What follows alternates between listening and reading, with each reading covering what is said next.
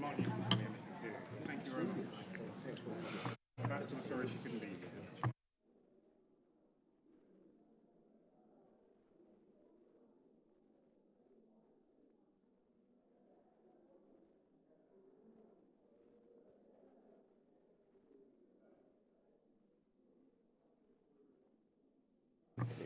All right.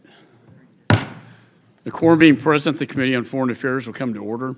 Committee's meeting today for consideration of H.R. 4619, the AUKUS Submarine Transfer Authorization Act, H.R. 4616, the Keeping Our Allies Leading and Advancement Act, H.R. 4715, the Bilateral Resilience and Industry Trade Security Act, H.R. 4725, the AUKUS Oversight and Accountability Act, H.R. 1776, the End Tuberculosis Now Act, H.R. 4517, the Ensuring Voluntary Actions Are Compensated Act, H.R. 1456, the Stopping Communist Regimes from Engaging in Edits Now Act, H.R. 4741, the Securing Global Telecommunications Act, H.R. 4691, the Iran Sanctions Relief Review Act, H.R. 3152, the Fight and Combat Rampant Iranian Missile Exports Act, H.Res. 578, calling for the immediate release of Evan Hernandez, a United States citizen and Los Angeles County public defender who was wrongfully detained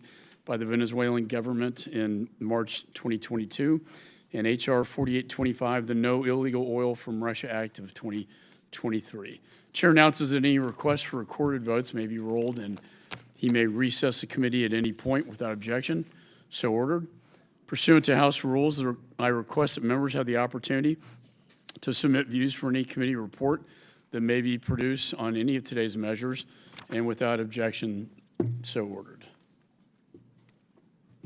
Pursuant to notice, I call up H.R. 4619, the AUKUS Submarine Transfer Authorization Act.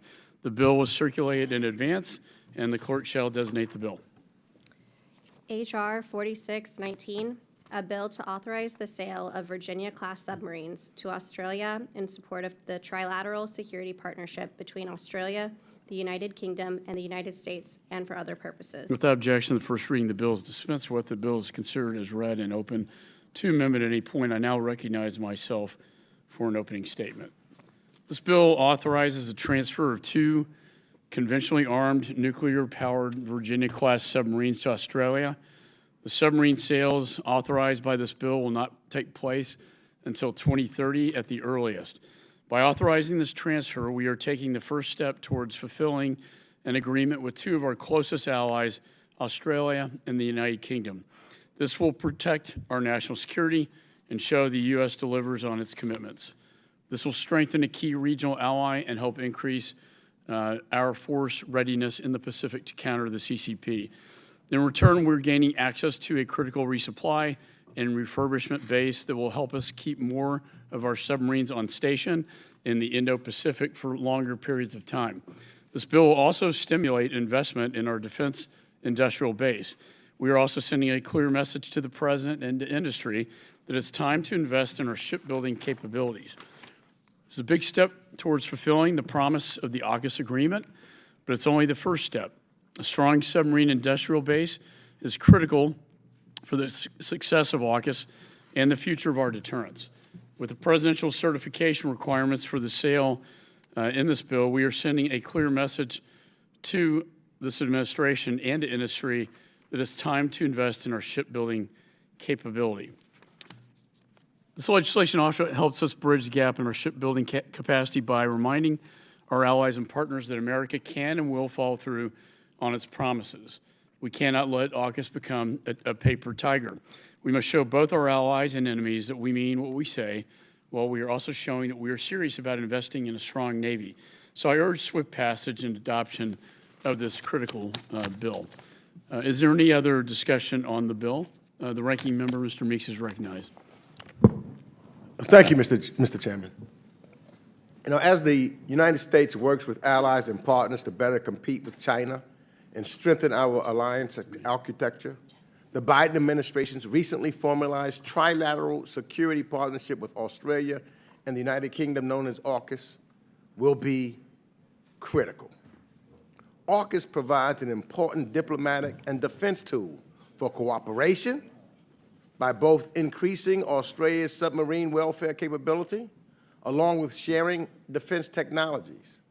As Secretary of State Blinken has stated, when it comes to Beijing, the United States will compete with confidence, cooperate where we can, and contest when and where we must. The AUKUS trilateral security framework is an integral component of this strategy. And I'm proud to support Representative Heisinger's bill and thank him in working along with him, along with the amendment I worked on with him, which provides important legislative authorization and direction for furthering the undersea capabilities within Pillar 1 of AUKUS. This bill provides for the transfer of U.S. Virginia-class submarines to Australia as part of the cooperative plan to bolster Australia's native posture as aging Collins-class submarines are retired and to work on the next generation AUKUS-class advanced submarines, which begins in years to come.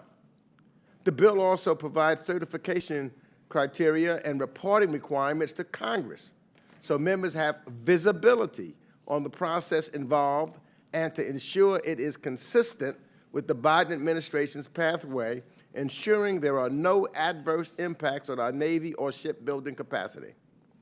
Finally, the bill includes necessary authorizations for repair and refurbishments and maintenance activities.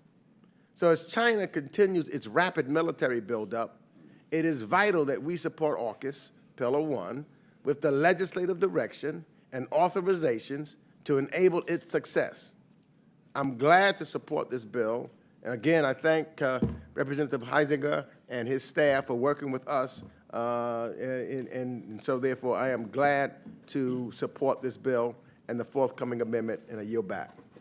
Is there any further discussion on the bill? Mr. Heisinger is recognized for 5 minutes. Thank you, Mr. Chairman, and to the ranking member, I appreciate our ability to work on this as well. The fact of the matter is that our maritime industrial base and our overall defense manufacturing base are not at a full capacity or capability and certainly not meeting our needs. However, this does not mean we should sit and wait for the administration to act. The AUKUS Submarine Transfer Authorization Act begins the conversation to fully realize the potential benefits of the AUKUS trilateral security partnership between the United States, the United Kingdom, and Australia. Deterrence, capabilities, and readiness are critical for future success in the Indo-Pacific region. This bill is an important step to get us there. This bipartisan solution provides the clearest signal to the Australians that this is not just another empty promise by someone or an administration of any sort trying to just score political points on the international stage. By authorizing the sale of the first 2 Virginia-class conventionally armed nuclear-powered submarines, we are tackling the China issue head-on. Red not offer. As China expands... Okay. All right, it's fine. Sorry, Mr. Chairman, I believe your mic might be on. That's all right. As China expands as a maritime power, the focus should be on deterrence in what they call the South China Sea. In a 2018 Senate Armed Services Committee hearing, then Commander-designate Phil Davidson testified that, quote, China is now capable of controlling the South China Sea in all scenarios short of war with the United States, close quote. As a result, it's imperative that we bolster our allies' efficiencies and defense capabilities if and when possible. The key phrase here being when it is possible and practical for the United States to do so, and only when we are satisfied that our needs have been met first. It's no secret that the U.S. submarine industrial base has struggled for years of neglect and a lack of purchase from the Navy. Our current fleet of 49 attack submarines falls regrettably short of the service goal of 66. Our submarine industrial base can deliver approximately 1.3 Virginia-class submarines each year, and prior to the pandemic, that number was closer to 1.9 per year. 1.3 per year currently. The indications that industry can deliver 2 Virginia classes by the late 2020s are promising, and I have complete faith that they will hit that mark with our support coming out of the House of Representatives and the Senate. We should not shy away from these numbers. They are just facts. As such, the bill requires the presidential level certification to have these issues be addressed. One, the transfer of such vessels will not degrade the U.S. undersea operational requirements. Two, the U.S. has the industrial capacity to meet and maintain the submarine production requirements needed to support the national security and operational requirements for its submarine fleet. Three, the U.S. has sufficient stockpiles of highly enriched uranium to meet the DoD needs. And then fourth, the government of Australia has the sovereign capability to host and operate these vessels. Furthermore, Congress reserves the power to issue a joint resolution of disapproval should the United States be unable to fulfill its side of the transfer. However, this bill serves as an opportunity for $3 billion of investment from the Australians into the submarine industrial base. In an industry hampered by supply chain shortages and workforce disruptions, this investment will help ease the production and maintenance backlog that plagues our submarine forces, thus jumpstarting the future of our maritime fleet and putting us on track to hit our fleet goals. As we increase our shipbuilding capabilities over time, we must remind our allies and partners that America has and will continue to deliver on its promises in the face of communist China. The AUKUS partnership brings about a new level of maritime operability in a region plagued by a growing malign of Chinese influence. According to the Wall Street Journal reporting, quote, Beijing has become a dominant force in the South China Sea and has gradually changed both the geography and balance of power, close quote. We have all seen the lengths of China that the Chinese have gone to turn up the heat without breaking the threshold of a conflict. Just last year, a Chinese spy balloon traversed the entire continental United States. Also, there have been reports of listening buoys seen by Canadian forces in the Arctic. South China Sea is no different. The United States must not lose its focus on the reality of the threats posed by the Chinese Communist regime. And with that, Mr. Chairman, I want to thank you for your leadership, the work that you've done on this to get the bill in its current form. We do anticipate offering an ANS as well, but let me close by offering this. Future cooperation and deterrence of Chinese incursion in the Indo-Pacific region hinges on the effort to bolster our regional allies and deliver on both pillars of the AUKUS partnership. So I urge all of my colleagues to support this common-sense bipartisan legislation. With that, I yield back the balance of my time. Gentleman yields. Any further discussion on the bill? There being no further discussion, Mr. Waltz is recognized. Mr. Chairman, I have an amendment at the desk. Not time for amendments. This is discussion. It's an untimely request. Is there any further discussion on the bill? There being no further discussion on the bill, the committee will move to consideration of amendments. Does any member wish to offer an amendment? Mr. Heising is recognized. Thank you, Mr. Chairman. Yes, as you had stated and the ranking member had stated, there is an amendment in substitution, an ANS offered. It's a bipartisan agreement. Now, the clerk shall distribute the amendment.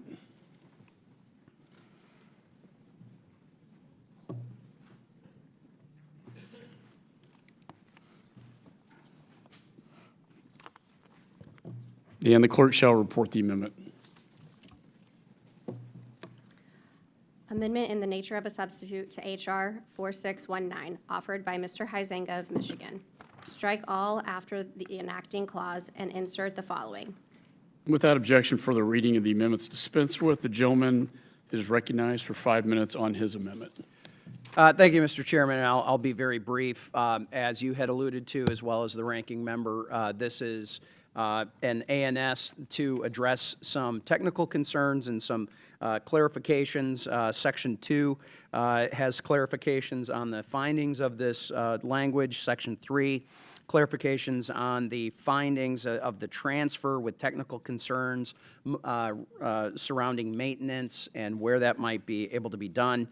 Section 4 is authorizing a new submarine security activities account regarding the AUKUS agreement that will allow the transfer of dollars from the Australians into this account to then be used towards the development of these.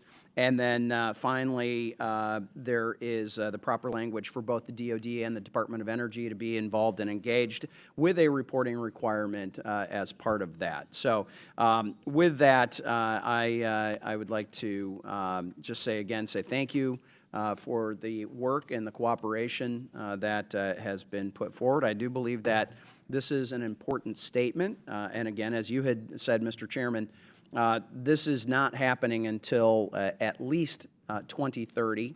It's my goal to make sure that we have an industrial base that is ready to be able to do that, but we do need to get these authorizations moving and put forward. And with that, I yield back the balance. Gentleman yields back. Let me say I support this amendment. Do any other members seek recognition? Mr. Meeks, ranking member, is recognized.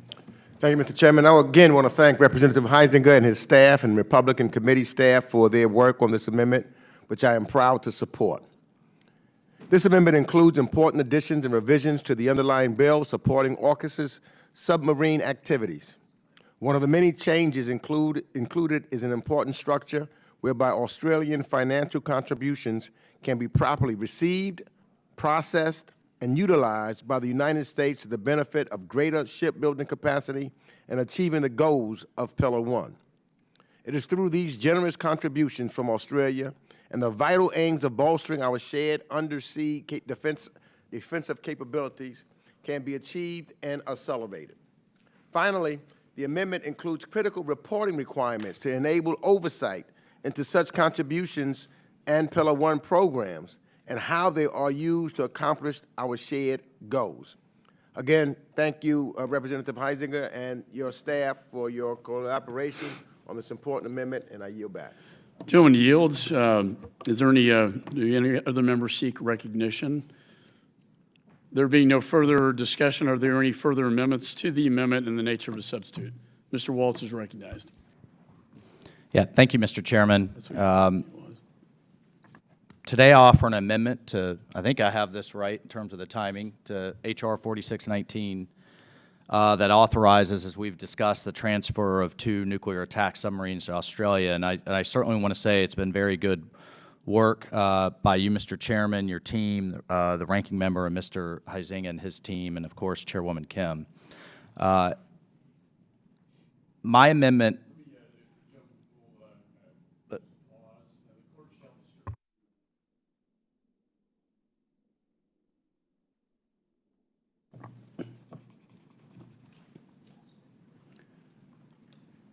And the clerk shall report the amendment. Amendment to H.R. 4619, offered by Mr. Waltz of Florida. Page 5, after line 12, insert the following and redesignate subsequent subparagraph. Without objection, further reading of the amendments dispensed with. The gentleman from Florida is recognized for 5 minutes on his amendment. Thank you, Mr. Chairman. Essentially, to explain the amendment, it seeks to further address the problem that we've been discussing, which has been decades of underinvestment in America's submarine industrial base that has led to the number of ready nuclear attack subs falling dangerously low. And just to reemphasize and pound this point, this is our final and most significant strategic advantage when it comes to deterring and countering the aggression of the Chinese Communist Party in the Pacific and around the world. And as Representative Heisinger has rightly noted, the Navy has for years asserted it requires 66 nuclear attack submarines for its warfighting requirements. We're currently at 49. That's about to fall to 46 as we phase out the Los Angeles class submarine. But I think an important point is 40% of those remaining are stuck in maintenance. They literally can't get out of the yards. So I have real concern and seek to strengthen the conditions that must be in place with any administration and any future leaders in the Pentagon before we transfer these critical boats. I am concerned that at the end of the day, we'll find ourselves 5-10 years from now without a net increase from both the Australians and the United States. So this amendment would simply require the President certify the U.S. has the capacity to produce more than 2 Virginia-class submarines per year. which is what the president, the program of record in the president's budget request for FY24 says is the baseline minimum for America to reach its warfighting goal of 66 boats. That said, Mr. Chairman, we continue to work consensus and language on this amendment, so I will withdraw it at this time and allow the proceedings to proceed. Yeah, gentleman withdraws his amendment. Is there any further, are there any other further amendments on the amendment in the nature of substitute? There being no further amendments, the question now occurs on the amendment in the nature of substitute offered by Representative Huizenga. All those in favor signify by saying aye. Aye. All those opposed signify by saying no. In the opinion of the chair, the ayes have it, and the amendment in the nature of a substitute is agreed to. A roll call vote has been postponed. Oh, No one called for a roll call. never mind. Okay, a roll call vote being requested. Pursuant to the chair's previous announcement, this vote and further proceedings on the bill will be postponed. There being no further amendments, I move that the committee pursuant to notice, I now call up H.R. 4716, the Keeping Our Allies Leading and Advancement Act. The bill was circulated in advance. The clerk shall designate the bill. H.R. 4716 to amend the Arms Export Control Act in support of Australia and the AUKUS partnership. Without objection, the first reading is dispensed with. The bill is considered read and open to amendment at any point. I now recognize myself for a very short opening statement. I want to follow up on Mr. Waltz's comments. I think these submarines are probably in terms of countering the CCP, the strongest thing that we have. And it's delighted to be working on this legislation to authorize Pillar 1 into law and also to exempt Pillar 2 from MITAR, which will speed up our defense industrial base and our ability to share these technologies with our allies in the region. And essentially taking the red tape away, this licensing exemption will add more submarine capabilities to the China Sea as we see a more aggressive China on the march. It also removes restrictions on innovation and collaborating on quantum computing, autonomous vehicles, long-range weapons, including hypersonics, where we're behind, a key area of innovation outlined by the administration in Pillar 2.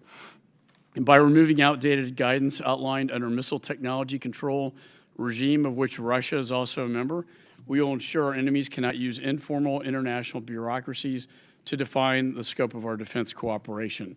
We need to work together to get government inefficiencies out of the way of defense innovation and collaboration with our closest allies. Detractors will say that Australia does not have the defense export control system to protect our sensitive items, but we've never denied a sale or license to Australia. Our defense export control systems were built during the Cold War, a time when the U.S. dominated innovation and defense technology.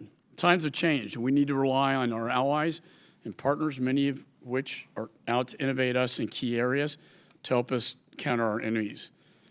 So with that, I urge my colleagues to vote to pass this bill. I'll send a signal to the Australians this will that we mean what we say when it comes finally to AUKUS. Is there any further discussion on the bill? Mr. Meeks, the ranking member, is recognized. Thank you. I spoke about the importance of AUKUS to our shared defense and diplomatic goals.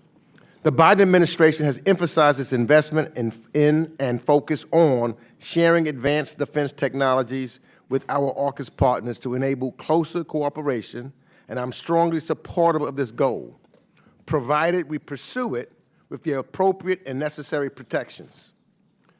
We pursue this goal while the PRC focuses significant personnel and resources on surveilling, stealing, capturing, or otherwise gaining an advantage over the United States and our allies. This measure removes the Arms Export Control Act established comparability standard that requires any country seeking to receive exemptions from licensing to demonstrate it has comparable defense trade controls to our own in place. That is, the very controls that keep such defense technology advances and innovations safe. This standard is part of existing statutory requirements, and prematurely lifting them risks compromising our national security by allowing unfettered transfers of our most sensitive defense technology, including to private sector foreign firms, which risk exposure to or theft by our most capable adversaries, especially China. Both the State and Defense Departments oppose this approach, as do many of our Senate colleagues.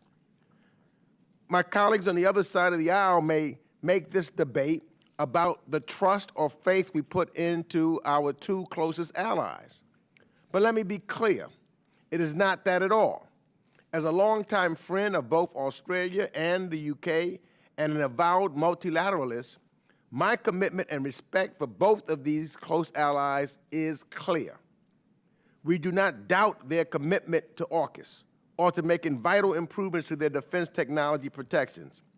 Rather, it's because of our close relationship and wanting to ensure the success of this agreement and the promise it holds that we must ensure the high standards and protections of our sensitive defense technology preserve our military advantage over our adversaries. These high standards, which are part of existing statute, are a reflection of our shared awareness that malign actors and intensively focused on acquiring our sensitive defense technology. Our own intelligence community has monitored and briefed members on such efforts, and Australia's own head of intelligence, Mike Burgess, stated publicly in February of this year, more Australians are being targeted for espionage and foreign interference than at any time in Australia's history. More hostile foreign intelligence services, more spies, more targeting, and added specifically the targeting of Australian defense industry insiders and experts had increased since AUKUS's announcement. The UK faces similar intelligence threats.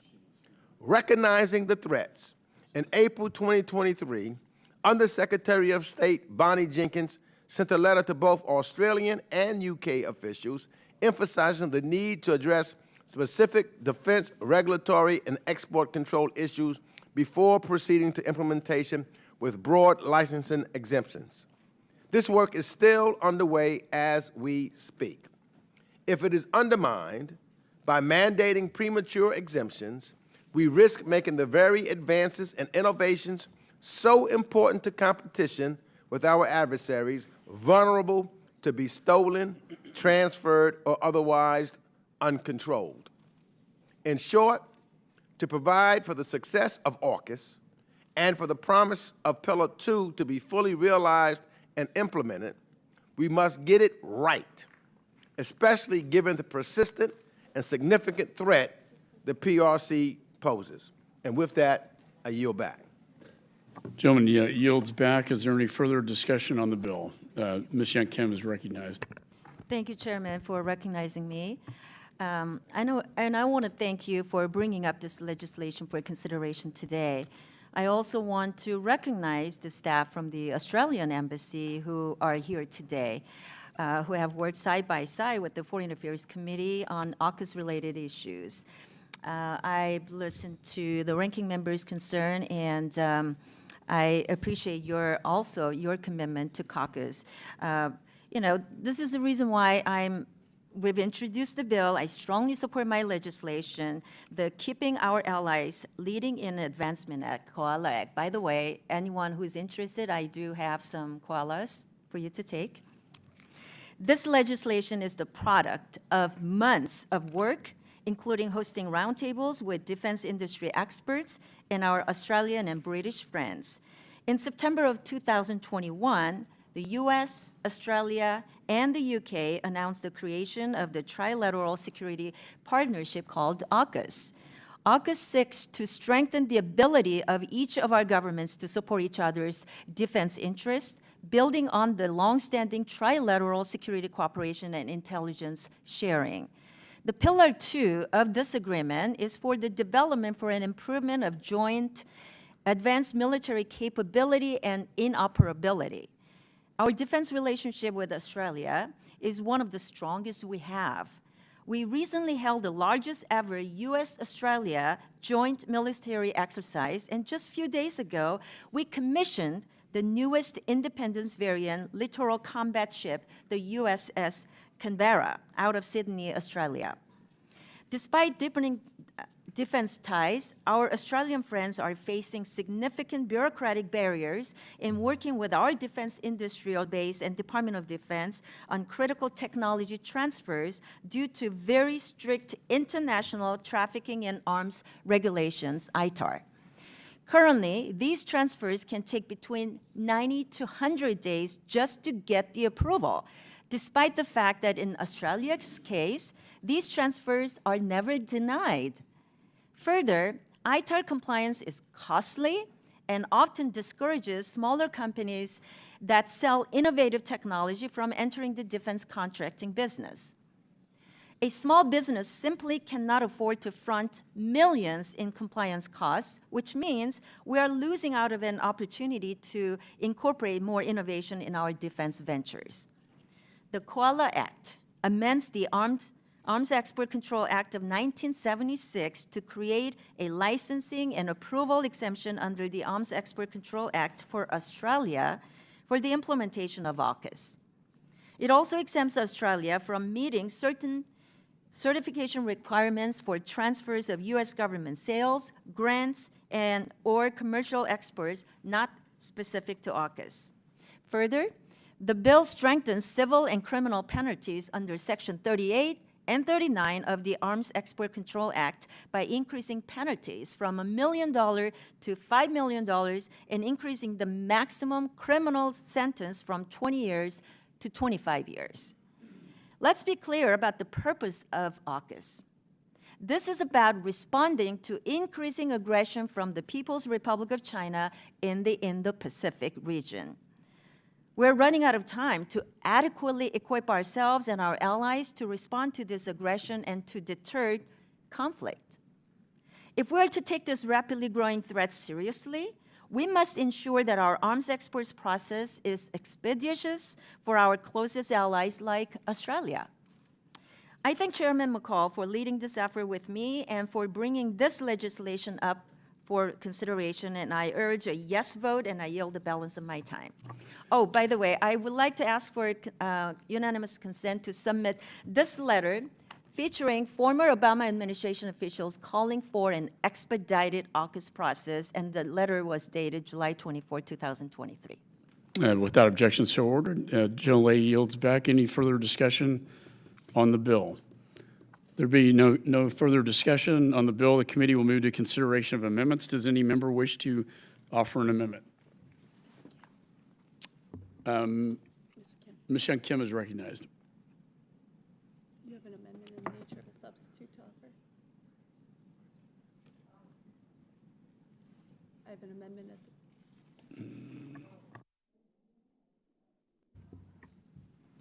I have an amendment in the nature of the substitute. at the desk. At the desk, clerk shall distribute the amendment.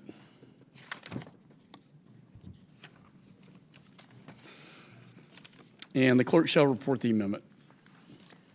Amendment in the nature of a substitute to H.R. 4716, offered by Mrs. Kim of California. Strike all after the enacting clause. Without objection, further reading of the amendments dispensed with. The gentlelady from California is recognized for 5 minutes.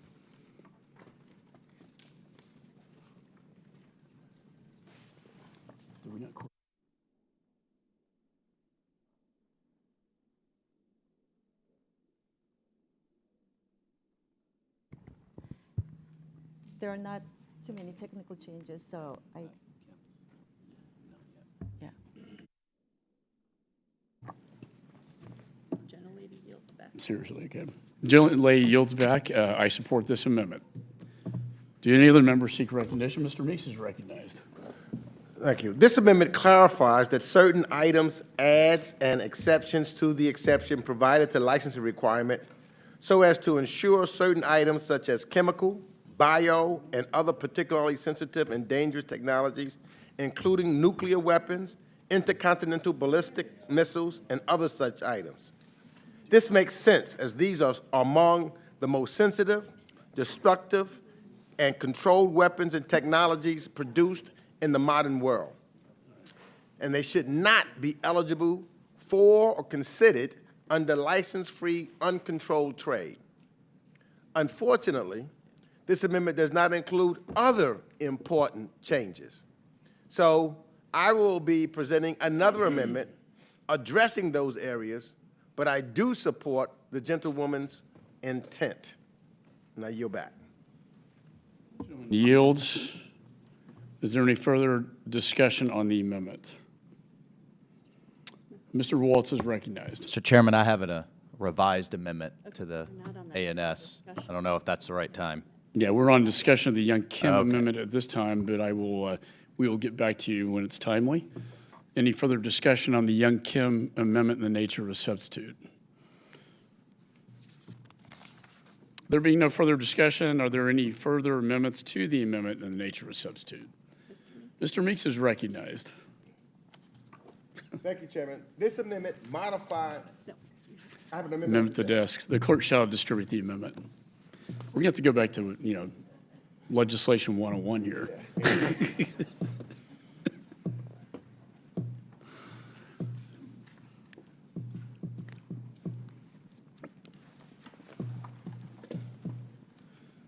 Okay, the clerk shall report the amendment. Amendment to H.R. 4716, offered by Mr. Meeks of New York. Page 3, line 2, strike shall and insert may. Without objection, further reading of the amendments dispensed with. The gentleman from New York is recognized for 5 minutes on his amendment. Thank you, Chairman. This amendment modifies the underlying bill by ensuring the Secretary of State certifies to Congress that the recipient country, in this case, Australia, has defense technology trade controls and safeguards as originally required by the Arms Export Control Act in place to protect against our adversaries. When the PRC's aggressive attempts to steal the most sensitive defense technologies so that they can be copied and used against us are as pernicious and devious as they are, it is vital we ensure our allies have the strongest level of controls and safeguards in place before we proceed with broader exemptions and license-free transfers. This amendment provides for the Secretary of State to implement an exemption under the Arms Export Control Act, Section 38J, for license-free defense trade activities once the appropriate safeguards are in place and certified to Congress. Both the Defense Department and the State Department support this amendment, which strikes the appropriate balance. As Australia's own intelligence head said, Mike Burgess, AUKUS secrets are a target for spies and those looking to exploit cutting-edge security advancements. It is for these reasons that while streamlined export processes are necessary so that we can have success of the AUKUS trilateral relations partnership, so too is the effective protection of sensitive technologies. And given the threats our adversaries pose, we must support this partnership, but we also must get it right. Therefore, I urge my colleagues to support this critical amendment so that we can ensure that we get it right. Thank you. I yield back. Gentleman yields back. Is there any further discussion on the amendment? Chairman, I would like to speak in opposition. Back, please. Because they told me to give you that. Ms. Kim is recognized. Young Kim's recognized. Thank you, Chairman. To the concerns the Ranking Member Mix raised, I do want to appreciate his thoughts, but I just want to talk about the concerns that he raised about, this technology falling into the hands of the adversaries, in this case, CCP. Australia is one of our closest allies and is one of our Five Eyes partners. We let the Australians have access to some of the most sensitive intelligence we have. So why shouldn't we expedite collaboration with them on sensitive technologies? I think it's disservice to grant them access to some of our most sensitive intelligence, but say we're concerned that the Australians will let this technology fall into the hands of the CCP. It's not consistent. You know, the certification proposed by ranking member is exactly what we already have, and it's not working. State won't certify. State has shown that it will never certify Australia for an exemption because it does not want to give up bureaucratic power over licensing. In 50 years, state has only certified that one country has been certified by state, and that's Canada. As Five Eyes allies, the United States and Australia have already shared much of our country's most sensitive intelligence. That quote is from a bipartisan group of former defense officials, including James Clapper, Chuck Hagel, and Michelle Flournoy, who all agree that Australia has sufficient safeguards in place. So we give licenses to Chinese companies to gain access to our technology at alarming rates, but state won't give a licensing exemption to the UK or Australia for technology we're already selling to them. We know the state certification requirement doesn't work. We need something new. Thank you, and I yield back. General Lay yields. Is there any further discussion on the amendment? Mr. Kim is recognized. Thank you, Mr. Chair. Good morning. I'm happy to speak in support of Ranking Member Meeks's amendment to H.R. 4716. This bill would preemptively exempt certain allies from important defense tech controls and licensing requirements currently enshrined in the Arms Export Control Act and remove the comparability standards we have in statute today. Prematurely lifting these standards would risk compromising our national security by allowing unfettered transfers of our most sensitive defense technology. That includes transfers to private sector foreign firms, which risk exposure to and theft by our adversaries. We should broaden and deepen our security cooperations with our allies, ensure that the appropriate defense regulations are in place to move forward with cooperation. In April 2023, Undersecretary of State Bonnie Jenkins sent a letter to some of our allies emphasizing the need to address specific defense regulatory issues before implementing broad licensing exemptions. This work is still underway, and recent reports underscore the importance of getting this right. As we work collectively with our allies to counter increased espionage efforts by sophisticated adversaries, it is incredibly important to protect the transfer of our most sensitive information and technologies. These common sense controls included in Ranking Member Meeks's amendment will reinforce our national security and protect Americans at home and abroad. Thank you, and I yield back the balance of my time. Gentleman yields back. Is there any further discussion on the amendment? Let me say I oppose this amendment. Some of these points have already been made by Ms. Young Kim, but the may exempt as proposed by the ranking member is exactly what we have done, and it's not working. That is a status quo. State will not issue the exemption. That's the problem. State has shown that it will never certify Australia or the UK for an exemption because it does not want to give up its bureaucratic power over licensing. In the 50 years, only one country has been granted an exemption by state, and that is Canada. As Five Eye allies, the United States and Australia have already shared much of each country's most sensitive intelligence already. And that quote is from the bipartisan group of former defense officials, including James Clapper, Chuck Hagel, and Michelle Flournoy, who all agreed that Australia has sufficient safeguards in place. Also, I would say that our licensing regime is outdated and overburdensome, and that's why we're doing this legislation. But to go back to the May exempt will just put us right back square where we are in the status quo. The industry and national security professionals agree. They say we need a full exemption from ITAR licensing for both Australia and the UK, because currently these requirements cause dangerous delays sending critical equipment to our closest allies. They hurt our collective defense industrial base, and they threaten our technology advantage over China. The time of delays is over.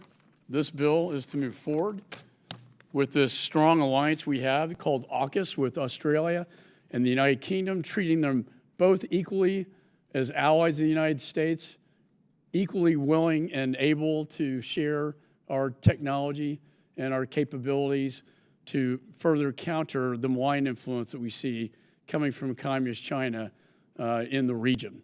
And that's why this bill is so important, and that's why I oppose this amendment, although I have tremendous respect for the ranking member. Do any other members seek recognition on the amendment to the amendment in the nature of a substitute? Mr. Waltz is recognized. I have a revised amendment to the amendment in the nature of the substitute. We need to dispose with the Meeks amendment Okay. first. There being no further discussion, the question now occurs on the amendment offered by Representative Meeks. All those in favor signify by saying aye. Aye. All those opposed signify by saying no. No. In the opinion of the chair, the noes have it. The amendment is not agreed to. Roll call vote has been requested pursuant to the chair's previous announcement. This vote will be postponed. Are there any further amendments? Mr. Waltz, you're recognized.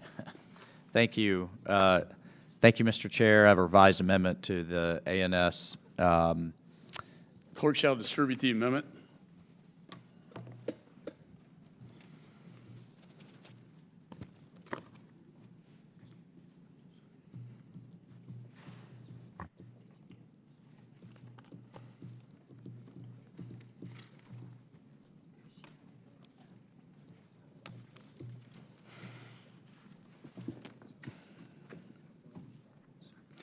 The clerk shall report the amendment. Amendment to H.R. 4716, offered by Mr. Waltz of Florida. Without objection, further reading of the amendments dispensed with. The gentleman from Florida is recognized for 5 minutes on his amendment. Thank you, Mr. Chairman. I'm offering an amendment to task the State Department to report upon the application of the concept offered up here by you, Mr. Chairman, and Representative Kim, to study and report on the application of that concept with our other allies in Asia, namely Taiwan, Japan, South Korea, the Philippines, and Thailand. Virtually all of our allies and partner countries in Asia now face a very serious national security threat from the Chinese Communist Party. AUKUS is indeed a major step towards deterring and protecting against that threat. My colleagues' bill represents an innovative approach to implement Pillar 2 of the AUKUS agreement, long overdue in my opinion. The administration should take seriously its potential as a future end goal for military sales to a number of our closest allies. The House Foreign Affairs Committee's FMS task, Foreign Military Sales Task Force, is working towards a comprehensive solution to improve upon our weapons sales backlogs. States' experience with AUKUS and the implementation contained in this bill would be absolutely critical. I do look forward to states' feedback on how we could potentially widen the circle of AUKUS and the measures in this legislation in the future. And I do want to thank Chairwoman Kim for her leadership in this legislation, as well as the Indo-Pacific Subcommittee, and their work has been critical in advancing America's interest in Asia and deepening the bonds with our regional partners and allies. With that, Mr. Chairman, I yield. Gentleman yields back, and we say I support this amendment. Do any other members seek recognition? Mr. Chairman. Mr. Connolly is recognized. Thank you, Mr. Chairman. I support the legislation, but a word of caution. We had a hearing, and we talked about Australian military capability, and there's plenty of room for improvement, let's put it that way. And if we're going to rely on Australia as a key strategic partner in the region, we got to make sure that they have the capability they need to be able to perform that role. And so I just, a word of caution to my colleagues, it's worth paying attention to. We want a strong Australia. We love the relationship.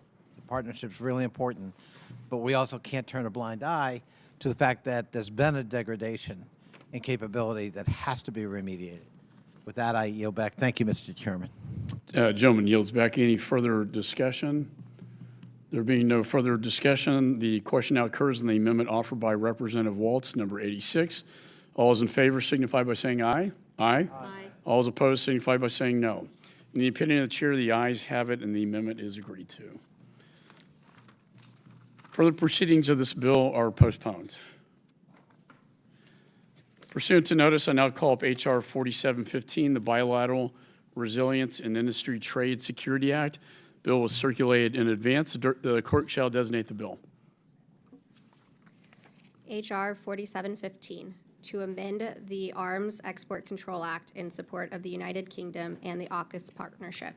Without objection, first reading, the bill is dispensed with, and the bill is considered as read and open to amendment at any point. I now recognize myself for an opening statement. In 1941, President Franklin Delano Roosevelt and Prime Minister Winston Churchill agreed to the Atlantic Charter as we fought side by side in World War II. The charter focused on non-aggression, self-determination, and open trade. In June 2021, the President and then Prime Minister Boris Johnson revitalized the Atlantic Charter to address our current challenges in the new era of strategic competition. During UK Prime Minister Sunak's visit last month, we heard him speak on our shared priority of protecting national security and identified AUKUS as, quote, the most significant defense partnership in generations. President Biden stood alongside Prime Minister Sunak and Prime Minister Albanese at Point Loma Naval Base, San Diego, California, 4 months ago, saying, quote, we're putting ourselves in the strongest possible position to navigate the challenges of today and tomorrow together, close quote. But we know proclamations mean nothing without action. And that's why AUKUS is critical and needs to be implemented to preserve regional stability and peace in the Indo-Pacific. The strongest possible position is to remove bureaucracy when it is unnecessary, and this bill does just that. Despite what concerns state has, they have never denied a single license for the UK. So with that, I urge all my colleagues to vote to pass this bill, and I yield the balance of my time. Is there any further discussion on the bill? The ranking member, Mr. Meeks, is recognized. Thank you. I spoke earlier on Rep. Kim's bill, which seeks to implement similar exemptions to Rep. Keene's bill. My comments are similar, so I'll be very brief. Again, I strongly support the AUKUS agreement, including Pillar 1 on undersea capabilities, as well as Pillar 2, which aims to further our shared efforts on advanced defense technology cooperation. However, similar to Rep. Kim's bill, this proposal also exemptively exempts the United Kingdom from important defense tech controls and licensing requirements and removes the established comparability standard that requires any country seeking to receive exemptions from licensing to demonstrate it has comparable defense trade controls to our own in place. That is, removing the requirement for the very controls that keep such advances and innovations safe. And I hear my colleagues talking about how we do intelligence sharing. That is correct. But intelligence sharing is different than preserving sensitive defensive technologies. Two different things. And also, as with the previous bill, both the state and defense departments oppose this approach, as do many of our Senate colleagues. And I will again underscore that this, as I've said before, is not about the faith or views we have for our closest allies. Those are not in question. It is because of our close relationship and wanting to ensure the success of this agreement and the promise it holds that we must ensure the high standards and protections of our sensitive defense technology to preserve our military advantage over our adversaries. Therefore, as with the previous bill, which similarly removes the requirement for certification and assurances that a recipient country has the full range of proper safeguards and controls in place to receive license-free treatment via bespoken exemption. So I must oppose the preemptive approach. These high standards, which this bill circumvents, are part of existing statute, and they're not anything new. And I yield back the balance of my time. Gentleman yields back. Is there any further discussion on the bill? Mr. Kane is recognized. Thank you, Mr. Chairman, and thank you for your support of this bill and your extraordinary leadership on this issue. On September 15, 2021, the AUKUS agreement was signed by the government of Australia, the United Kingdom, and the United States as a once-in-a-generation security pact. Under this agreement, Australia would receive United States Virginia-class attack submarines while working with the UK to develop a domestic nuclear submarine fleet under the auspice of Pillar 1. But what is most important is the trilateral cooperation on advanced technologies and capabilities such as quantum, advanced electronics, and hypersonics. This is the crux of the agreement found in AUKUS Pillar 2. It is a known fact that our country's ITAR and arms export systems are dated back to the Cold War, a time when the United States was at the technological apex of defense innovation and production. I firmly believe that our nation continues to lead in innovation. Our military equipment is sought after across the world by our allies and our partners. However, we can no longer live in times of the Cold War when we have to contend with one adversary. The threat of the CCP's rapid rise in the Indo-Pacific and its menacing behavior toward allies and partners such as Taiwan requires that we develop advanced capabilities to counter that risk. My legislation gives the United Kingdom a full ITAR exemption so that there can be a true free flow of technologies and information between our two countries in advance of realizing the true potential of AUKUS. By allowing this, defense equipment and technology transfers can be exempt from multitudes of bureaucratic red tape, allowing for expedient transfers of ideas and hardware.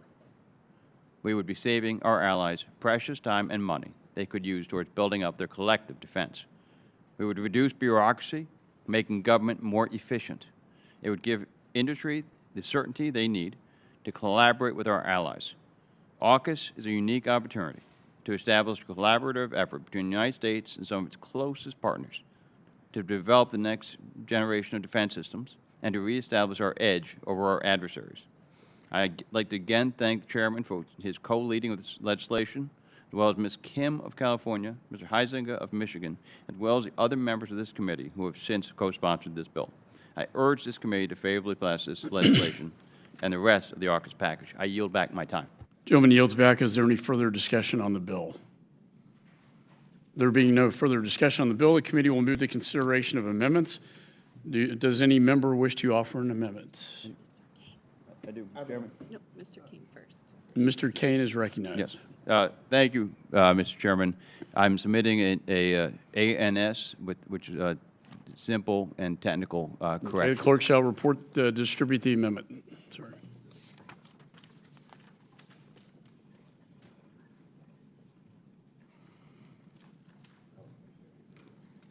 Okay, the clerk shall report the amendment.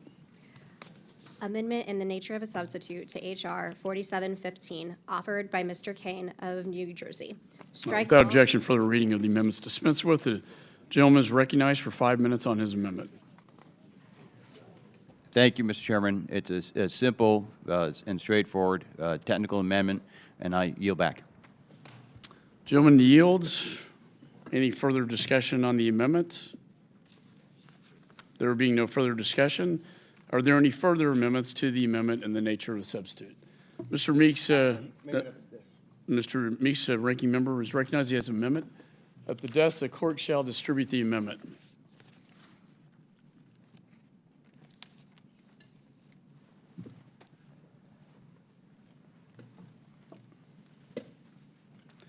Clerk shall report the amendment. Amendment to H.R. 4715, offered by Mr. Meeks of New York. Page 3, line 3, strike shall and insert may. Without objection, further reading of the amendments dispensed with. The gentleman is recognized for 5 minutes on his amendment. I support the gentleman's amendment, even though it does not address the full range of concerns I have, which is why I am offering a separate amendment with further modifications. On this amendment and the changes it makes, I do support the inclusion of further specificity on what items must be excluded from such licensing exemption. This amendment clarifies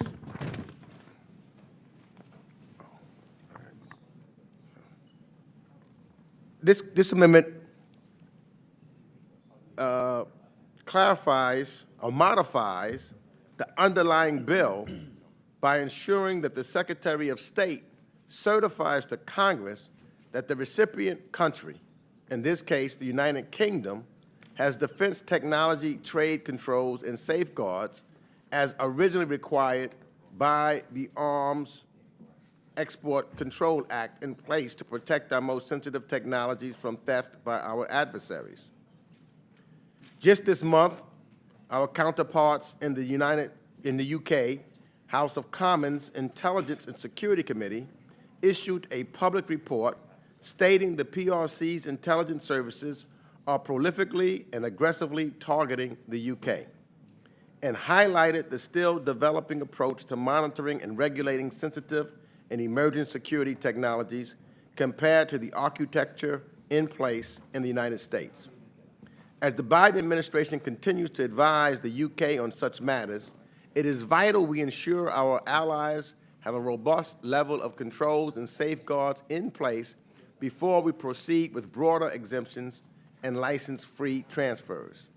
In that vein, this amendment simply requires the Secretary of State to implement an exemption under the Arms Controls Act, Section 38J, for license-free defense trade activities once the appropriate safeguards are in place and certified to Congress. Similar to my previous amendment, both the Defense Department and State Department support this amendment. In short, given the important work still underway to address these areas and the threats our adversaries pose, we must support this partnership and get it right. And therefore, I urge my colleagues to support this critical amendment to ensure that we do just that. And I yield back my time.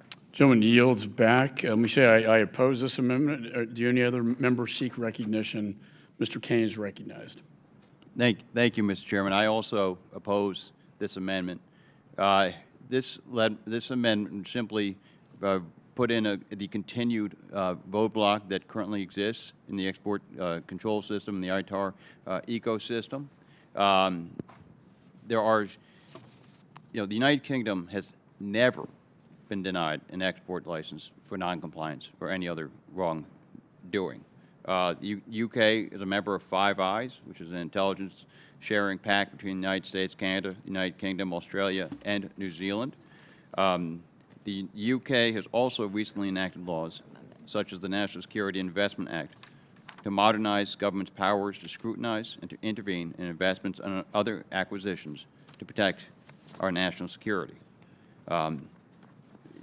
The UK is the only nation outside the United States to field the Tomahawk missile. It took the U.S. 7 months to approve the UK to receive information on the latest upgrade to the system, and took a further 10 months on the approval of the maritime version of this system. ITAR retransfer approvals required from the State Department to allow UK contractors to work on multiple systems on UK Vanguard-class ballistic missile submarines have resulted in 3-month delays affecting the operational ability of its nuclear deterrent. And Mr. Chairman, if I may, for the record, also submit a letter from Eric Fanning, who is the president and CEO of the Aerospace Industries Association. He submitted it, and in his quote, this legislation and the overall package requires a modern defense trade system with clearly defined standards that allow industry and foreign partners to jointly plan, produce, and acquire strategic and advanced capabilities. Without objection, so ordered. And the foreign military sales and direct commercial sales exemption specific each partner under the ITAR in the BRITS and Koala Act are imperative to the operational success of AUKUS partnership. Extraordinarily important we get the bureaucratic delays out and ensure that we can combat China and other opponents across the globe. Thank you, Mr. Chairman. I yield back. Gentleman yields. Any further discussion on the amendment? There being no further discussion, the question now occurs on the amendment offered by Representative, the Ranking Member Meeks. All those in favor signify by saying aye. Aye. All those opposed signify by saying no. No. In the opinion of the chair, the noes have it, and the amendment's not agreed to. Recorded vote has been requested pursuant to the chair's previous announcement. This vote will be postponed. Are there any further amendments? Further proceedings of this bill are postponed. Pursuant to notice, I now call up H.R. 1456, the Stopping Communist Regimes from Engaging in Edits Now Act. Bill was circulated in advance. The clerk shall designate the bill. H.R. 1456, to limit the use of funds for the production of films and using assets for the Department of State under the certain circumstances and for other purposes. Be it enacted by the Senate and House of Representatives of the United States of America in Congress assembled. This act may be cited. Without objection, the first reading of the bill is dispensed with. The bill is considered read and open to amendment at any point. Let me say I recognize this, I support this bill. Is there any further discussion on the bill? Mr. Green is recognized. Thank you, Chairman McCaul and Ranking Member, for holding this markup. Mr. Chairman, tyranny has no respect for borders. The Chinese Communist Party is exporting its totalitarian censorship to Hollywood, demanding America's film industry be complicit in its malign agenda. The CCP has one goal: silence any voice that threatens its illegal, inhumane, and genocidal activity. Rather than standing up for American values, many high-budget films choose to edit out so-called offensive scenes. In one instance, the CCP told Sony to edit out an image of the Statue of Liberty in the movie Spider-Man: No Way Home. Fortunately, Sony refused. American liberty is not for sale. Unfortunately, not all Hollywood executives feel that way, as some, and I reiterate some, have been willing to put profit above patriotism. Yet many of these same studios get assistance from the U.S. government during film production. Via production assistance agreements, some studios gain access to invaluable assistance from the federal government, often from the Department of State, to then have these studios turn around and spread CCP propaganda or kowtow to Beijing censorship is unacceptable. Congress must put an end to this. That's why I reintroduced the Stopping Communist Regimes from Engaging in Edits Now Act, or SCREEN Act, this Congress. The SCREEN Act prevents the federal government from assisting studios in Hollywood with the production of a film if that film is co-produced by a Chinese company, and requires film companies receiving production assistance from the Department of State to report to Congress previous films that have been substantially edited by the Chinese Communist Party.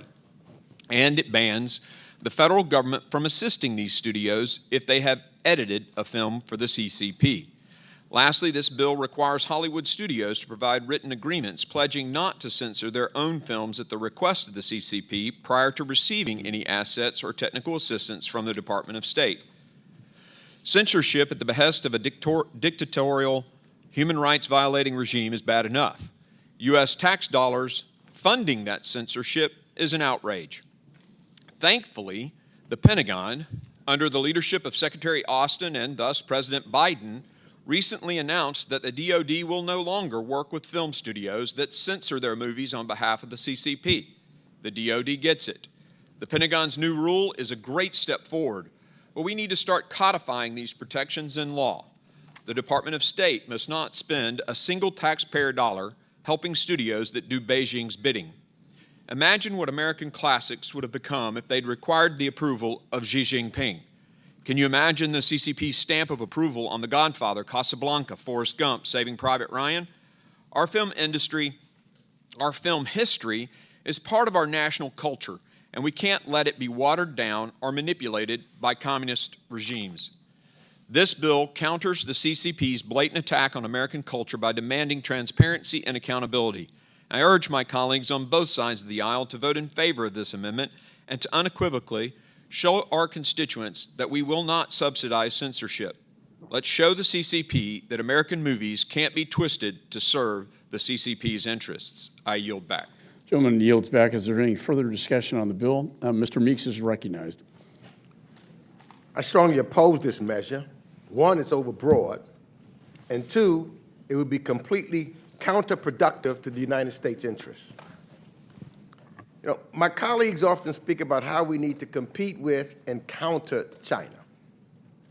So this effort to undermine one of our key strengths in the competition with China, our soft power, undermining our soft power, I find completely puzzling. Our strategic competition with China is multifaceted, and the PRC is intent to compete with us on soft power as well.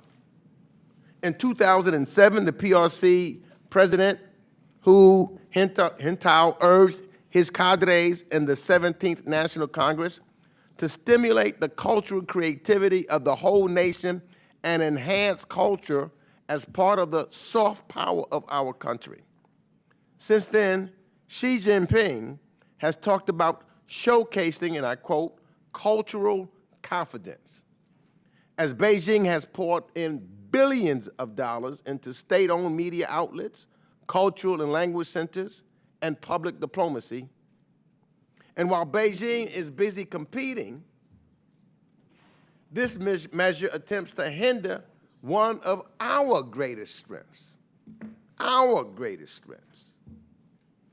One of the implicit reasons that the world looks to the United States in a very favorable way is because of our values, which reverberate throughout the world thanks to the spread of American music, social media, literature, art, and Hollywood.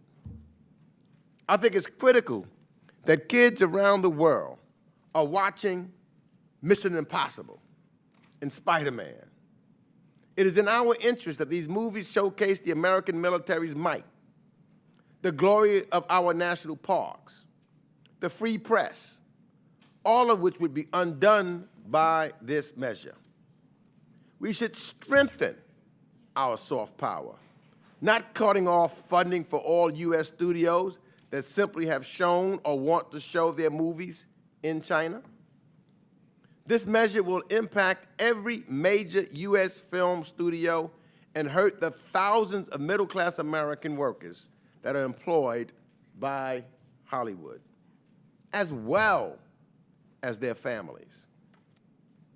This measure helps the CCP achieve exactly what it wants, cutting its citizens off from the outside world and having them watch Wolf Warrior 2 instead of Captain America. Why would we aid the CCP in its goal of removing America's cultural influence on its people by urging Hollywood to stop showing its films in China? Makes no sense. And that is why, well, let's think about it. Why would we? Why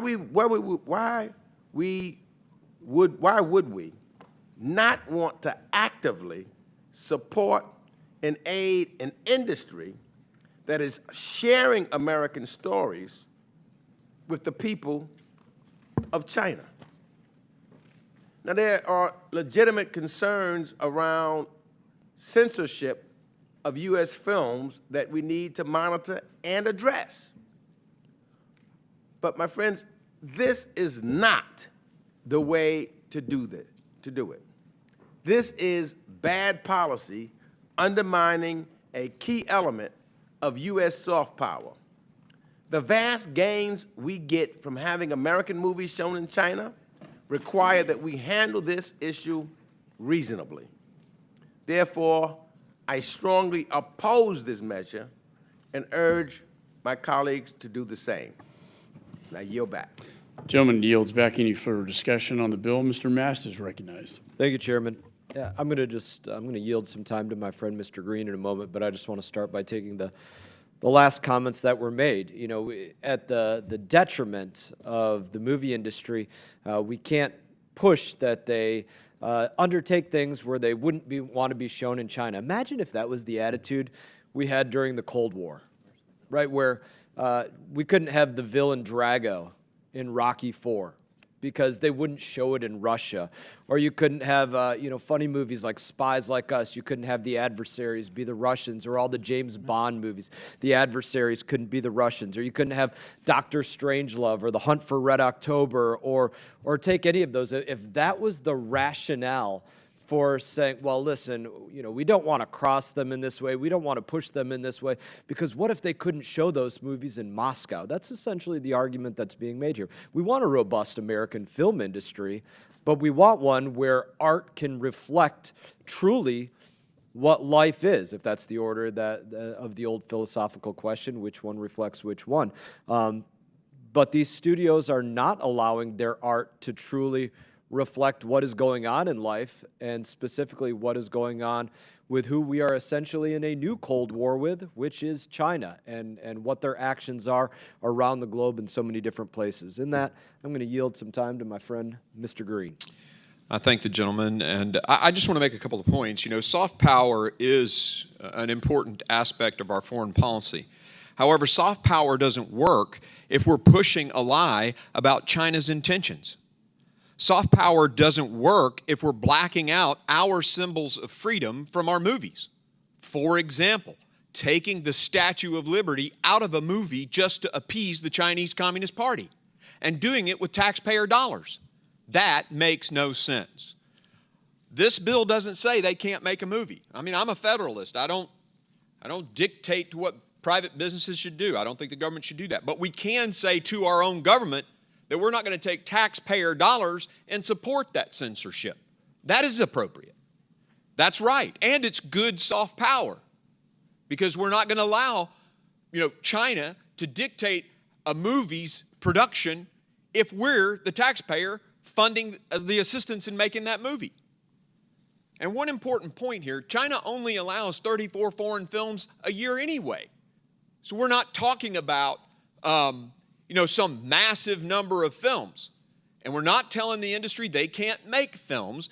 And we're not saying, all we're saying here is you can't use taxpayer dollars to do it. That's all.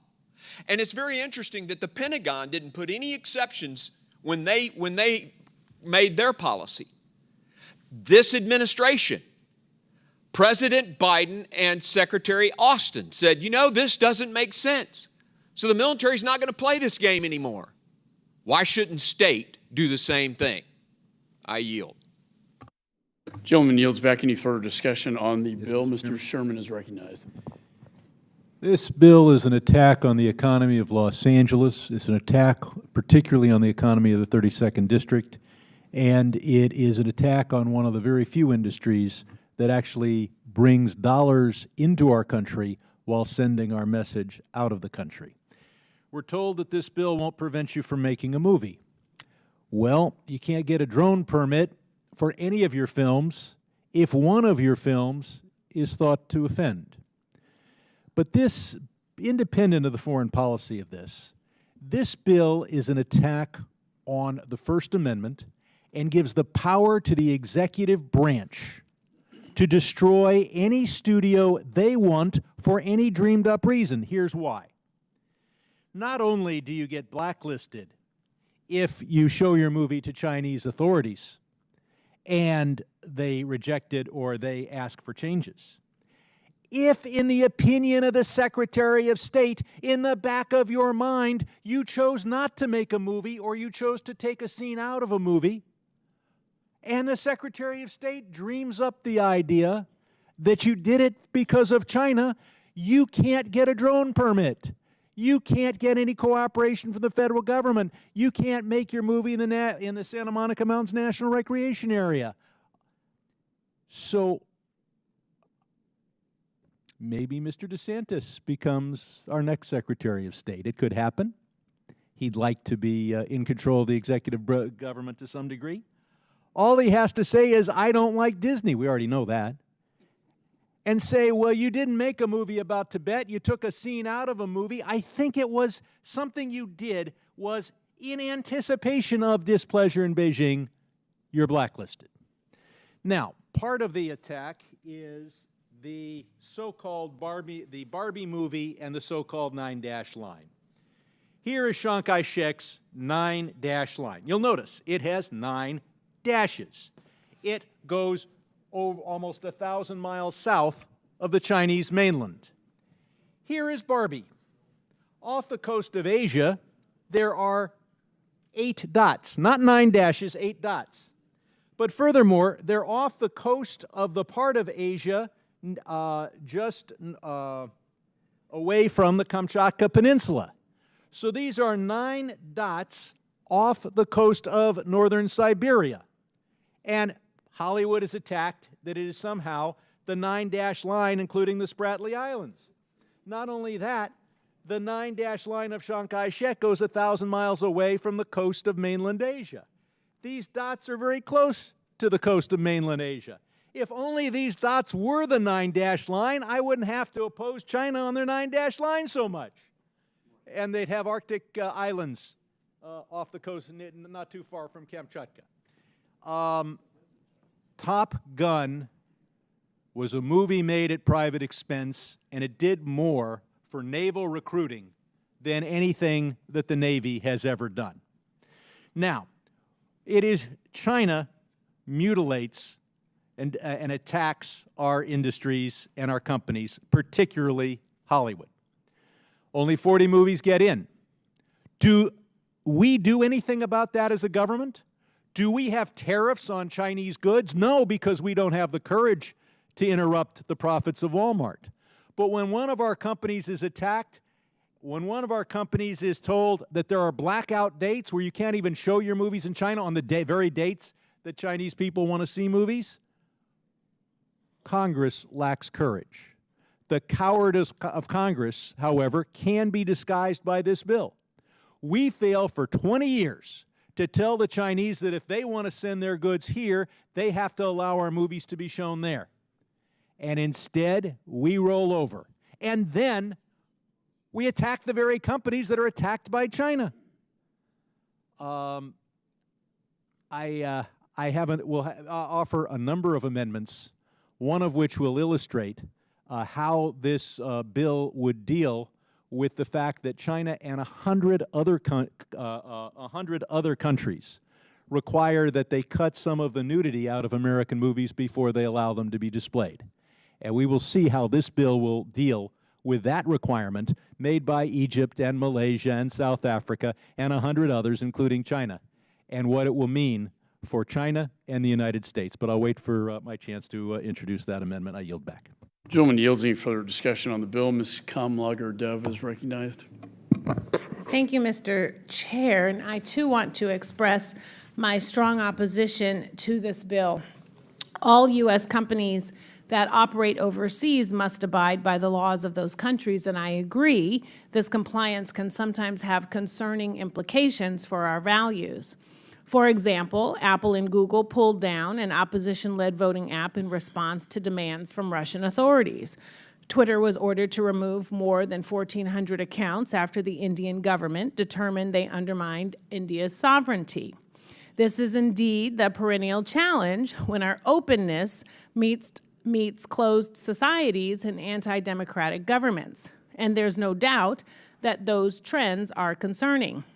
But in these cases, do we say the problem is our openness and not the actions of the government seeking to erode it?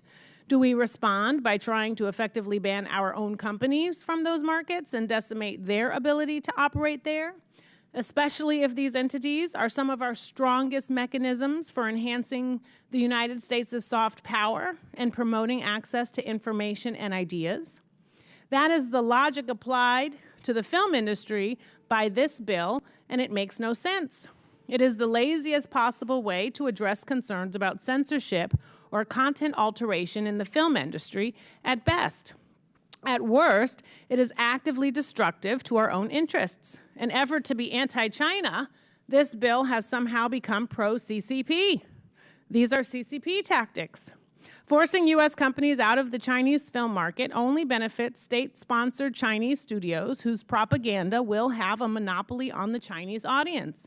It will eliminate one of the most powerful mechanisms for illuminating the weakness of the PRC's authoritarian model and showcasing the appeal of openness, democracy, human rights, and freedom of expression. This is not about giving a free pass to film studios to reap large profits without accountability, which I strongly oppose.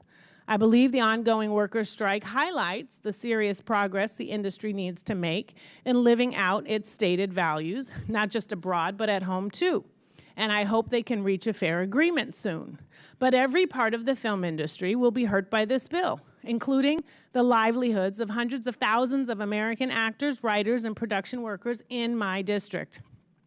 When it comes to addressing censorship concerns, we should be working to help American films reach Chinese audiences on freer and fairer terms, not punishing and shutting down our own industries and disadvantaging our workers. And I have 2 amendments to this bill that I hope my colleagues will support. I urge my colleagues to vote no on this counterproductive bill, and I yield back. Generally yields back. Is there any further discussion on the bill? There being no further discussion, the committee will move to consideration of amendments. Does any member wish to offer an amendment? Mr. Sherman is recognized. I have an amendment at the desk dealing with the title of the bill. Clerk shall distribute the amendment. Can you ask him what number? And what number is this amendment? I don't see a number on it except at the very bottom. It's 2523. Oh, it's 058 at the top. 050. Clerk shall distribute 058 amendment.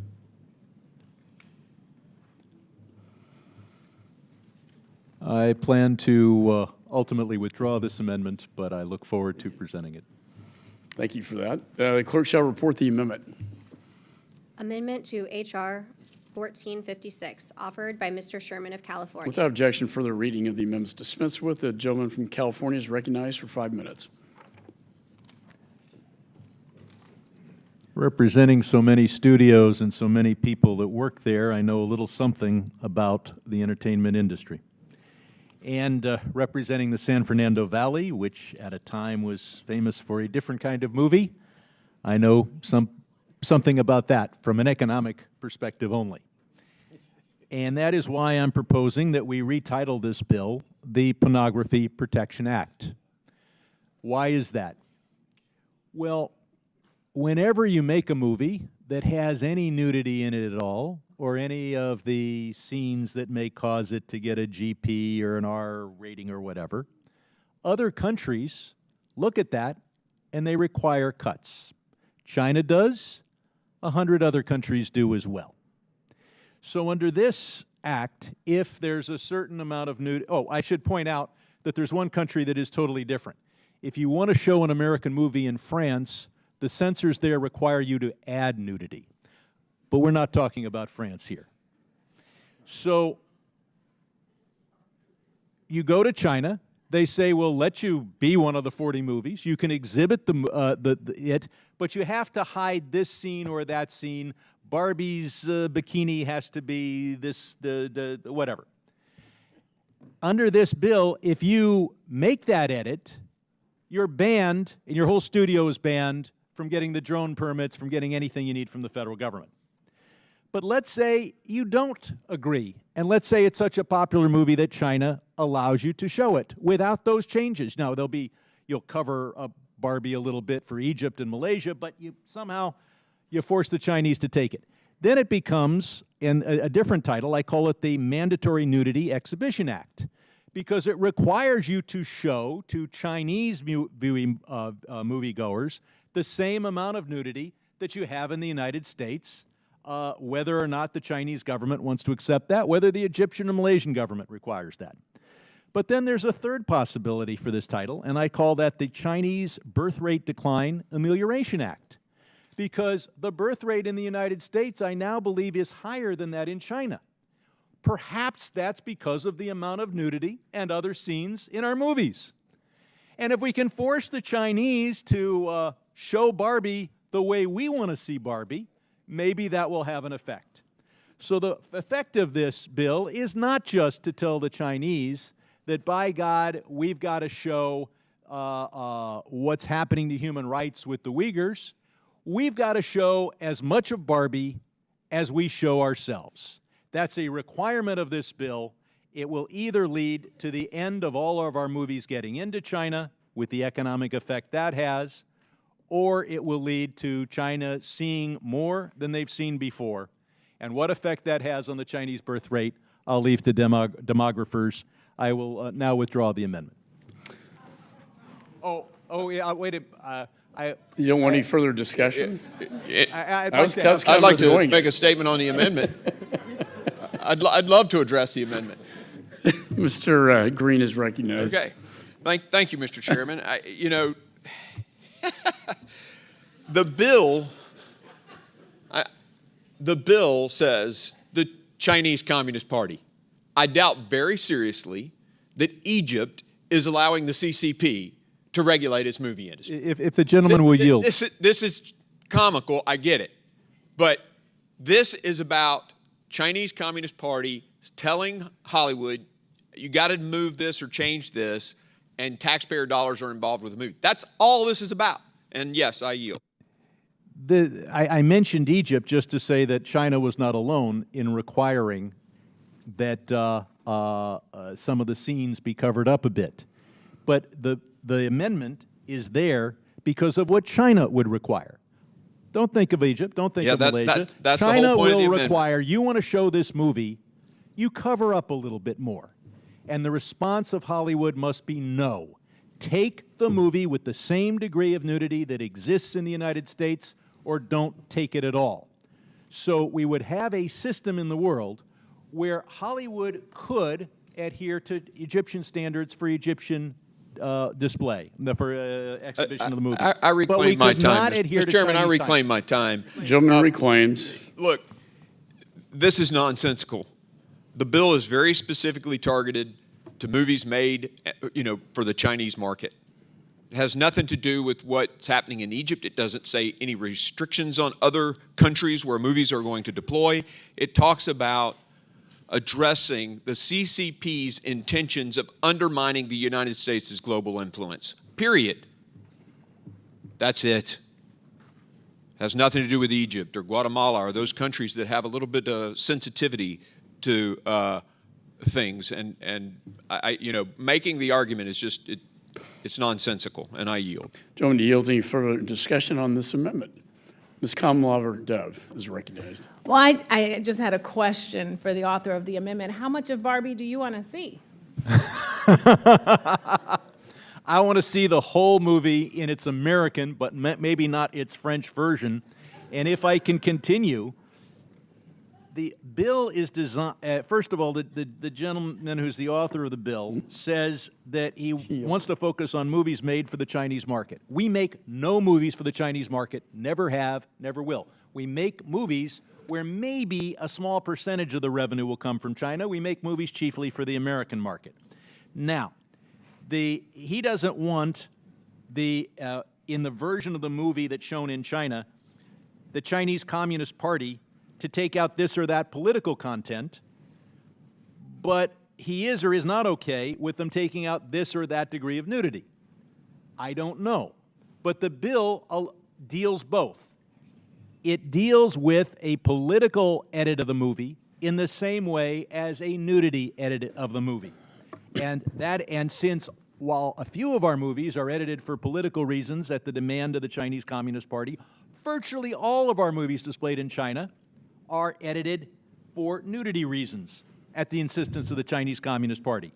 And that's why the appropriate name for the bill would be the Pornography Protection Act, or perhaps the Mandatory Nudity Exhibition Act. I'll yield back to the gentlelady from Los Angeles. Thank you. I yield back. Gentlelady yields back. Any further discussion on the amendment? There being no further discussion on the amendment, I understand the gentleman is prepared to withdraw his amendment. I withdraw the amendment, and I have another amendment at the desk. And I look forward to see how many YouTube hits we get from that last discussion. The clerk shall distribute the amendment. What number is this, Mr. Sherman? Number 59? The effective date is actually 061. No. No, which bill? Number. Amendment. have a number of amendments, and I don't plan to offer them all.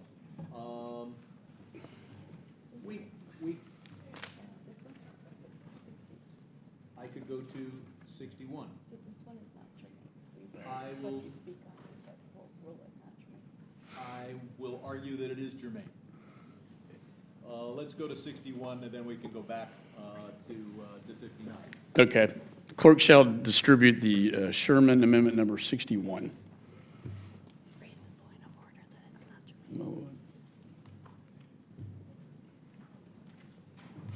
germane. And clerk shall report the amendment. Amendment to H.R. 1456, offered by Mr. Sherman of California. Add at the end of the bill the following. Mr. Chairman, I reserve a point of order. Gentleman reserves a point of order. And without objection, further reading of the amendments dispensed with. The gentleman from California is recognized for 5 minutes. This bill does not impose any taxes or tariffs in and of itself. It affects only the effective date of this bill. This bill is within the jurisdiction of this committee.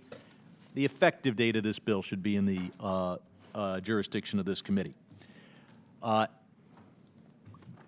This amendment, should it be made in order, and should it attach to the bill, will focus on the real problem here. The real problem is that when China attacks American companies, we roll over, and we've been doing it for 20 years. If you don't want Hollywood to fail to make a movie about Tibet, they made a great one 20 years ago, they should make another one. This bill won't do it. I don't think you can, under this bill, you can blacklist a studio for not making a particular movie. But we need another movie about Tibet, and we need a movie about the Uyghurs. Under the present system, if a studio happened to make a movie about the Uyghurs, not only would that movie not be exhibited in China, none of that studio's movies would ever be exhibited in China. So while this bill focuses on did you change this scene or that scene in a movie, the more important issue is, did you make the movie? We need to compensate American companies who are mistreated by China. That will certainly include any studio that has the guts to make a movie about the Uyghurs or about a host or about Taiwan or a host of other issues China doesn't want to make a movie made about. This amendment is focused on making the bill fair. Instead of blaming Hollywood for the fact that only 40 movies get in, we should blame the Congress. Because for 20 years, we've given them most favored nation status and ignored their violations. Look at the violations here. They ban all American movies during the best dates. Then they limit us to 40 movies. We don't limit them to 40 tennis shoes or 40 styles of tennis shoes. They limit us to 40 movies. Then they persuade their theater owners to go away from the standard, which is that the maker of the movie gets 40% of the box office, the theater owner gets 60%. That's already pretty generous to theater owners. And instead, the creator of the movie gets only 25% of the box office. These are violations of the WTO by China, and America has done nothing. Why don't we do something? Put a tariff on Chinese goods and compensate the NBA if they get screwed because one of their managers or coaches mentions Taiwan. Collect tariffs on Chinese goods and compensate the studio that gets blacklisted because it makes a movie about China. That would be fair. Instead, what this bill does in the absence of this amendment is it says you're being mistreated by China, your movies are being butchered by China, your movies are being limited by China, so we are going to deny you a cooperation in making your movies. And by the way, it means we won't make another Top Gun, and Annapolis, I think they may get enough applications to Annapolis, but not near as many as they get now. So we cut off the nose of our military recruiters. We cut off the nose of Hollywood. The face we should be going after is the face of President Xi. This amendment focuses on that. When we get tough with China, then our companies can get tough with China. The onus is on the United States Congress. The courage could come from the United States Congress. And if you're not willing to do anything that might interrupt profits at Walmart, you're not going to be able to confront China on any of their economic misdeeds. So with that, I yield back, and I'm prepared to argue that this bill is indeed germane within Mr. our Chairman? jurisdiction. Yeah, the gentleman yields back. Any further discussion on the Mr. Chairman. amendment? Mr. Green is recognized for his point of order. Well, first, I want to make a point. There's no blacklisting in this. Top Gun would not be made because Paramount chose not to take the Taiwan flag off the jacket. So to suggest that somehow Top Gun wouldn't be made is just a false statement, because they had the guts to stand up to the CCP. Those that don't are the ones this bill is actually addressing. But, Mr. Chairman, the point I want to make is that this amendment is not germane, and I make that as a point of order. I want to give the author of the amendment an opportunity to respond to the point of order.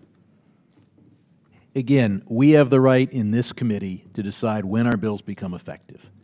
This bill should not become effective until we have a system where Congress has the guts to confront China, where Congress compensates those who are mistreated by China, and then we can demand that our companies stand tough with China.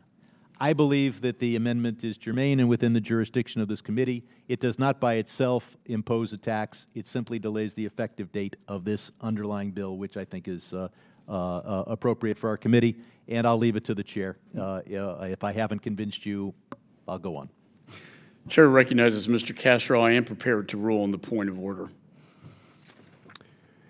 My Republican colleagues correctly call out the Chinese government for attempting to censor American speech in exchange for market access. But we also need to acknowledge that Hollywood is consciously choosing to comply with these demands from China. Hollywood studios and executives are choosing profits over principle, plain and simple. That being said, I can't support this bill as drafted. The language is overly broad and would capture minor changes to remove violence or suggestive content that would also be flagged by Motion Picture Association ratings here in the United States. Additionally, the restrictions this bill would impose appear to be limited to the company that submitted the film to the Chinese government for review. I have concerns that this language is vague and could allow for a legally distinct subsidiary of the producer or studio to submit the film for review, shielding the producer or studio itself from the restrictions under this legislation. As I said when this language came before the committee during the last Congress, we need to work in a bipartisan manner to tackle the broader issue of Chinese censorship across industries. In fact, last Congress, I introduced the Bipartisan China Censorship Monitor Action Group Act along with Senator Jeff Merkley. That bill was enacted as part of the 2022 NDAA. The bill established an interagency task force to monitor and report on efforts by the Chinese government to censor the actions of Americans and American companies. And I'm working with the administration on the implementation of this important legislation. And as we discuss this piece of legislation, I'd be remiss not to mention the strikes that are going on in the media and entertainment industry. As it stands, the Writers Guild of America and Screen Actors Guild, American Federation of Television and Radio Artists, are currently on strike. We are in unprecedented times. Writers and actors across the country are facing unique barriers to making a living from streaming content, while Hollywood executives are making more than ever before. In 2021, the CEO of Warner Brothers Discovery made $246 million. That same year, the CEO of Disney made $46 million. Streaming means more income for Hollywood executives. Series budgets have increased while writers' compensation has gone down. As one SAG-AFTRA member put it, quote, "Studios continue to cut wages and health benefits, and then the top 1% takes all the money and then cries foul," unquote. What's happening at the hands of these corporate executives is unacceptable, and the Alliance of Motion Picture and Television Producers needs to come back to the bargaining table to give workers a fair share. With all that said, while I cannot support this bill as drafted for the reasons I stated, I also cannot defend these studios' pursuit of profit in China while they refuse to pay their workers fairly here in the United States. I look forward to working with my colleagues to address the issue of censorship and build on this committee's bipartisan record. And with that, Chairman, I yield back. Gentleman yields back. Any further discussion on the amendment? There being no further discussion on the amendment, I'm prepared to rule on the point of order. Because it would insert a new committee of jurisdiction, it fails the committee jurisdiction germaneness test, and therefore the amendment is not in order. Are there any further amendments to the bill? I have an amendment at the desk, number 59. The clerk shall distribute the amendment number 59.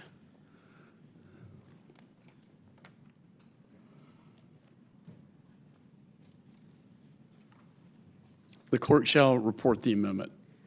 Amendment to H.R. 1456, offered by Mr. Sherman of California.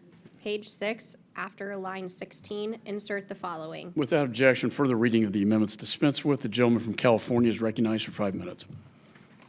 First, let me respond to the bill's owner as he points out that Paramount showed courage.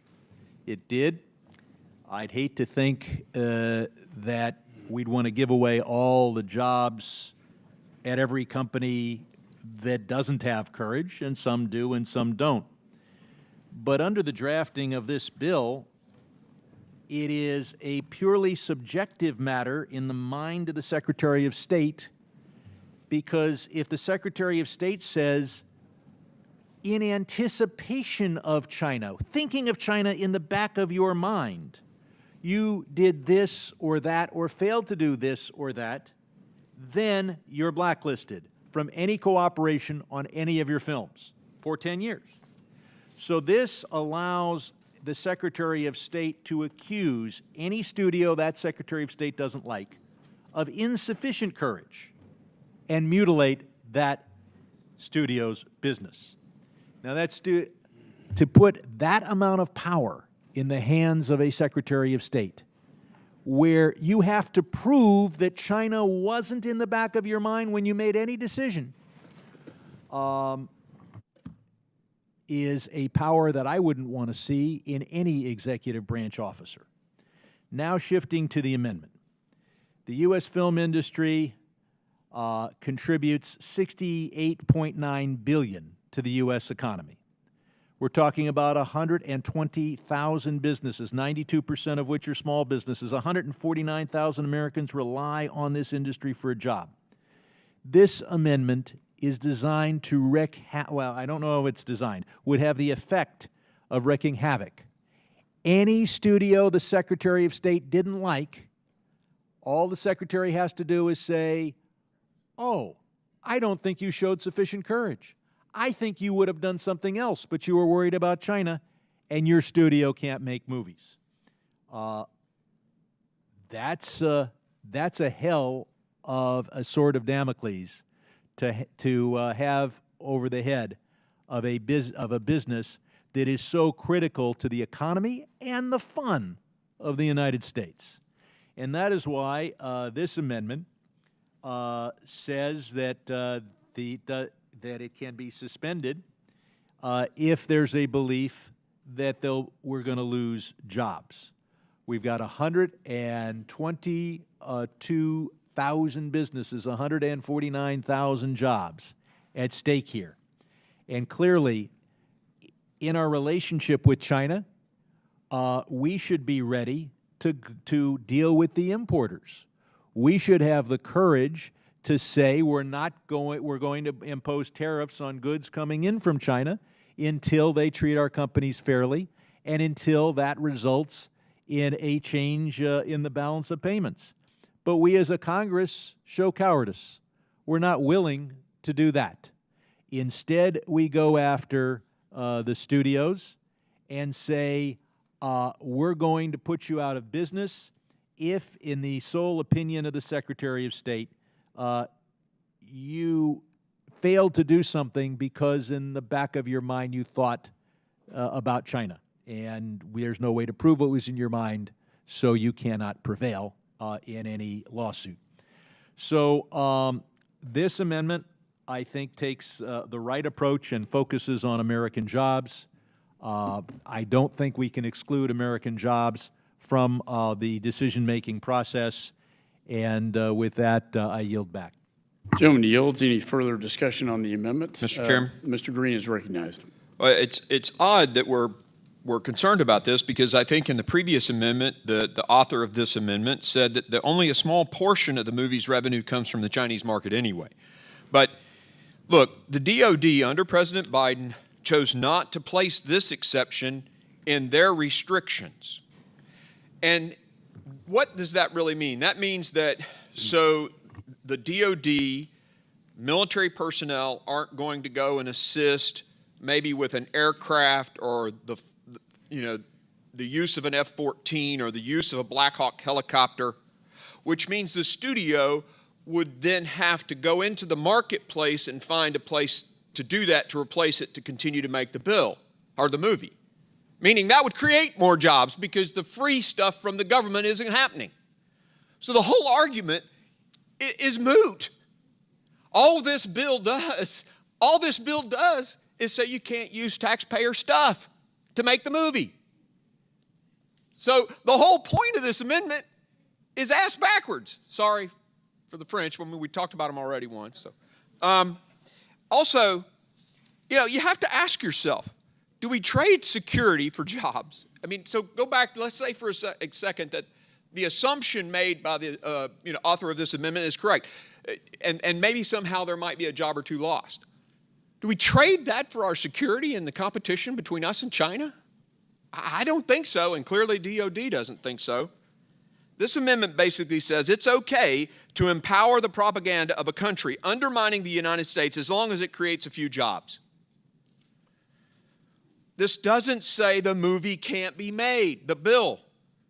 The taxpayer support is what we're talking about. And if the taxpayer support is withdrawn, which the movies get for free, basically, then that just means the theater has to go out and get it on the market, which creates jobs. So I don't understand it, but I oppose this amendment. Gentleman yields back. Any further discussion on the amendment? There being no further discussion, question now occurs on the amendment. I don't know if Mr. Sherman's recognized. Thank you. I just want to point out, it's not about the movie being made. It's about the studio being blacklisted for 10 years. Second, it doesn't just say that you can't provide freebies to the movie. It says you can't contract. You can't allow them in the park. You can't provide a drone permit. So this bill is way broader than any current policy of any agency. It's designed to not just affect whether something free is given to the creation of one movie. It's designed to deny ordinary permits to every movie of a studio for a decade. And with that kind of nuclear option, I think we at least need this amendment. We probably need to defeat the bill. There will be no further discussion. Question now occurs on the amendment offered by Representative Sherman, number 59. All those in favor signify by saying aye. Aye. All those opposed signify by saying no. No. In the opinion of the chair, the noes have it. The amendment is not agreed to. Are there any further amendments? Ms. Manning is recognized. Thank you, Mr. Chairman.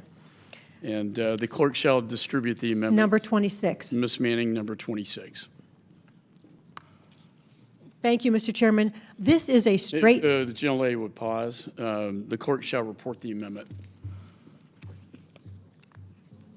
Amendment to H.R. 1456, offered by Ms. Manning of North Carolina. At the end of the bill, the following. Without objection, further reading of the amendments dispensed with. The gentlelady is recognized for 5 minutes on her amendment. Thank you, Mr. Chairman. This is a straightforward amendment that I am offering to H.R. 1456, the legislation offered by my colleague, Representative Mark Green. My amendment would help make sure that studio film productions that contain important messages about democracy, human rights, support for Taiwan, would all still be eligible for U.S. government technical support or assistance.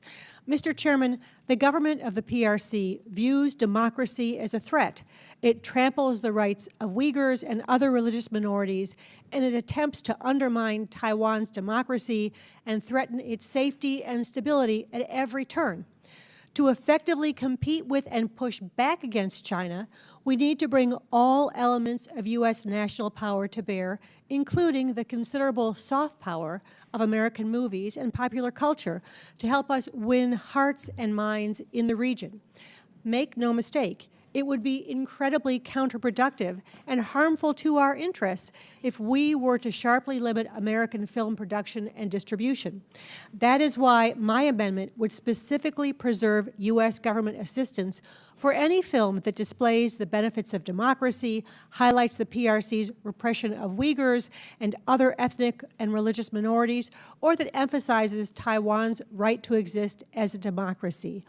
Mr. Chairman, colleagues on both sides can agree that films containing these important messages should be accessible to the Chinese market, and that is absolutely in our interest to support films and filmmakers that explore these topics.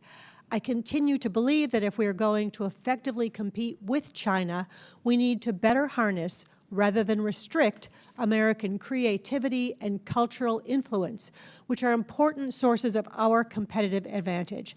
That is why I urge my colleagues to join me in supporting my amendment, and I yield back. Gentlelady yields back, and we say the chair supports this amendment.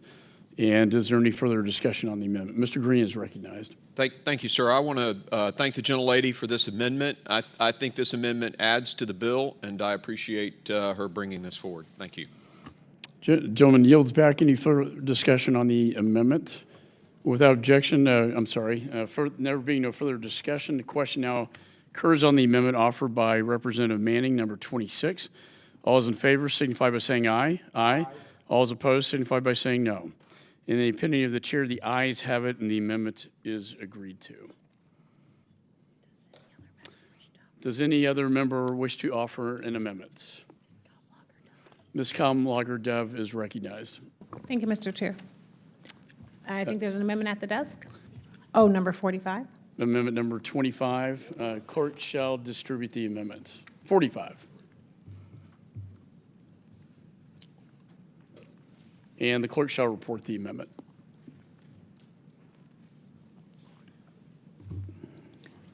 Amendment to H.R. 1456, offered by Ms. Kamlager-Dove of California.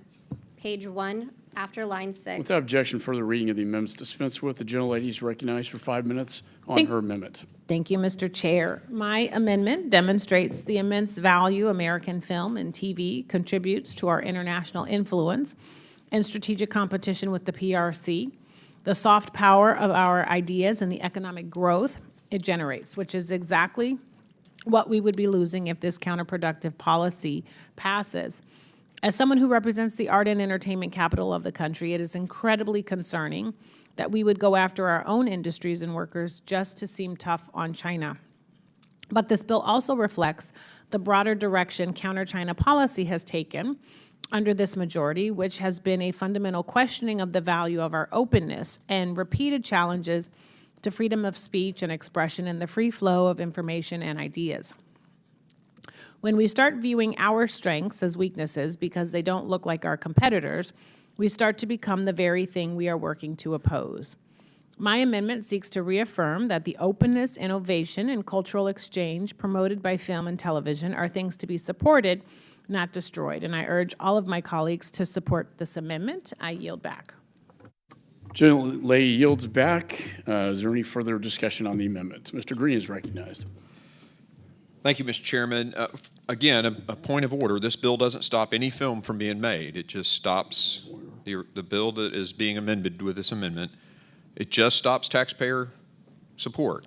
That's all. So it's not stopping any messaging. It's not silencing any messaging. It's just stopping the use of taxpayer dollars to assist China in its propaganda. Again, something that the Democrat-led administration has chosen to do with the Department of Defense on its own initiative.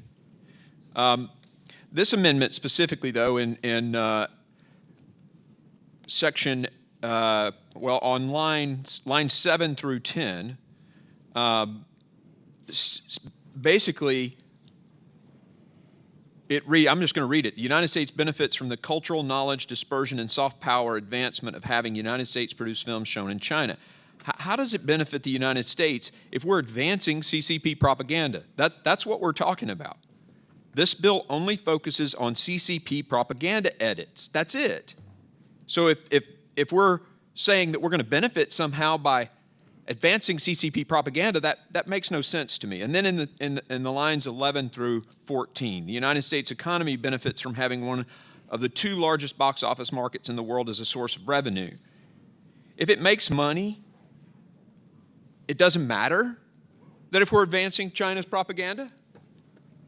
I mean, that's basically what the amendment does, is it would change the bill that it says, look, if it makes money in China, then, you know, we should let the Chinese propaganda go through. So I oppose the amendment because it basically undoes the whole point of the bill. And that may be the intent of the author of the amendment, but that isn't what I think is good policy. It's not what Secretary Austin and President Biden clearly must think good policy, because that's what they chose to do without Congress doing anything from the Department of Defense. So I do not support this amendment. Thank you, Mr. Chairman. Gentleman yields back. Any member seek further recognition? Mr. Meeks is recognized. Thank you. I support this amendment. The film industry, as indicated by the gentle lady, is essential for American, and I repeat, it's essential for American soft power, and one of our most important and powerful methods of transmitting our values all over the world. And to me, it's interesting that the Chinese people, no matter what the Chinese government says or no, they're still interested in seeing American pictures. They want to see. And at any time you showing those films are there, it enhances our soft power, because inevitably it shows who we are and what our strength is. Important. That's what soft power is about. They can't wipe us out. They can't take away of who we are and what our values are. And showing any American film there always indicates who and what our values are. So I support the gentle lady's amendment. Gentleman yields back. Any further discussion on the amendment? Mr. Castro is recognized. I know we've been talking about censorship and what governments do to control the cultural display in a certain place and how they might use public financing for that. The Texas government does something similar. In Texas, in their film incentive program, they won't provide funding for any film that is critical of Texas, that says something bad about Texas. So you have a very right-wing, extreme, conservative government that won't fund anything that's even lightly critical of the state of Texas. You know, that sounds kind of, you know, a version of what China is doing in trying to craft the product for their market.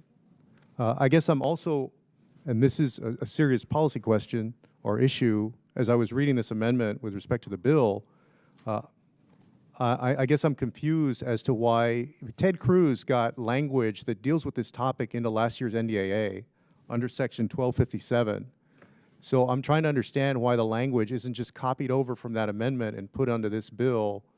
And I thought also that the author had gotten language into this year's NDAA on something similar, and trying to understand, I guess not, but why you wouldn't just copy Cruz's language and put it in here? This is DOD. I yield back. Gentleman yields back. Any further discussion? I would just, in response to Mr. Castro's comments, my understanding is that the amendment to the NDAA dealt just solely with the Department of Defense, not Department of State. This is, I understand the author of this bill, Mr. Green, this bill focuses on the Department of State.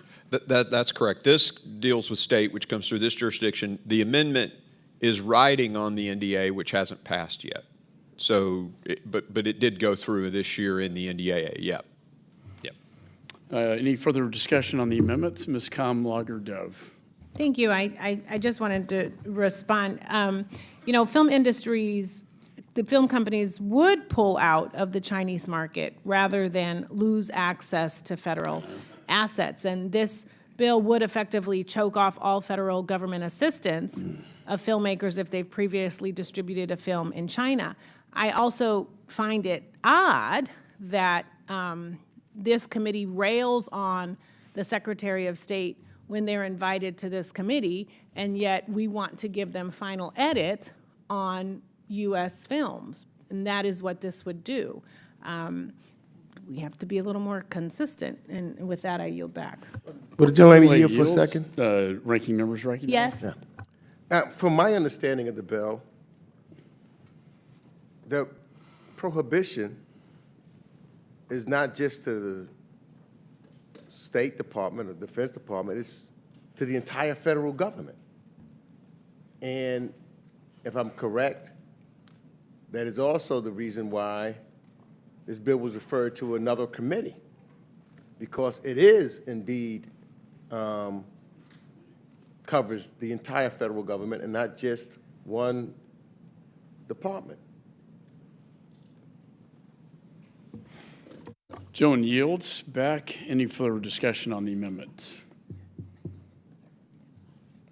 I think he wants to respond. So we'll give him a chance. Yeah. Okay. There being no further discussion, the question now occurs on the amendment offered by Ms. Comlager-Dove, number 45. All those in favor signify by saying aye. Aye. All those opposed signify by saying no. No. In the opinion of the chair, the noes have it. The amendment is not agreed to. Are there any? Did the gentlelady request a recorded vote? A roll call vote has been requested. Pursuant to the chair's previous announcement, this vote will be postponed. Are there any further amendments? Ms. Comlager-Dove is recognized on her amendment number 46. 46. Clerk shall distribute the amendment. It's movie day in foreign affairs. Clerk shall report the amendment. Amendment to H.R. 1456, offered by Ms. Comlager-Dove of California. Add at the end of the bill the following. This act shall cease. Without objection, further reading of the amendments dispensed with. The gentlelady is recognized for 5 minutes. Thank you, Mr. Chair.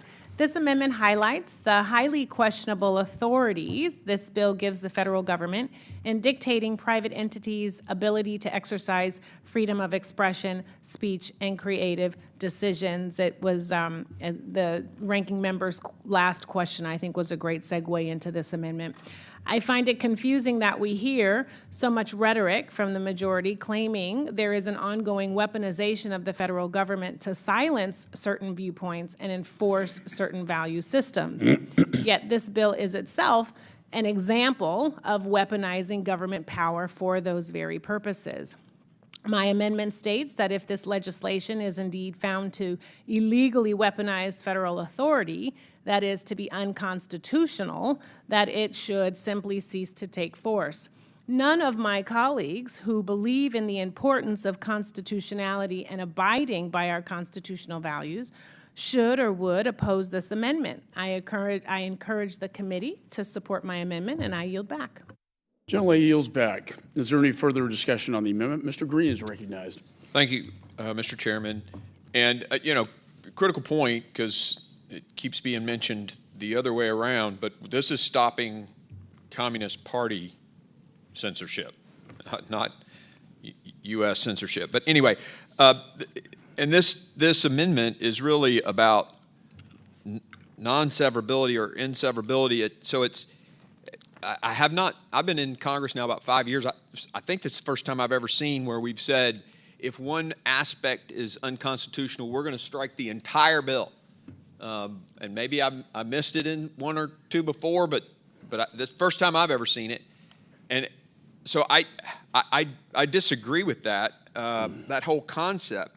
If the court deems only a small part unconstitutional, why strike the whole bill?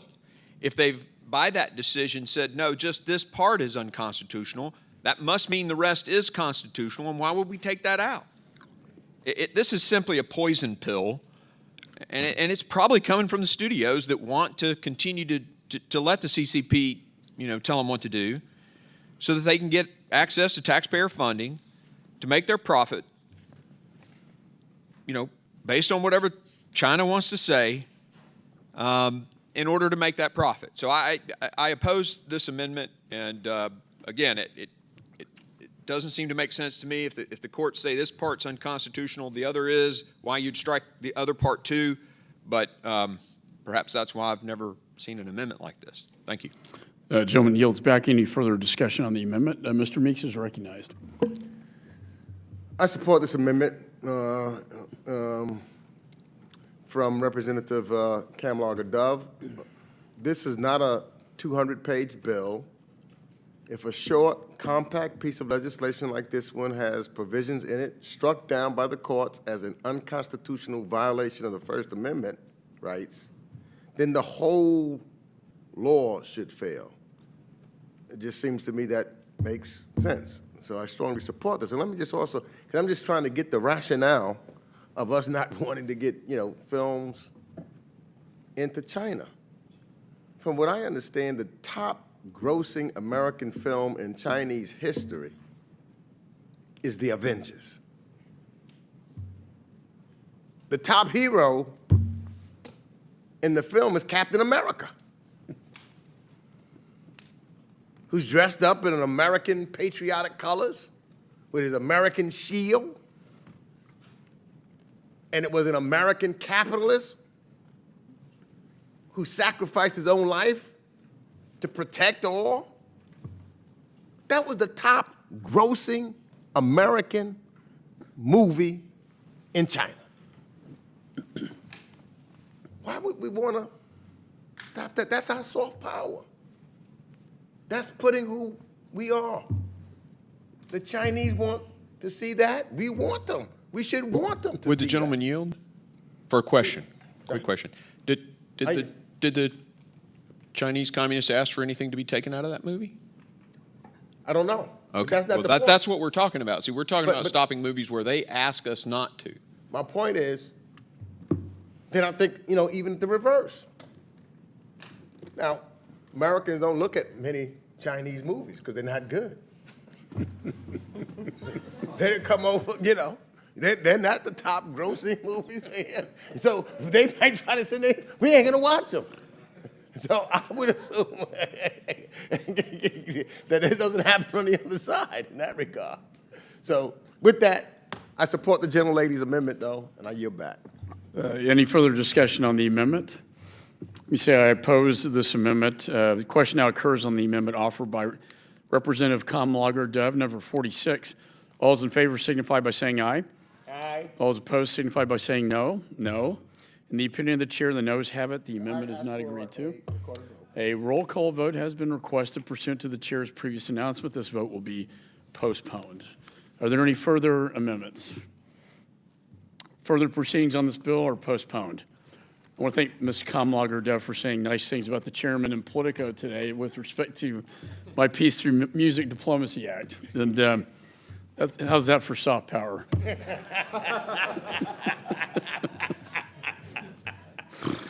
Okay.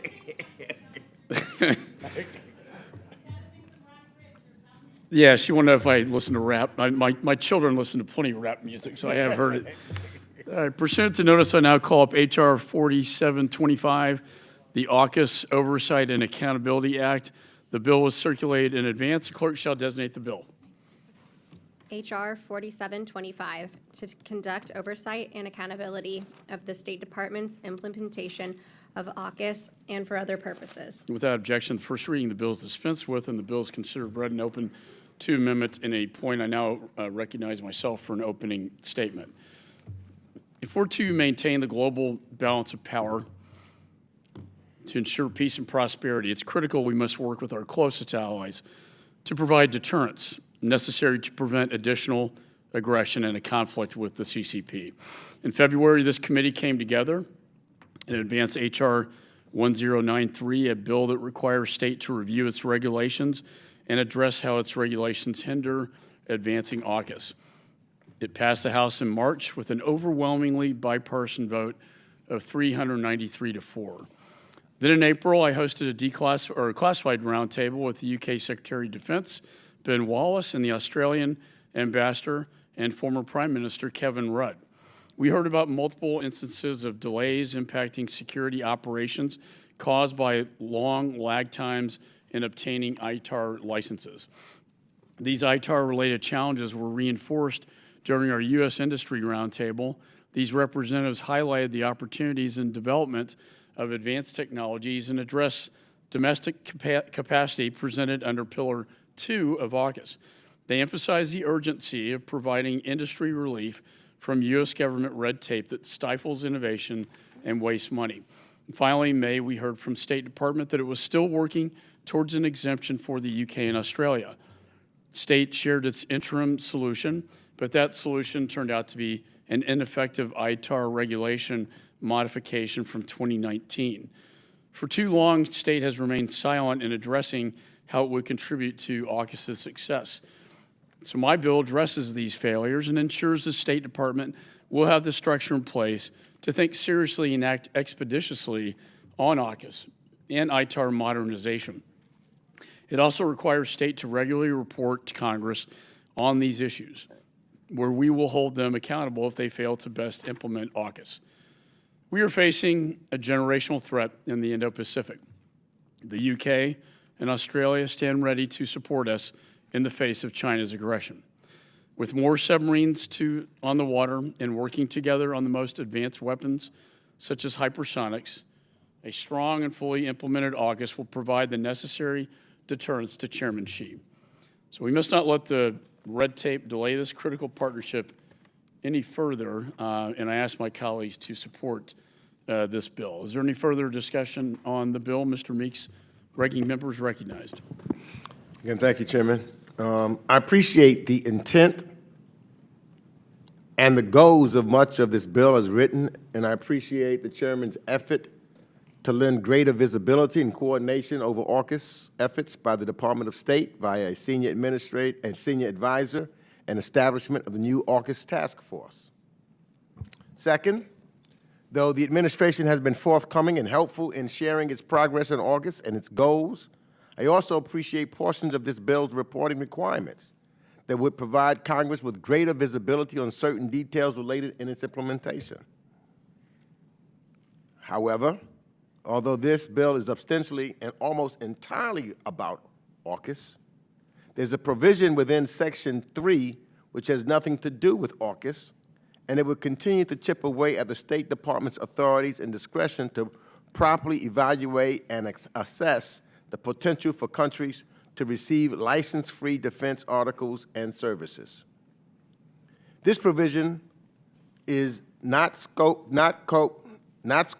or focused on AUKUS partners at all, but drafted in a way so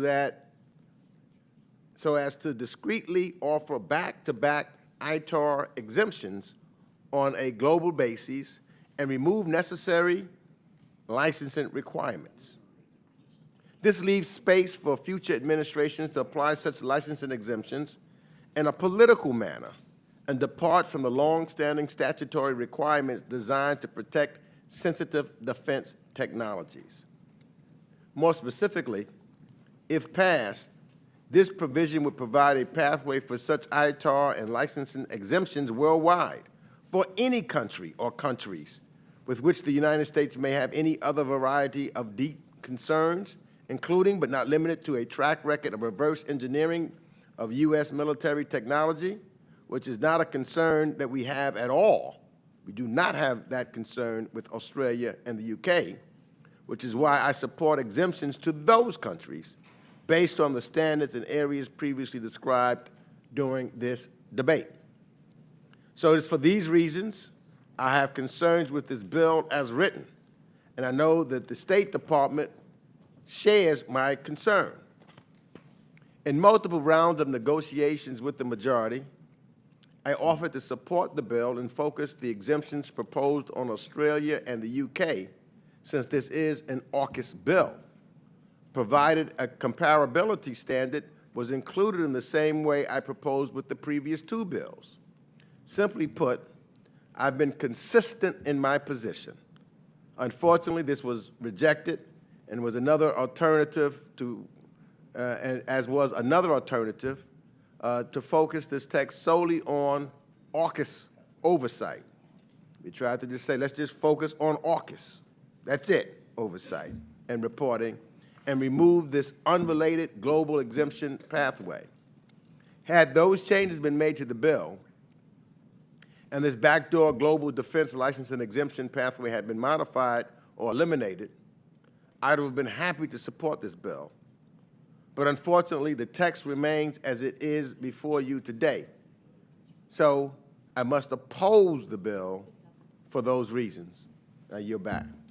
Gentleman yields back. Any further discussion? I would like to say that in response to the ranking member's concern on Section 3, that I do have an amendment in the nature of a substitute to strike a provision that created a pathway for other foreign allies to obtain an exemption. Also, this ANS will focus on ensuring that Australia and the UK have guardrails for a full exemption, which addresses what concerns that I believe you had placed in this bill. I don't know if that changes your position entirely, but I am prepared to offer that amendment in the nature of a substitute, barring any further discussion. And there being no further discussion, the committee will move to consideration of the amendments. I do have an amendment in the nature of a substitute, number 80 at the desk, and I ask for its consideration at this time. The clerk shall distribute the amendment.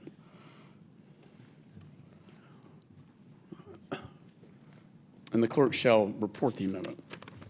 Amendment in the nature of a substitute to H.R. 4725, offered by Mr. McCaul of Texas. Strike all after the enacting clause and insert. Without objection, further reading the amendments dispensed with, and I recognize myself for a statement on the amendment. As I've stated previously, this amendment would strike the language regarding other foreign entities from obtaining this exemption. It also places guardrails on the United States, on the UK and Australia for technology that we would be sending. And with that, I yield back the balance of my time. Any further discussion on the amendment? Do any members seek recognition? Mr. Meeks. Yes. We're working, I'm trying to make sure right now I'm having our staffs talk, given the information that you just stated, to see if in fact we reach an agreement with that. There's one, can you give us 1 second? Recess. All right, let's, the committee will stand in recess for 5 minutes.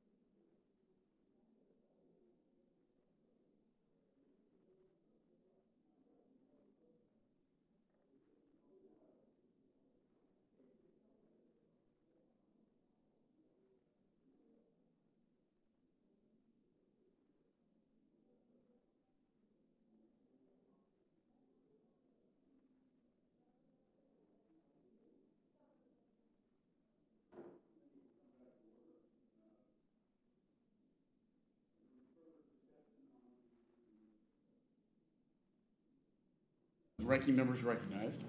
Thank you, Mr. Chairman. Given the statements that you've indicated, I think we have an agreement, and I now will support this amendment. That's excellent news. This is how Washington should work, you know.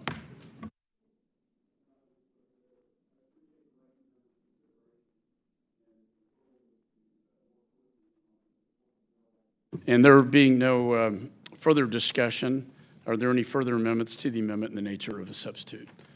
There being no further amendments, the question now occurs on the amendment in the nature of a substitute offered by myself. All those in favor signify by saying aye. Aye. All those opposed signify by saying no. In the opinion of the chair, the ayes have it and the amendment is agreed to. Do any other members seek recognition? There being no further amendments, I move that the committee report H.R. 4725 as amended to the House with a favorable recommendation. All those in favor signify by saying aye. Aye. All those opposed signify by saying no. In the opinion of the chair, the ayes have it and the motion is agreed to. A recorded vote, roll call vote has been requested pursuant to the chair's previous announcement. This vote and further proceedings on the bill will be postponed.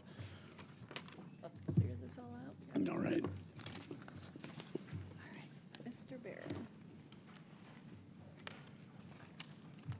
Okay. Pursuant to notice, I now call up H.R. 1776, the End Tuberculosis Now Act of 2023. The bill was circulated in advance. Clerk shall designate the bill. H.R. 1776, to prevent, treat, and cure tuberculosis globally. Be Without it- objection, first reading, the bill is dispensed with, and the bill is considered as read and open to amendment at any point. I recognize myself for it. I do not. Is there any discussion on the bill? Mr. Barra is recognized, the author. Thank you, Mr. Chairman. I'd like to speak in support of my bill, H.R. 1776, a very patriotic number, the End Tuberculosis Now Act. I'd like to also thank my co-lead and co-chair of the Tuberculosis Elimination Caucus, Representative Maria Salazar, for her partnership on this important issue. Last Congress, this committee unanimously passed the NTB Now Act, and I hope we can see the same bipartisan support today and finally get this important legislation to the President's desk. Tuberculosis is largely preventable, treatable, and curable, yet before the COVID-19 pandemic, it was the world's biggest infectious disease killer. TB tragically claims more lives than HIV, AIDS, and malaria combined every year. In 2021, an estimated 10.6 million people fell sick and 1.6 million people needlessly lost their lives in this curable disease. Drug-resistant tuberculosis is also the leading cause of death from antimicrobial resistance globally, including multi-drug resistant and extremely drug-resistant TB, which are significantly more expensive to treat with higher rates of treatment failure. Since 2000, USAID and its partners have saved more than 74 million lives globally. So we can do this if we focus on it. That's why I'm proud to be the lead co-sponsor or lead sponsor of the End Tuberculosis Now Act with my colleague, Representative Maria Salazar. The bill directs the USAID to align U.S. TB control efforts with goals established by the international community. These include reducing TB deaths by 95%, reducing TB incident rates by 90%, and reducing the numbers of families facing catastrophic health costs due to TB by 100% by 2035. The bill will make USAID's global TB programs more effective by catalyzing support for research and development of new tools to prevent, diagnose, treat, and control TB, and by strengthening bilateral coordination with global organizations, including the Stop TB Partnership and the Global Fund. This legislation also requires reporting, evaluating the performance and impact of TB response activities, including efforts to integrate TB control into health systems, strengthening efforts. Many believe TB is a disease of the past, but it is still a critical public health threat due to insufficient resources to properly identify and treat the disease and develop new, more effective tools to fight TB. The End Tuberculosis Now Act strengthens U.S. leadership with our global partners in our comprehensive and coordinated fight to end TB worldwide. I urge my colleagues to support the bill, and together we can eradicate this deadly disease. Thank you, Mr. Chairman, and now I yield back. Gentleman yields back. Any further discussion on the bill? Mr. Meeks is recognized. Tuberculosis is the second leading infectious disease killer in the world after COVID-19 and disproportionately affects impoverished and marginalized communities. And while TB is often thought of as a disease of the past, it unfortunately remains a major global health threat with the resources and attention diverted to fight the pandemic. TB infections and deaths are again on the rise after a decade of decline. Last year, we saw 1.6 million deaths and 10.5 million people contracting this largely preventable and curable disease.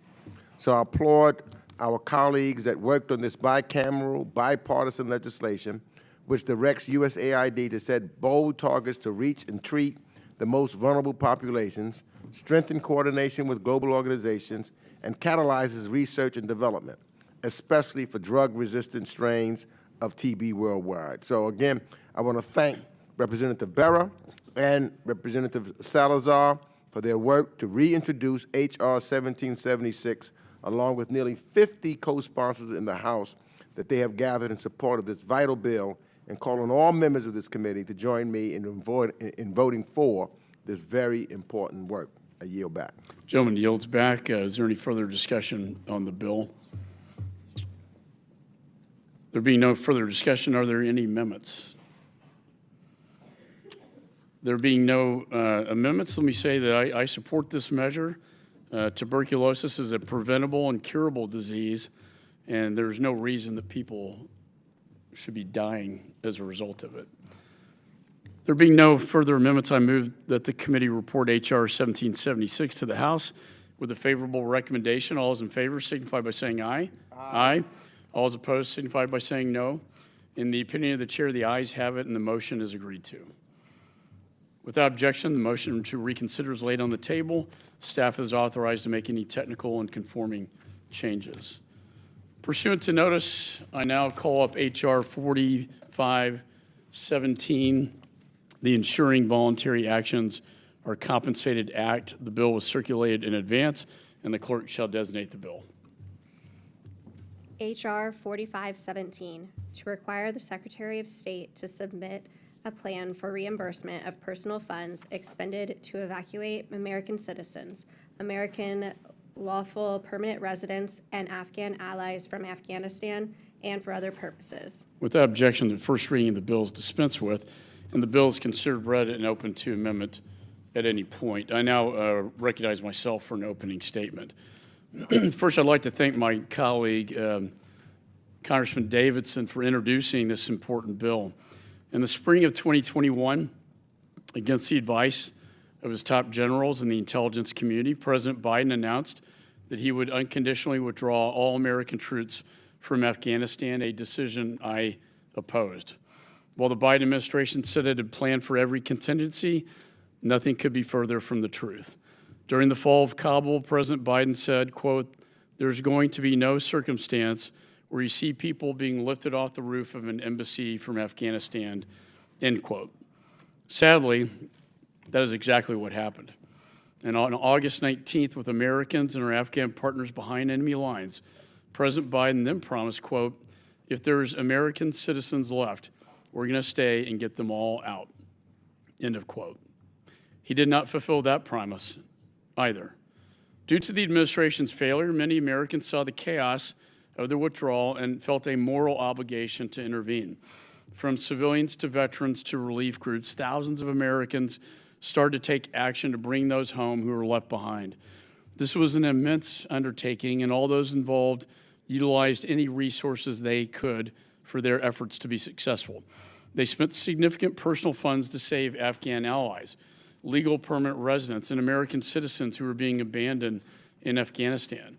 Many cashed out their 401ks, tapped into their children's college funds, and spent their life savings. Simply put, they did what the federal government could not do. This bill requires state to create a plan to pay back these Americans who took on the job of the State Department by evacuating allies, LPRs, and American citizens. It's not only the right thing to reimburse these people for their selfless sacrifices, it's a patriotic thing to do, and I want to thank the gentleman from Ohio for bringing this well-thought-out bill, and I fully support it. And is there any further discussion on the bill? I'm going to reserve my moment for Mr. Davidson is recognized. I thank the chairman for bringing this bill forward to markup. I thank colleagues from across the political spectrum who've helped improve this language, even as we work towards an amendment in the nature of a substitute shortly. But the chairman said it well.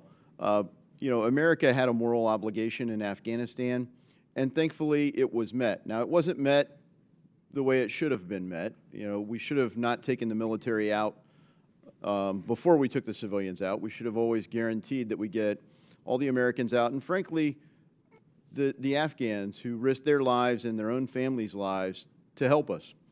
And while that wasn't done perfectly, it was done better than it would have otherwise been done, because American citizens put their money and their own lives at risk to get fellow Americans and Afghan allies who truly risked everything to help us out. Now, we need not relitigate what happened or why it happened or anything else, but what we have an opportunity to do with this bill is to come together and say, we want to make these people whole who drained their savings, and fundamentally, they've already paid their taxes. The tax dollars should have covered this responsibility. This is just a chance to make that right for the individuals. There doesn't need to be a lot of fanfare about it. I think a lot of people would rather keep it that way. But I'm just glad my colleagues are coming together to move this legislation. I think it really sends the right message to do that.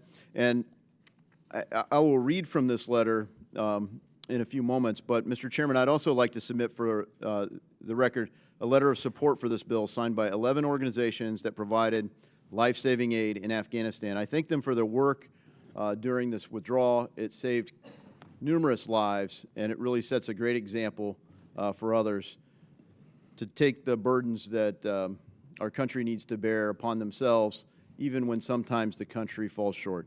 I think it's important that we do this, and they do as well. I ask unanimous consent to submit this record to the record. Without objection, so ordered.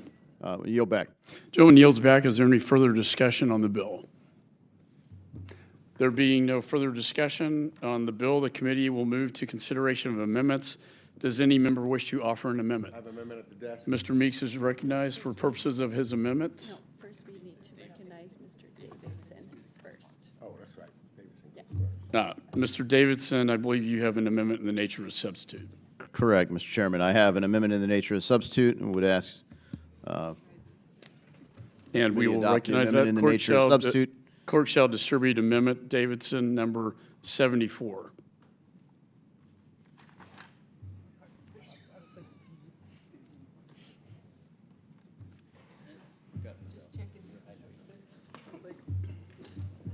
Clerk shall report the amendment. Amendment in the nature of a substitute to H.R. 4517, offered by Mr. Davidson of Ohio. Strike all after the enacting clause and insert the following. This act may be cited, the ensuring voluntary. Without objection, further reading of the amendments dispensed with. The gentleman from Ohio is recognized for 5 minutes on his amendment. Again, I thank the chairman, and I really just want to thank these our fellow Americans who really stepped up and helped save lives there in Afghanistan. I just want to read from the letter that we just submitted to the record because I think it's stated well. One of the enduring, let me just read it. One of the enduring legacies of Operation Allies Refuge and Operation Allies Welcome is the roles played by veterans, civilians, and military service members operating of their own accord in providing life-saving direct aid to Afghan allies and their fellow Americans. These actions were born out of a sense of duty, moral obligation, and compassion towards thousands of Afghans who shouldered an immense burden on behalf of the interests of the United States. It is important to note, however, that these burdens taken up by this narrow assortment of Americans did not end when the final C-17 lifted off of Hamid Karzai International Airport. When the situation for Afghan allies was the bleakest in the winter of 2022, it was American civilians and veterans who led the charge and continued to provide food, shelter, immigration assistance. These selfless actions came at immense cost, as most of those who provided aid did so from their personal finances. And that's what this bill does, is it rectifies that, and it makes people whole, frankly, who never thought that it would happen. They came here to tell their story when we finally had an oversight hearing in this Congress about the withdrawal. And we heard from people, one who lost limbs and nearly lost his life in a bomb detonation there, but we also heard people who were providing this kind of aid there, people that drained their savings, and they came here to tell their story. They didn't come here to get a bill like this passed. No one asked me to move the bill. Just in hearing their testimony, I thought this might be something that could really make a difference. I hope we can get it across the finish line. I hope we can continue to work with the State Department, the Department of Defense, and others to be able to get this dialed in the right way so we can establish a cost and we can finish our work here in Congress to get these people made whole. I encourage all our colleagues to support it, and I just appreciate the collaboration that has brought us to this point. I hope we can run through the tape and deliver for them, because they delivered not only for us, but for so many others. And with that, I yield back. Gentleman yields back. Let me say I support this amendment, and I know our veterans do as well. Do any other members seek recognition? Mr. Meeks is recognized. Thank you, Mr. Chair. Again, the individuals who donated their time and their resources to support the evacuation of Afghan allies represent the very best of America. We have a proud tradition of generosity and impulse to help when we see a crisis, and decades of sacrifice and shared mission binding us with our Afghan allies. I understand that many Americans went to great lengths and incurred significant costs in support of the evacuation of vulnerable Afghans fleeing an uncertain future after the Ghani government fled and the Taliban took control. I believe it could be a worthwhile exercise for the Department of State and the Department of Defense to examine whether it is feasible to reimburse individuals who contributed their personal funds to the critical evacuation effort. And as a result, I intend to support this legislation. And I appreciate the efforts of the majority staff and Mr. Davison to work with my team to improve the bill via an A&S. We should remain clear-eyed about the fundamental issue. When I talk to many of the groups and individuals involved in this issue and ask how can I help, you know, they're so focused and dedicated, they don't even ask me about being paid back for their charitable donations. Quite frankly, they don't even expect to be paid back. What they do expect is that Congress will do more to clearly define the status of the Afghans who are already here so that they can build their lives with certainty. And many members on both sides of the aisle offered amendments to do just that when we were debating the NDAA a few weeks ago. And I'm just disappointed they were not made in order. There are too many people who are being left in limbo by our immigration and refugee system. Not only Afghan allies whose status should be made permanent, but also dreamers and asylum seekers fleeing violence and uncertainty in our own hemisphere. As we move forward with this legislation before us today, I hope we will also recognize that there is much more work still to be done to keep the faith with our Afghan allies and those thousands of Americans who donated generously to help Afghan evacuees. And that welcoming immigrants and refugees is just as much a part of our nation's highest traditions as the generosity we seek to honor with this bill. It's the right thing to do. Congress must work in a bipartisan way to get it done. With that, I yield back. Gentleman yields back. Any further discussion on the amendments? Mr.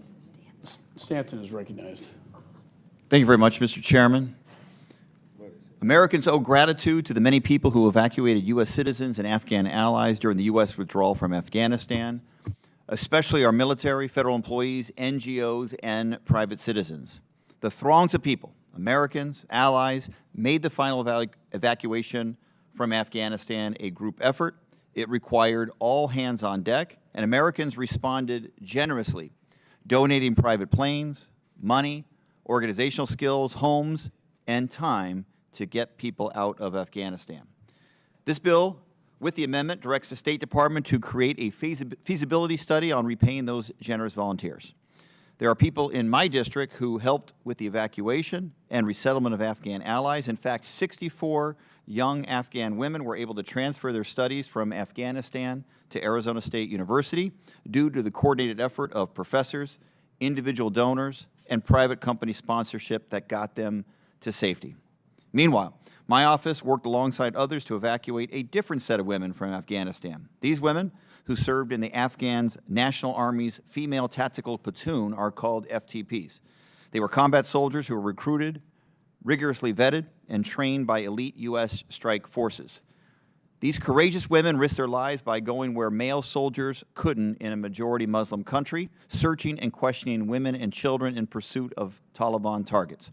The platoon conducted 2,000 missions, including high-risk and highly classified missions alongside Green Berets, Navy SEALs, and Army Rangers. Their work to support our mission and their gender makes them and their families a top target for the Taliban. So again, I am grateful for the work our volunteers put in to get our citizens and allies to safety, and I want to see how we can best repay them. But I can also tell you what our volunteers really want, what they have repeatedly asked for, is for Congress to pass the Afghan Adjustment Act. This act would establish a pathway to permanent status for our Afghan allies. These are people who risk their lives and the lives of their families to serve alongside the U.S. mission. Many are now here in the United States contributing their talents to American society without any guarantee that they will be allowed to stay.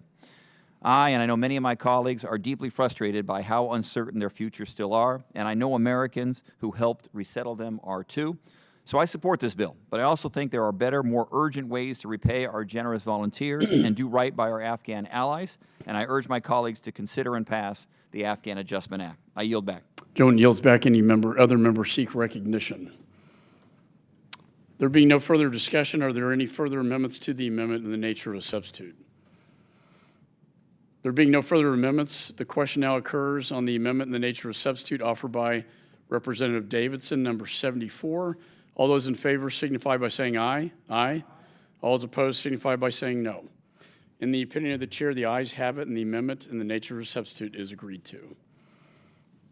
I move that the committee report H.R. 4517 as amended to the House with a favorable recommendation. All those in favor signify by saying aye. Aye. All those opposed signify by saying no. In the opinion of the chair, the ayes have it, and the motion is agreed to. Mr. Chairman, I ask for a recorded vote. A roll call vote has been requested pursuant to the chair's previous announcement. This vote and further proceedings on the bill will be postponed. Pursuant to notice, I now call up H.R. 4741, the Securing Global Telecommunications Act.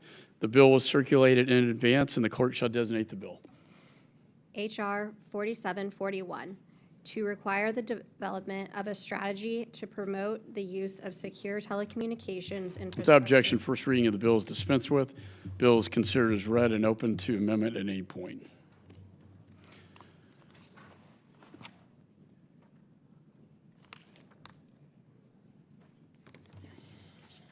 Is there any discussion on the bill? Whose bill is this? Ms. Manning is recognized. Thank you, Mr. Chairman. I am proud to speak in support of H.R. 4741, Securing Global Telecommunications Act, a bipartisan bill I introduced and which passed the House last Congress to help combat China's attempts to dominate the next generation of critical technology. I'd like to thank my friend, Congresswoman Young Kim of California, for co-leading this important bill with me, and Chairman McCaul and Ranking Member Meeks for considering our bill in today's markup. Mr. Chairman, many of the products we use every day are connected to telecommunications networks, and they rely on a nearly invisible set of internationally agreed upon standards. Our strategic competitors, Russia and China, want to gain an unfair advantage over these critical areas. They are determined to set the rules of the road for the next generation of critical technologies like 5G and AI. And they are relentless in their efforts to provide their own companies like Huawei and ZTE with an unfair advantage while shutting out all competitors. But this effort is not just about helping their businesses win. This is about controlling a key strategic domain, which poses serious risks and consequences for the U.S. and for global security. That is because the PRC has demonstrated its willingness to abuse technology to steal data, conduct surveillance, and invade privacy, all to further their geopolitical agenda and bolster their model of a closed authoritarian system of governance. The United States and our allies must work together to counter this threat. We need to develop and deploy more secure and better trusted tech and telecommunications infrastructure. This bipartisan bill would help do just that.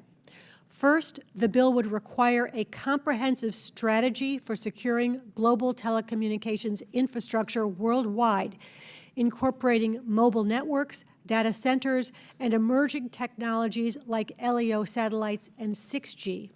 We can't afford to be complacent about this challenge. Having a cohesive strategy is an important part. Second, the bill will help crack down on Russia's and China's malign influence at the International Telecommunication Union, or ITU, a little-known but incredibly important UN organization that could determine the standards behind the future of the digital world.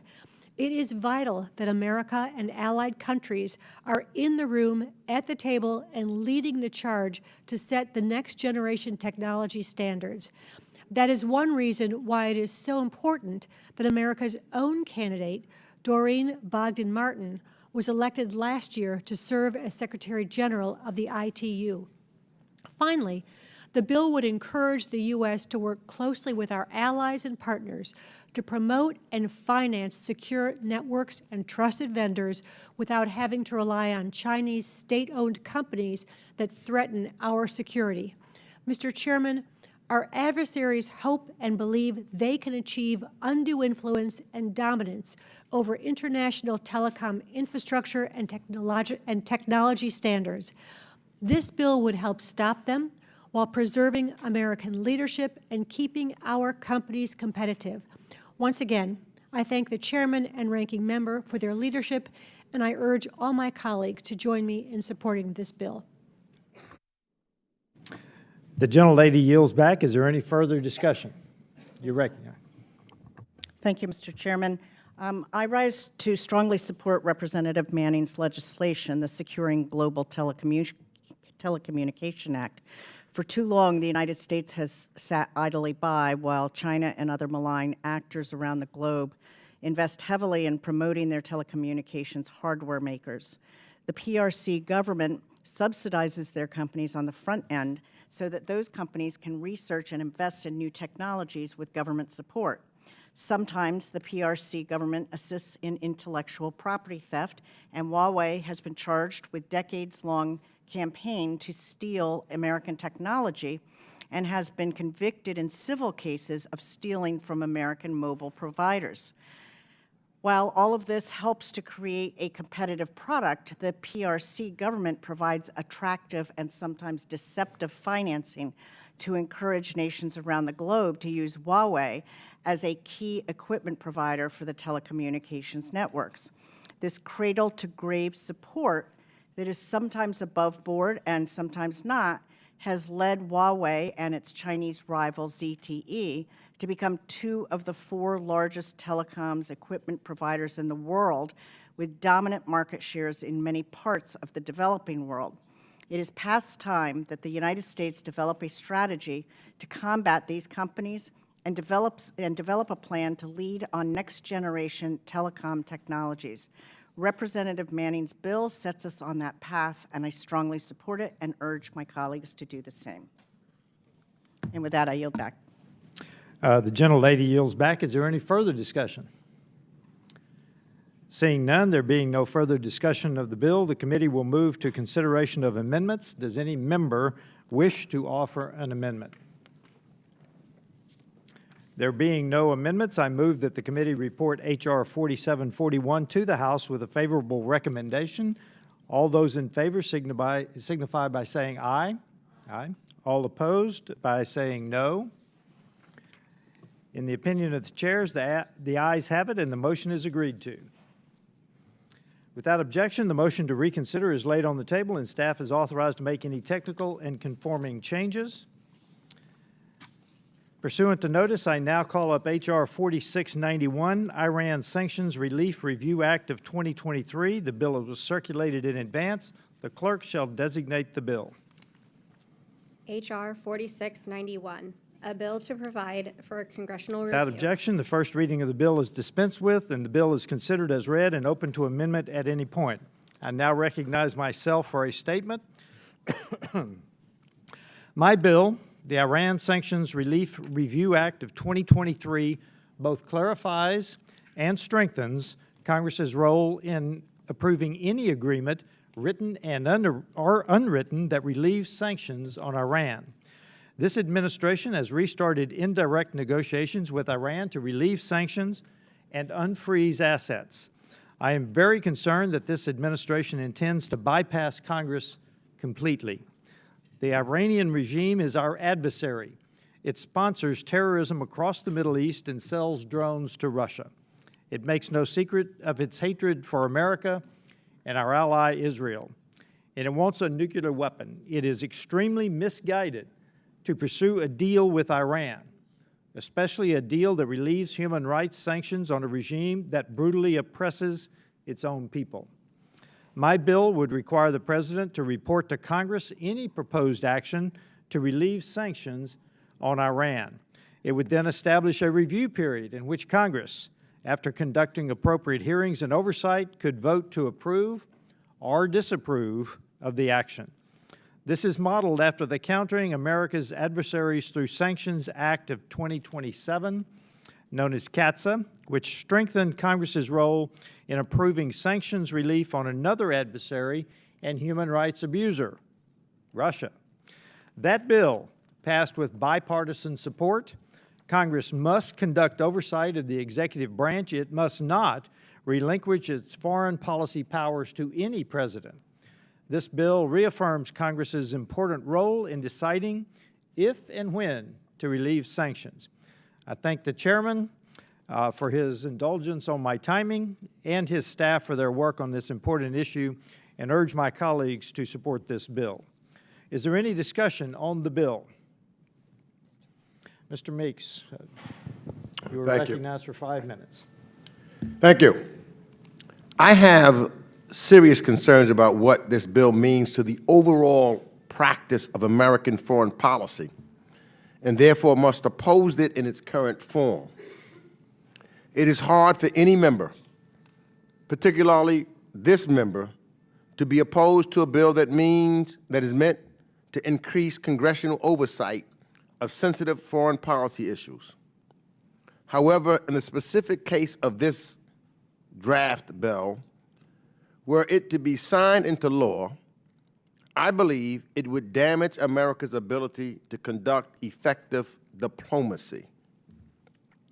When dealing with our enemies, a strong diplomatic corps and strong military are both necessary to achieve our goals. In the specific case of Iran, they can clearly see from our consistent joint military exercises and regional deployments that we do, in fact, mean business. Our diplomatic efforts have also proven very effective. Case in point was the successful implementation of the JCPOA, which verifiably cut off all pathways to Iranian bomb. The dangerous moment we now find ourselves in is the direct result of the short-sighted cancellation of that diplomatic agreement. The Iranian nuclear threat has never been more dangerous than it is right now, in this moment. The United States must keep diplomacy on the table as a tool to address the Iranian threat. If this proposed bill is set into law, Iranian negotiators will know, and allied negotiators would know, that the executive branch officials in the negotiation room cannot independently make decisions. Our negotiators will be at an acute disadvantage. Other parties, friendly or foe, will know any adjustment in sanctions implementation will become subject to a joint motion of disapproval. Carefully negotiated multilateral agreements risk becoming subject to partisanship in the United States Congress.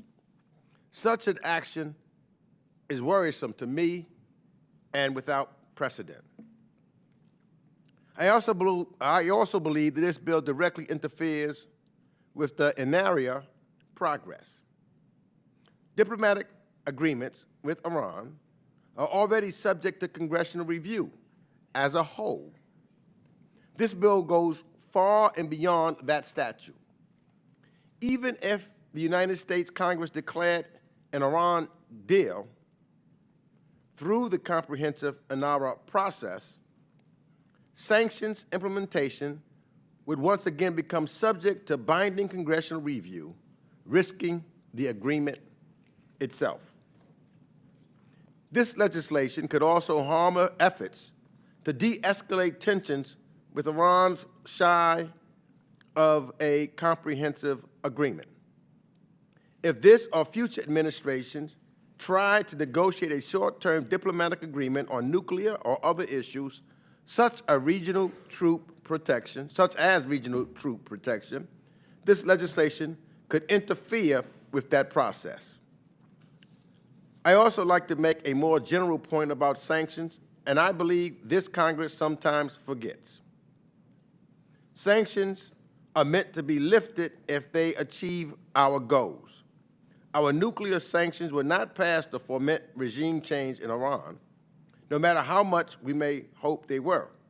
They were designed to drive Iran to the table and to negotiate the end of their nuclear weapons program. If we reach an agreement that clears INARA, one that verifiably cuts off pathways to a nuclear weapon, we have to live up to our end of the agreement. Legislation like this is designed to thwart out obligations, damaging our diplomatic flexibility and trustworthiness. Finally, some will argue that there is precedent for such a policy vis-a-vis Russia. That is inaccurate. The scope of Russia sanctions in CASTA is much smaller. For instance, national emergencies past and present are included in this proposed bill, but not in CASTA. The new Russia sanctions EOs aren't covered by CASTA. The new Iran EO would be. There are also many sanctions in CASTA where there is no congressional review. This bill, however, would apply to the entire universe of Iran sanctions. Finally, CASTA mechanisms was established specifically to deal with Russian interference in the 2016 election. It wasn't about trying to prevent legitimate diplomacy, as I believe this will do. My friends and colleagues, we must look beyond Iran before going down this road. I've been here for a long time, and I know that if passed into law, this type of policy will not stop with Iran. If this were to become law, it would only be a matter of time before the lifting of any sanctions, no matter how small, will be subject to congressional vote. That is not Congress's job. It is our duty to provide the authority and the appropriations for effective foreign policy. It is not to conduct it in this manner. And this is for a good reason. We could not have 535 secretaries of state in a negotiation room. Please think carefully before steering down this road, and I yield back. The gentleman yields back. Is there any further discussion? Seeing none, there being no further discussion of the bill, the committee will move to consideration of amendments. Does any member wish to offer an amendment? I have an amendment at the desk. The gentleman is recognized. The clerk shall distribute the amendment.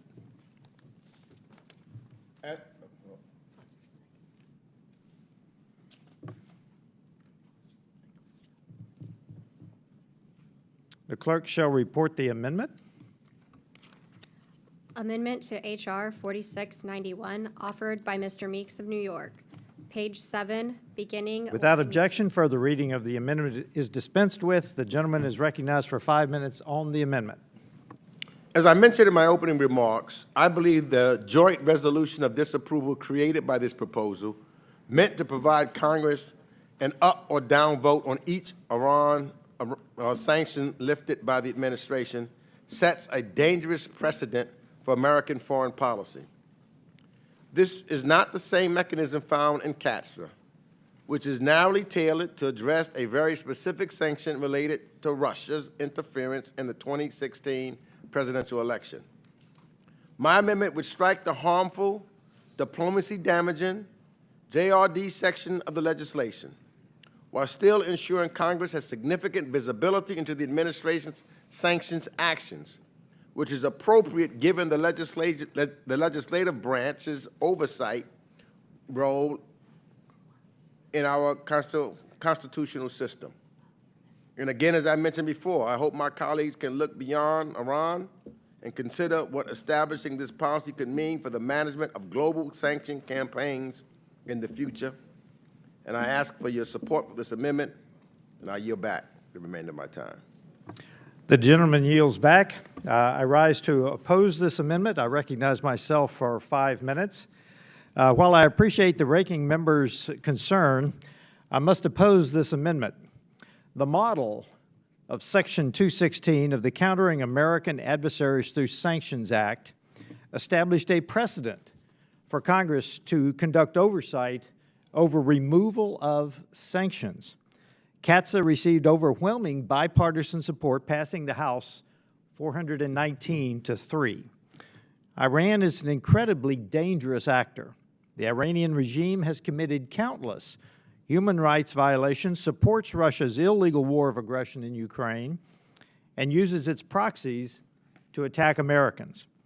It is essential that Congress exercise basic oversight over any potential agreement with Iran that may result in the lifting of sanctions.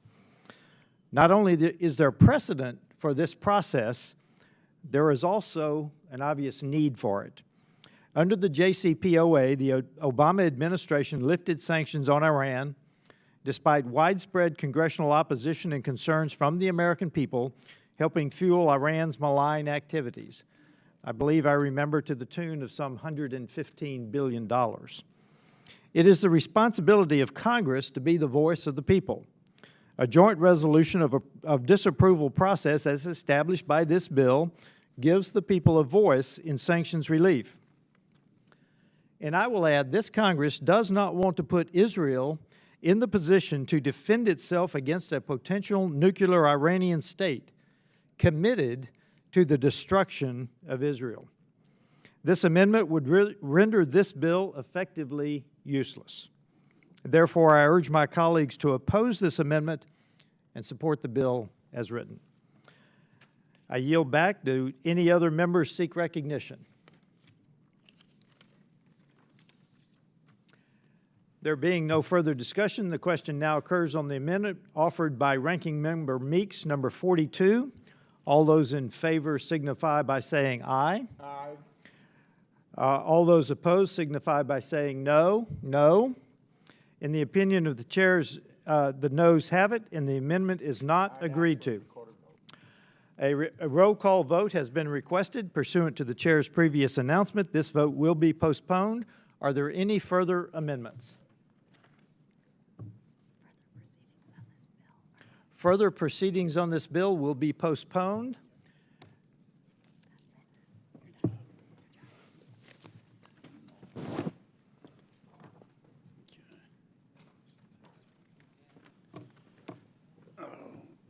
Pursuant to notice, I now call up H.R. 3152, the Fight and Combat Rampant Iranian Missile Exports Act.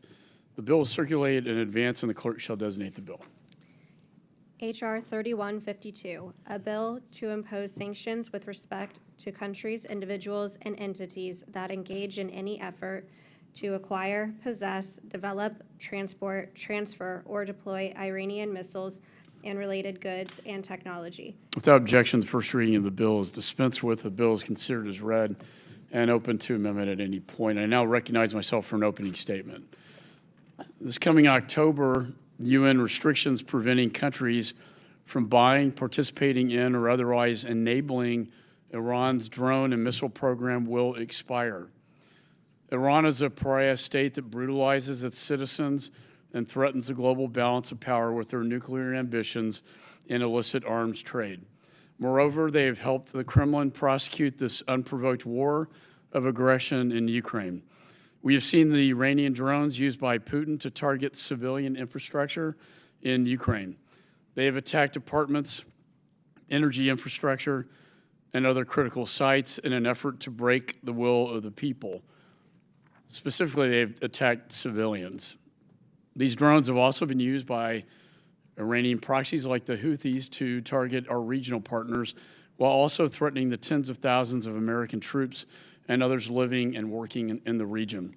U.S. service members are regularly the victims of Iranian-backed drone attacks in Iraq and Syria, including a recent drone strike that killed a U.S. military contractor and wounded more than 24 Americans. If this UN ban expires, Iran will be free to openly transfer these lethal weapons to autocrats, war criminals, terrorist proxies around the world without restraint.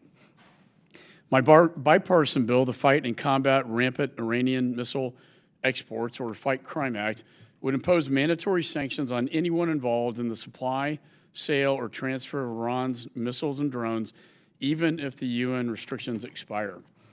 This bipartisan legislation makes clear that the United States and its allies and partners will hold those enabling Iran's missile and drone proliferation accountable, regardless of whether the UN restrictions remain in effect. This bill is essential to our efforts to combat the proliferation of Iranian missiles and drones, and I urge my colleagues to support this bill. Is there any further discussion on the bill? The ranking member, Mr. Meeks, is recognized. For decades, the United States and our allies have harbored grave concerns regarding Iran's ballistic missile program.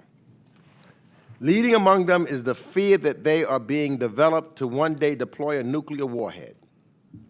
But we have also experienced Iran's short and medium-range missiles pose a direct and deadly threat to American forces in the region and the territories of numerous allies and partners.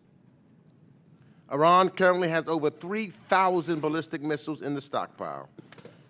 In recent years, despite international pressure, these missiles have achieved much greater range and accuracy.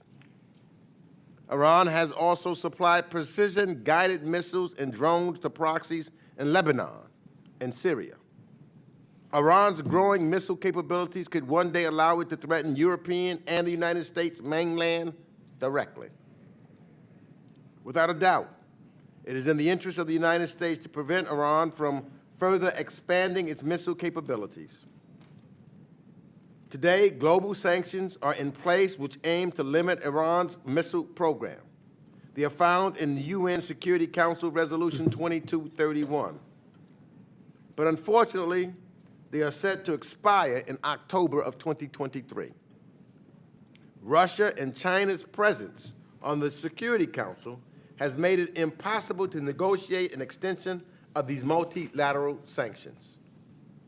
In October, when the UN regulations expire, Iran would be free in the eyes of the UN to develop nuclear weapon delivery systems, including ICBMs, that could reach the United States homeland.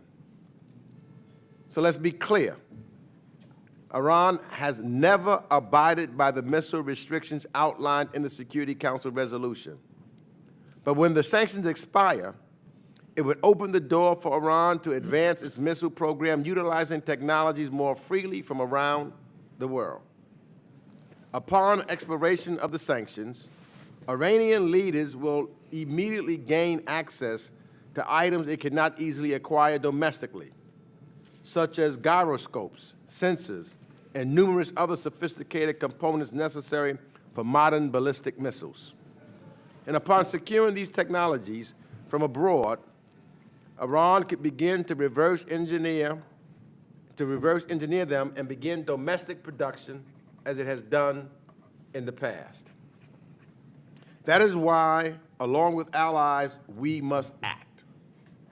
And I applaud the European Union for telling Iran that they plan to retain their own EU Union ballistic missile sanctions set to expire in October. Today, we want to send Iran the message that the United States intends to do the same. And that is why we have introduced this bipartisan legislation that imposes mandatory property blocking and visa sanctions on anyone involved in the supply, sale, or transfer or support for Iran's missiles and drones. This legislation also requires the executive branch to submit a report on Iranian missiles and drones to Congress, specifically outlining their strategy to counter this menace. There is near global consensus that Iran should not be allowed to acquire a nuclear weapon or the missiles that could help them carry them. So I encourage all of my colleagues to support this important bipartisan legislation. And I yield back. Gentleman yields back. I certainly appreciate his support for this important bill. Is there any further discussion on the bill? Dean Phillips is recognized. Thank you, Mr. Chairman, for introducing the Fight Crime Act, and it's a pleasure to join you and Ranking Member Meeks and Chair Wilson in leading the effort. We all know that Iran continues to violate international missile and drone-related restrictions by continuing their nefarious activities with their missiles and drones targeting our troops, our allies, our partners across the Middle East, and increasingly supporting Putin's illegal and unjust invasion of Ukraine, which we all find unacceptable. What's even worse is the UN Security Council resolution, as Ranking Member Meeks just referred to, is limiting their progress, but it will expire this October. And while we surely should do everything possible to see that it is renewed, I think we'll all agree that Russia is almost certain to make that impossible. So without action from the rest of the international community, Iran's missiles and drones will continue to wreak havoc around the globe. So that's why I'm pleased that our European partners have decided to impose unilateral sanctions on Iran's drone and ballistic missile programs, and we must follow suit. That's why I'm pleased to see H.R. 3152, the Fight Crime Act, come before the committee today. It imposes mandatory property blocking and visa sanctions on anyone involved in the supply, the sale, or the transfer or support for Iran's missiles and drones, effectively ensuring that U.S. sanctions imposed in accordance with UNSCR 2231 do not lapse if the resolution should expire. So I look forward to working on a bipartisan basis to pass this bill into law before October and find ways to hold the Iranian regime accountable for its malign behavior. With that, Mr. Chair, I yield back. Gentleman yields back. Is there any further discussion on the bill? There being no further discussion of the bill, the committee will move to consideration of amendments. Does any member wish to offer an amendment? There being no amendments, I move that the committee report H.R. 3152 to the House with a favorable recommendation. All those in favor signify by saying aye. Aye. All those opposed signify by saying no. In the opinion of the chair, the ayes have it, and the motion is agreed to. And on that, I request a recorded vote. A roll call vote has been requested pursuant to the chair's previous announcement. This vote and further proceedings on the bill will be postponed. We have 3 votes on the floor, House floor, so the committee will stand in recess, and we will reconvene after the votes are finished and completed on the House floor. Mm-hmm.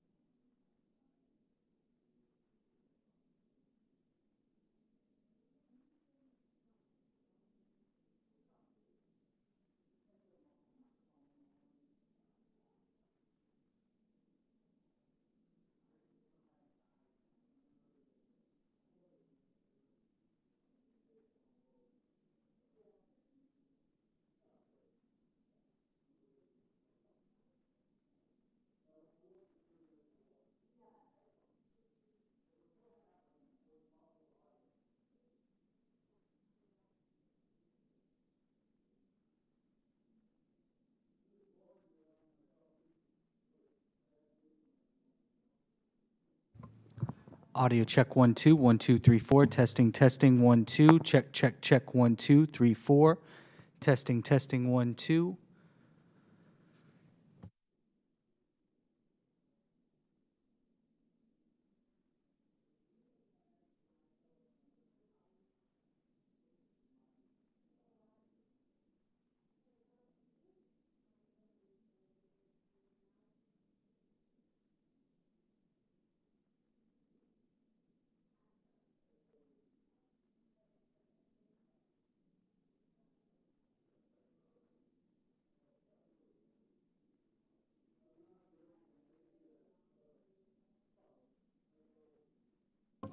Audio check 1 2. Test test 1 2 3 4. Audio check 1 2 3 4 5 6 7 8 9 10. Check check check 1 2. Test test 1 2 3 4. Audio check 1 2.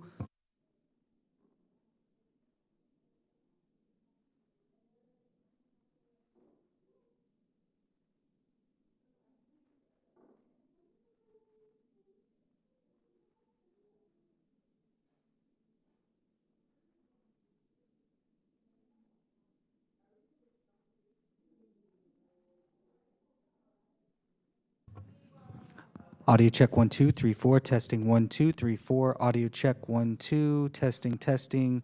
Testing position number I don't know. Check 1 2 3 4. Audio check 1 2. Test test test.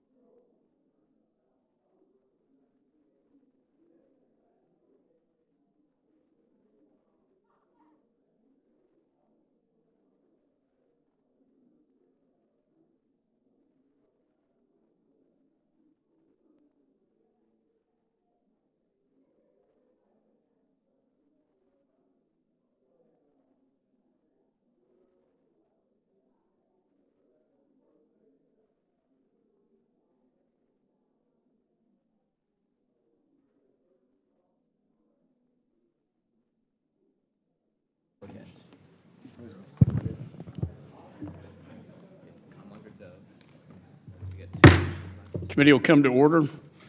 Pursuant to notice, I now call up HRES 578, calling for the immediate release of Avon Hernandez, a United States citizen, Los Angeles County public defender who was wrongfully detained by the Venezuelan regime in March of 2022.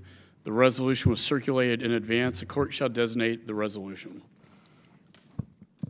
HRES 578, calling for the immediate release of Avon Hernandez, a United States citizen and Los Angeles County public defender who was wrongfully detained by the Venezuelan regime in March 2022. Without objection, the first reading is dispensed with. The resolution is considered read and open to amendment at any point. And without objection, the Kamler-Dove amendment in the nature of a substitute number 44 circulated to members in advance shall be considered as read and will be treated as original text for purposes of amendment. The gentlelady, well, is there any discussion on this resolution? The gentlelady, Ms. Kamler-Dove is recognized.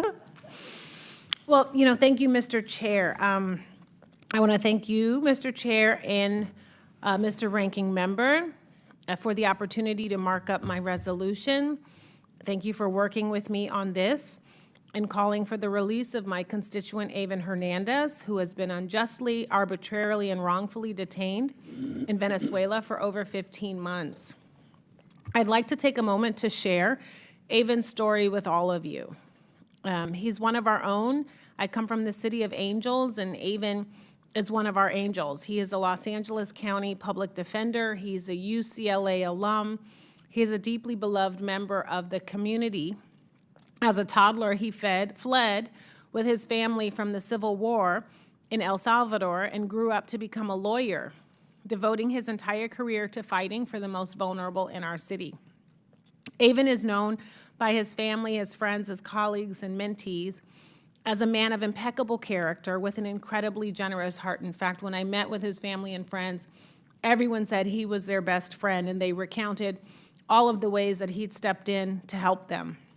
He is constantly giving back to his community, tutoring and mentoring other Latino law students, and helping create a support system for those who often go without it. But his life changed when he went on vacation to Colombia in March of 22. He found himself at the Colombian-Venezuelan border, where he was stopped by armed men. Once they discovered he was an American citizen, they captured him, they kidnapped him, and delivered him to the Venezuelan regime to be detained and used as a political pawn. Avon has been imprisoned for 15 months. It took the State Department a heartbreaking 7 months to designate him as wrongfully detained. Avon has spent his entire life fighting for others, and in fact, even while he has been detained in prison in Venezuela, he has been advocating for the rights of other detainees. And when they meet with the special envoy, they say, "Can Avon come in with me? Because he knows my case, he knows what's going on, and I want him here with me." He's probably now wondering whether anyone is fighting for him. And this resolution would say that, yes, we are fighting for you, Avon. The Special Presidential Envoy for Hostage Affairs has been working tirelessly to secure Avon's release, but the momentum has stalled. Congressional attention is needed now more than ever, and this resolution demonstrates that Congress wants Avon home in Los Angeles. Los Angeles wants Avon home, and his father, Pedro, wants him home. His father, Pedro, said, "He's my son, but he's also a son of this country." And we are hoping that the administration will use every tool in their toolkit to secure his immediate release, because Avon is worth it. Everyone's child is worth it.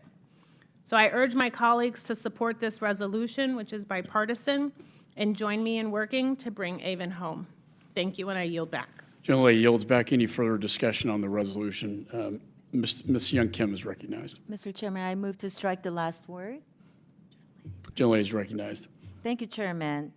I strongly support House Resolution 578, which I was proud to introduce with Representative Kamler-Dove. I want to thank you for your leadership on this issue. This resolution will send a strong, unified message from Congress for our support for Evan and his family as we call on Biden administration to act.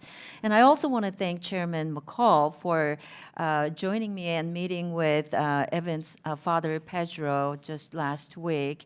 I also had the opportunity to meet with Evan's brother and the whole family back home last week as well. You know, it's a heartbreaking story. Evan is a beloved son, brother, uncle, friend, attorney, a Los Angeles native, and he attended UCLA. Even though he went to my, rivalry school, I went to USC, but we are working on this together to bring him home. He has worked in Los Angeles County Public Defender's Office since 2006. Very long time doing his work, representing our community and the Los Angeles community. Evan Hernandez was on a 2-week vacation to Colombia when he was kidnapped while asking for directions close to the Venezuelan border. He was taken against his will. He was asked to pay a bribe to cross into Venezuela, and when he refused, he was then accused of being a spy. He's being held on fabricated criminal association and conspiracy charges. Evan has been wrongfully detained by the Venezuelan regime for over a year now. It's past time to bring Evan home. I was proud to recently join Representative Cam Lager-Dove to introduce a resolution calling for Evan's immediate release. This resolution, again, will send a strong message from Congress for our support for Evan and his family, as well as we call on Biden administration to act more swiftly. Even though there is some people paying attention to it, we think it's not enough. So I'll continue to do my part to bring Evan home. And like I said, we keep working with his family to bring him home and on this resolution. And I call my colleagues to also support this effort. And I urge President Biden to give this case the attention that it deserves. And I want to thank Chairman again for considering this legislation in today's markup.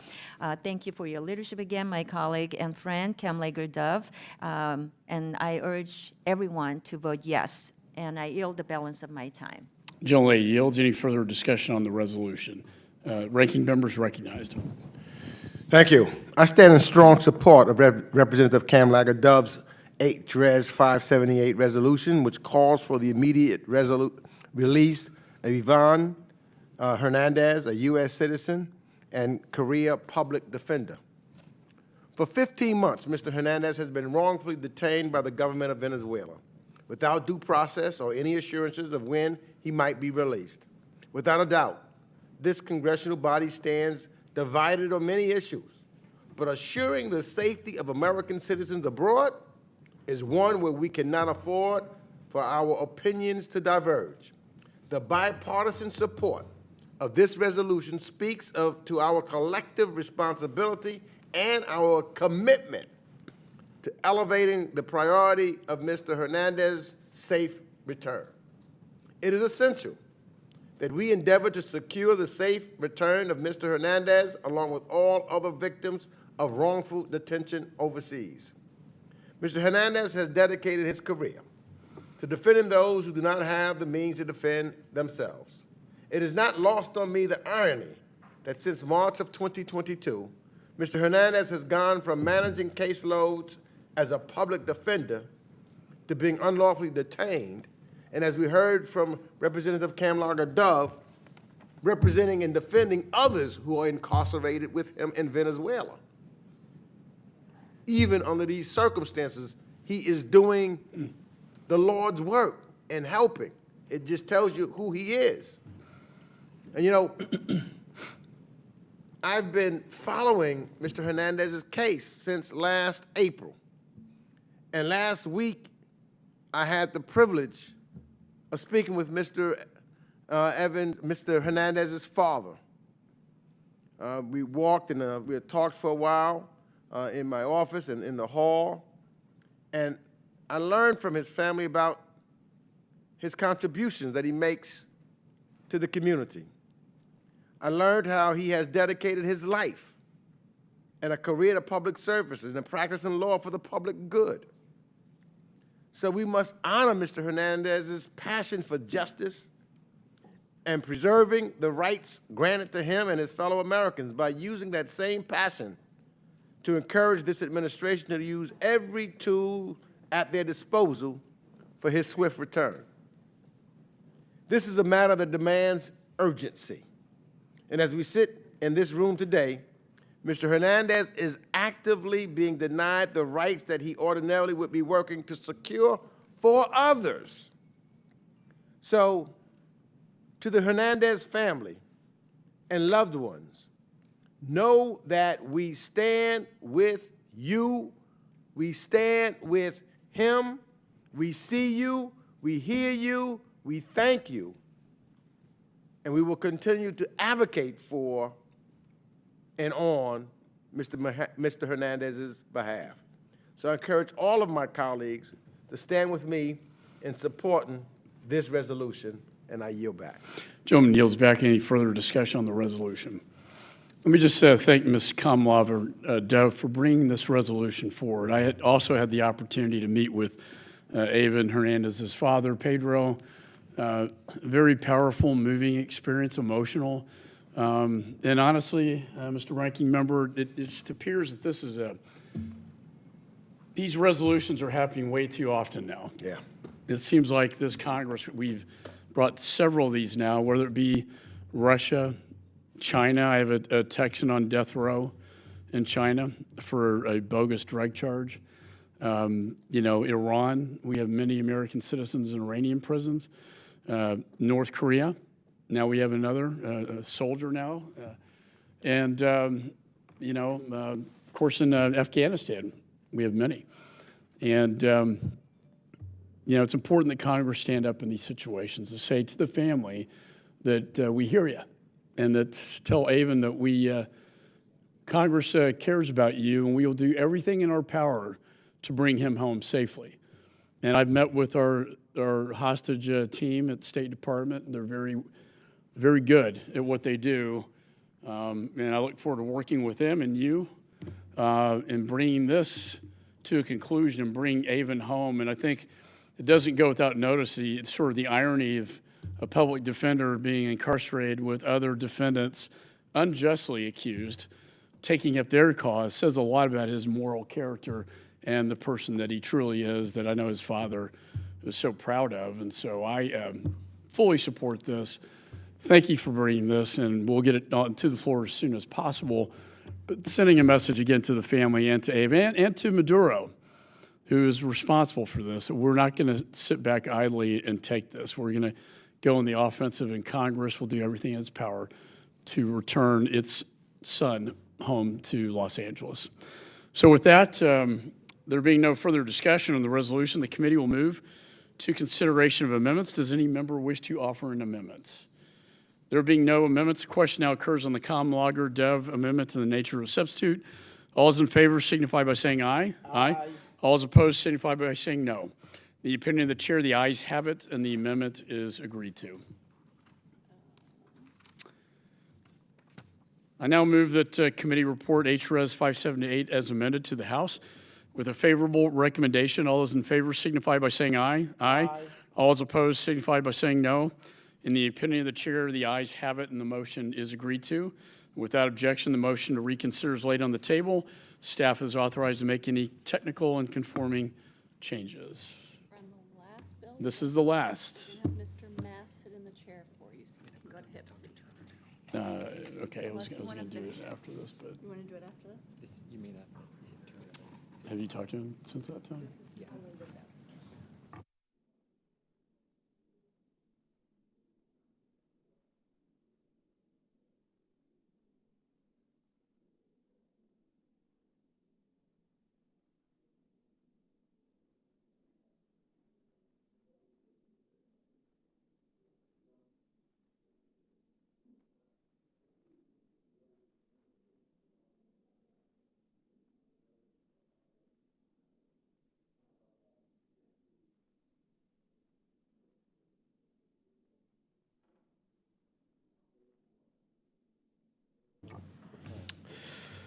Pursuant to notice, I now call up H.R. 4825, the No Illegal Oil from Russia Act.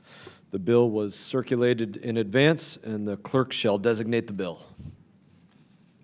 H.R. 4825, a bill to require the imposition of sanctions and other measures related to the Russian oil price cap policy and for other purposes. Be it enacted by the Senate and House of Representatives. Without objection, the first reading of the bill is dispensed with, and the bill is considered as read and open to amendment at any point. Is there any discussion on the bill? Chair now recognizes Ms. Dean for 5 minutes. Thank you, Mr. Chairman, and I thank Chairman McCaul and Ranking Member Meeks. I rise in support of my bill, H.R. 4825, the No Illegal Oil from Russia Act. It has now been 17 months since Putin and Russia began its unjust, illegal war in Ukraine. We cannot allow this war to become a stalemate. We cannot lose sight of the terrible toll each day of this war and what it exacts on Ukraine and her people. According to the UN, more than 9,000 civilians, including more than 500 children, have been killed since the start of the invasion. Russia has escalated attacks on Ukrainian grain, threatening a global food crisis. This devastation must end. We know that Russian oil exports are critical for financing their unjust, illegal war in Ukraine.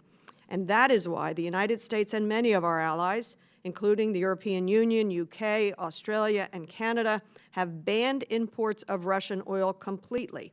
Further, the United States worked with G7 to create a price cap on Russian oil. Under the price cap policy, the United States and other members of the coalition can only ship Russian oil that is sold at or below the $60 per barrel crude oil price. The intent of the price cap is to hurt Russian profits that are fueling their unjust war, while maintaining stable global energy markets, preserving energy availability and affordability for emerging markets. The price cap was implemented just last year in December of 2022, and the data suggests it has been highly effective at curtailing Russian oil profits. Nevertheless, this month, the price of Russian crude oil has breached the $60 per barrel threshold. Part of the reason of that price cap policy may no longer be working as effectively is why Russian oil has historically been dependent on Western shipping services. Reporting suggests that Russia is now using a shadow fleet to evade sanctions and transport oil above the price cap, profiting illegally. That is why I have introduced this bill, No Illegal Oil from Russia Act. First, this bill requires the Secretary of State and the Secretary of Treasury to submit a report on how to enhance international compliance with the Russian oil price cap policy. Second, this bill requires the Secretary of State, in coordination with the Secretary of the Treasury and Secretary of Energy, to report on the global economic impact of the Russian oil price cap policy. Finally, this bill requires the President to sanction foreign vessels that knowingly transport Russian oil over the price cap. While this step is significant, it is increasingly necessary to ensure we effectively cap Russian oil revenues. I thank the Chairman and Ranking Member for their support for this important legislation. Further, I thank Representatives Barr and Keating for co-sponsoring this bill. And with that, Mr. Chair, I yield back. Gentlelady yields. Is there any further discussion? Chair now recognizes Ranking Member Mr. Meeks for 5 minutes. Thank you. Last year, the Biden administration was presented with an impossible problem. Russia's petroleum experts were fueling, feeding, and financing its illegal and reprehensible invasion of Ukraine. But certain efforts to boycott Russian oil were only driving global petroleum prices higher, thereby indirectly aiding the Russian economy as some nations continued to purchase Urals oil while the American middle class was getting hit by prices at the pump. The Biden administration developed an ingenious solution: allow some Russian oil to come to the market with a price cap on it. This had the dual effect of starving the Kremlin of funds to support its immoral and imperial war, while also allowing enough oil to come to the global market to ensure prices came down and stayed reasonable for consumers. Finally, the Biden administration showed the diplomatic skills that comes with careful and close coordination with allies to get the G7 to agree to this plan. The plan has worked incredibly well. Urals oil continues to be priced at a significant discount compared to Brent oil. Gas prices, while higher than ideal, are nowhere near 2022 peaks. The Ukrainian effort and the American consumers have both won from the price cap. But the struggle is not over. This month, the average Urals oil price went above the G7 price cap, indicating continued and significant demand for Russian petroleum products. Now, this does not mean the price cap is not working. Russian oil is still trading at a significant discount. But it does mean that we should look to bolster the administration's enforcement tools here. Broad secondary sanctions will not work. Countries need energy and will look to purchase it from major suppliers. More importantly, the price of oil would spike, harming the American middle class and counterintuitively helping the Kremlin as the oil price increased. But selective sanctions would be effective at the margin. New reports have documented how certain ships are transporting Russian oil almost certainly above the price cap and lying about their location to hide this fact. These ships should be sanctioned. This should send a clear message about the cost of such deceitful behavior and would cause the price of Russian Urals to dip without catering supply. Under Representative Dean's thoughtful legislation, the administration would retain flexibility to waive sanctions where appropriate to continue to grease the wheels of the shipping and energy logistics economy. But the threat of sanctions will deter some ships from carrying Russian oil above the price cap and will actually strengthen the negotiating position of companies buying the Russian oil, which will lower prices.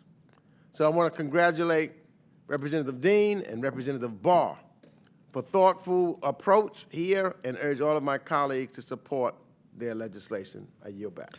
Gentleman yields back. Is there any further discussion on the bill? There being no further discussion of the bill, the committee will move to consideration of amendments. Does any member wish to offer an amendment? There being no amendments, I move that committee report H.R. 4825 to the House with a favorable recommendation. All those in favor signify by saying aye. Aye. Aye. All those opposed signify by saying no. In the opinion of the chair, the ayes have it, and the motion is agreed to. Without objection, the motion to reconsider is laid on the table, and staff is authorized to make any technical and conforming changes. The committee will recess until 5 p.m., when we will take record votes. Committee stands in recess.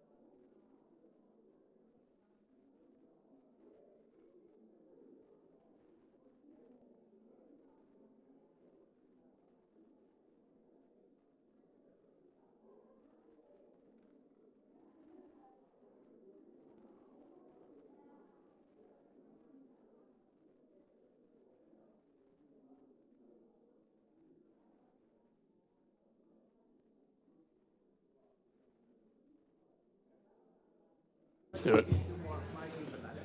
All right. Committee postponed further proceedings on the roll call vote on the amendment in the nature of a substitute offered by Representative Huizenga to H.R. 4619, on which the ayes have prevailed by voice vote. The question now occurs on agreeing to the amendment in the nature of a substitute. The clerk will call the roll. Representative Smith? Aye. Smith votes aye. Representative Wilson? Aye. Wilson votes aye. Representative Perry? Aye. Perry votes aye. Representative Issa? Issa votes aye. Representative Wagner? Aye. Wagner votes aye. Representative Mast? Aye. Mast votes aye. Representative Buck? Aye. Buck votes aye. Representative Burchett? Burchett votes aye. Representative Green? Aye. Green votes aye. Representative Barr? Aye. Barr votes aye. Representative Ronnie Jackson? Aye. Jackson votes aye. Representative Young Kim? Aye. Kim votes aye. Representative Salazar? Aye. Salazar votes aye. Representative Huizenga? Huizenga votes aye. Representative Radowagen? Aye. Radowagen votes aye. Representative Hill? Hill? Representative Davidson? Aye. Davidson votes aye. Representative Bayard? Aye. Bayard votes aye. Representative Waltz? Waltz? Representative Kane? Aye. Kane votes aye. Representative Lawler? Lawler votes aye. Representative You can Mills? trick us. Mills? Representative McCormick? McCormick votes aye. Representative Moran? Moran votes aye. Representative James? James? Representative Self? Self votes aye. Ranking Member Meeks? Aye. Meeks votes aye. Representative Sherman? Aye. Sherman votes aye. Representative Connolly? Aye. Connolly votes aye. Representative Keating? Aye. Keating votes aye. Representative Barra? Aye. Barra votes aye. Representative Castro? Castro? Representative Titus? Titus votes aye. Representative Liu? Aye. Liu votes aye. Representative Wild? Wild? Representative Phillips? Phillips?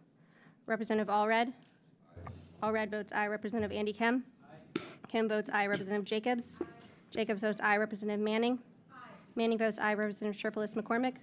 Sherfless McCormick votes aye. Representative Stanton? Stanton votes aye. Representative Dean? Dean votes aye. Representative Moskowitz? Moskowitz votes aye. Representative Jonathan Jackson?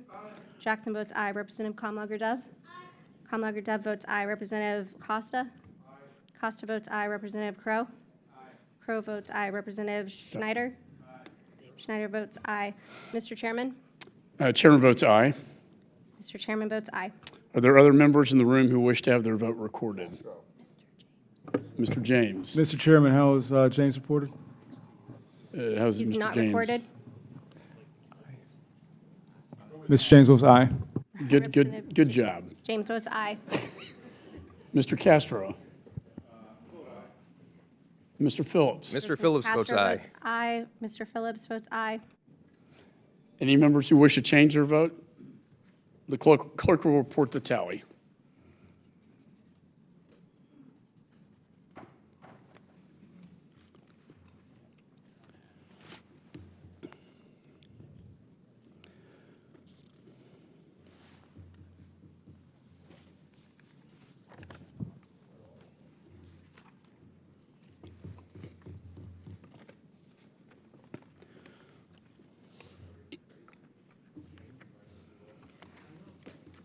On this vote, the ayes are 46 and the noes are 0. The ayes have it. The amendment is agreed to. There being no further amendments, the question now occurs on reporting H.R. 4619 as amended favorably to the House. All those in favor signify by saying aye. Aye. All those opposed signify by saying no. In the opinion of the chair, ayes have it, and the motion is agreed to. Without objection, the motion to reconsider is laid on the table. Staff is authorized to make any technical and conforming changes. Committee postponed further proceedings on the roll call vote on the amendment offered by Representative Meeks to Representative Kim's amendment in the nature of a substitute, on which the noes have prevailed by voice vote. The question now occurs on agreeing to the Meeks amendment. The clerk will call the roll. Representative Smith? No. Smith votes no. Representative Wilson? No. Wilson votes no. Representative Perry? No. Perry votes no. Representative Issa? Issa votes no. Representative Wagner? Wagner votes no. Representative Mast? No. Mast votes no. Representative Buck? Buck votes no. Representative Burchett? Burchett votes no. Representative Green? Green votes no. Representative Barr? Barr votes no. Representative Ronnie Jackson? Ronnie Jackson votes no. Representative Young Kim? Kim votes no. Representative Salazar? Salazar votes no. Representative Huizenga? Huizenga votes no. Representative Radowagen? Radowagen votes no. Representative Hill? Hill? Representative Davidson? Davidson votes no. Representative Bayard? Bayard votes no. Representative Waltz? Waltz. Representative Kane? No. Kane votes no. Representative Lawler? No. Lawler votes no. Representative Mills? Mills. Representative McCormick?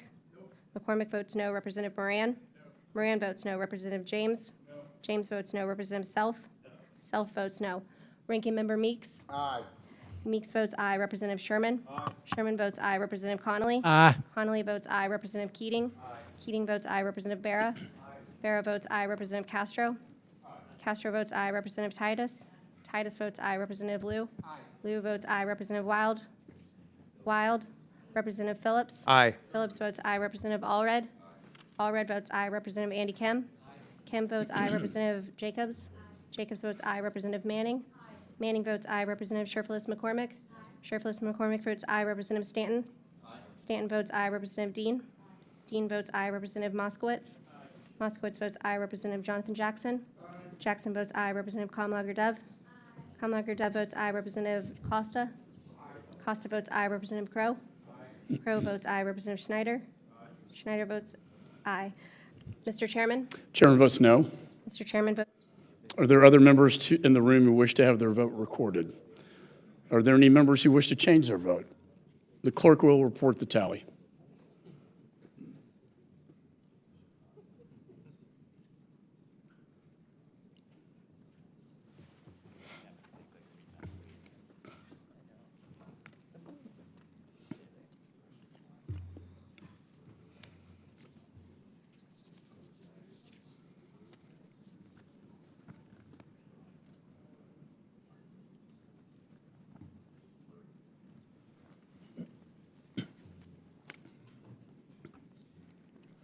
on this vote. The ayes are 22, the noes are 24.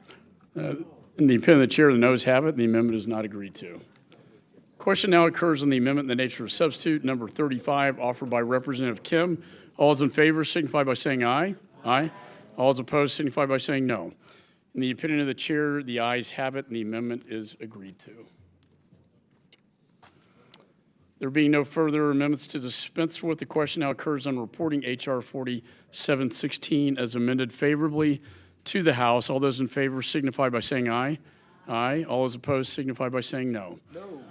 In the opinion of the chair, the ayes have it, and the motion is agreed to. Roll call vote.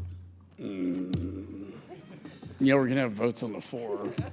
You sure? If you want to stay or late, it's up to you, Mr. Ranking Member. It's okay. All right, we'll go. The record vote has been requested. The clerk will call the roll. Representative Smith? Aye. Smith votes aye. Representative Wilson? Aye. Wilson votes aye. Representative Perry? Perry votes aye. Representative Issa? Aye. Issa votes aye. Representative Wagner? Wagner votes aye. Representative Mast? Aye. Mast votes aye. Representative Buck? Aye. Buck votes aye. Representative Burchett? Burchett votes aye. Representative Green? Aye. Green votes aye. Representative Barr? Aye. Barr votes aye. Representative Ronnie Jackson? Aye. Jackson votes aye. Representative Young Kim? Aye. Kim votes aye. Representative Salazar? Aye. Salazar votes aye. Representative Huizenga? Huizenga votes aye. Representative Rodawagen? Rodawagen votes aye. Representative Hill? Hill? Representative Davidson? Aye. Davidson votes aye. Representative Bayard? Aye. Bayard votes aye. Representative Waltz? Waltz? Representative Kane? Aye. Kane votes aye. Representative Lawler? Aye. Lawler votes aye. Representative Mills? Mills? Representative McCormick? McCormick votes aye. Representative Moran? Moran votes aye. Representative James?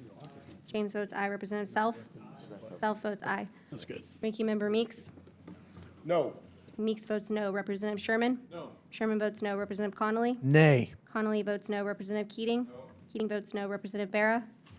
Barra votes no. Representative Castro? Castro votes no. Representative Titus? Titus votes no. Representative Liu? No. Liu votes no. Representative Wild? Wild? Representative Phillips? No. Phillips votes no. Representative Allred? Allred votes no. Representative Andy Kim? Kim votes no. Representative Jacobs? Jacobs votes no. Representative Manning? Manning votes no. Representative Sherfless McCormick?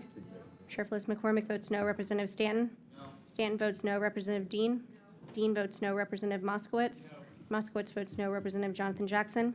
Jackson votes no. Representative Kamlager-Dove? Kamlager-Dove votes no. Representative Costa? Costa votes no. Representative Crow? Crow votes no. Representative Schneider? Schneider votes no. Mr. Chairman? Chairman votes aye. Mr. Chairman votes aye. Have all members voted? Mr. Hill? Representative Hill votes aye. Does any member wish to change his or her vote? Clerk will report the tally. So these call votes now. So we got 20 minutes. We can call the cloakroom, tell them to hold it.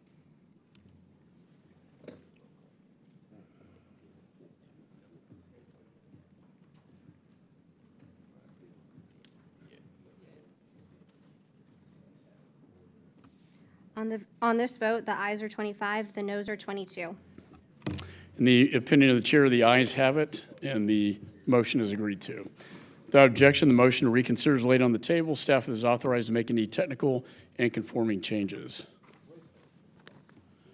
Committee postponed further proceedings on the roll call vote on the amendment offered by Representative Meeks, number 43, to Representative Keene, amendment in the nature of a substitute, on which the noes had prevailed by voice vote. Question now occurs on agreeing to the Meeks amendment. The clerk will call the roll. Representative Smith? No. Smith votes no. Representative Wilson? No. Wilson votes no. Representative Perry? Perry votes no. Representative Issa? No. Issa votes no. Representative Wagner? Wagner votes no. Representative Mast? No. Mast votes no. Representative Buck? No. Buck votes no. Representative Burchett? No. Burchett votes no. Representative Green? No. Green votes no. Representative Barr? Barr votes no. Representative Ronnie Jackson? No. Jackson votes no. Representative Young Kim? No. Kim votes no. Representative Salazar? No. Salazar votes no. Representative Huizenga? No. Huizenga votes no. Representative Rodawagan? Rodawagan votes no. Representative Hill? Hill votes no. Representative Davidson? Davidson votes no. Representative Bayard? Bayard votes no. Representative Waltz? Waltz? Representative Kane? No. Kane votes no. Representative Lawler? Lawler votes no. Representative Mills? Mills? Representative McCormick? McCormick votes no. Representative Moran? Moran votes no. Representative James? James votes no. Representative Self? Self votes no. Ranking Member Meeks? Yes. Meeks votes aye. Representative Sherman? Yes. Sherman votes aye. Representative Connolly? Aye. Connolly votes aye. Representative Keating? Aye. Keating votes aye. Representative Barra? Barra votes aye. Representative Castro? Castro votes aye. Representative Titus? Titus votes aye. Representative Liu? Liu votes aye. Representative Wild? Wild? Representative Phillips? Aye. Phillips votes aye. Representative Allred? Allred votes aye. Representative Andy Kim? Kim votes aye. Representative Jacobs? Jacobs votes aye. Representative Manning? Manning votes aye. Representative Sherflis McCormick? Sherflis McCormick votes aye. Representative Stanton? Stanton votes aye. Representative Dean? Dean votes aye. Representative Moskowitz? Moskowitz votes aye. Representative Jonathan Jackson? Jackson votes aye. Representative Kamala Gurdev? Kamala Gurdev votes aye. Representative Costa? Costa votes aye. Representative Crow? Crow votes aye. Representative Schneider? Schneider votes aye. Mr. Chairman? Chairman votes no. Mr. Chairman votes no. The clerk will report the tally.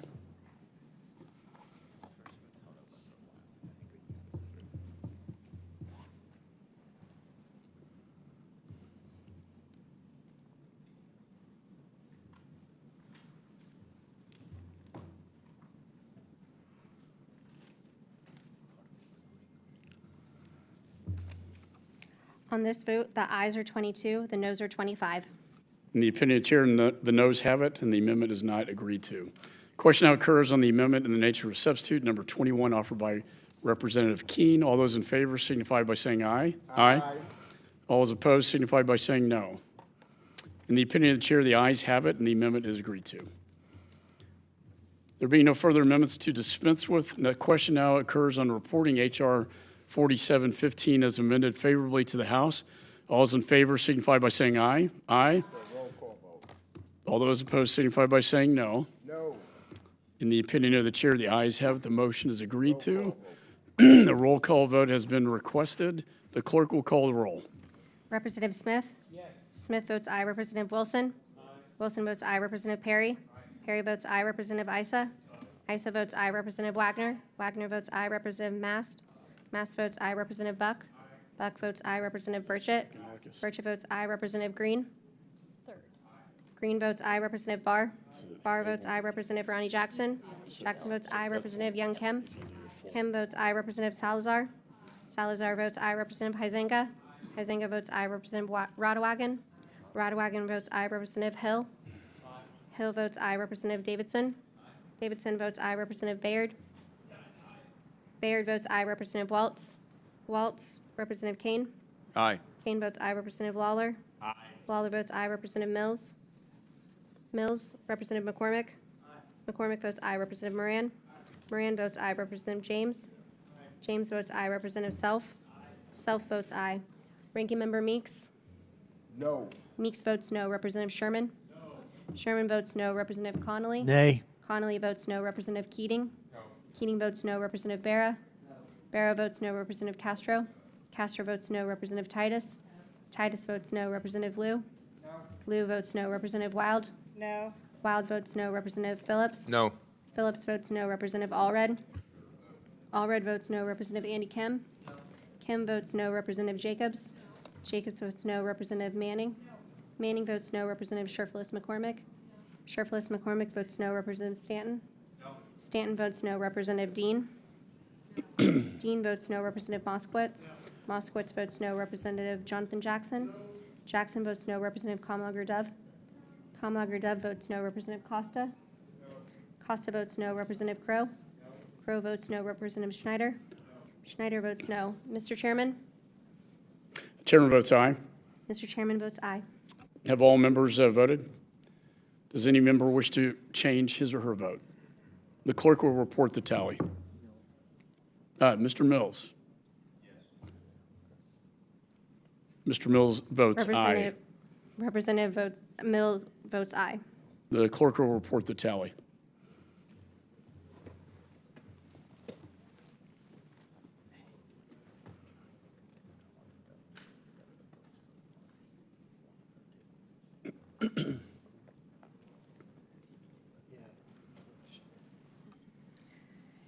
On this vote, the ayes are 26, the noes are 23. Pendent Chair, the ayes have it. The motion is agreed to. Without objection, the motion reconsiders laid on the table. Staff is authorized to make any technical and conforming changes.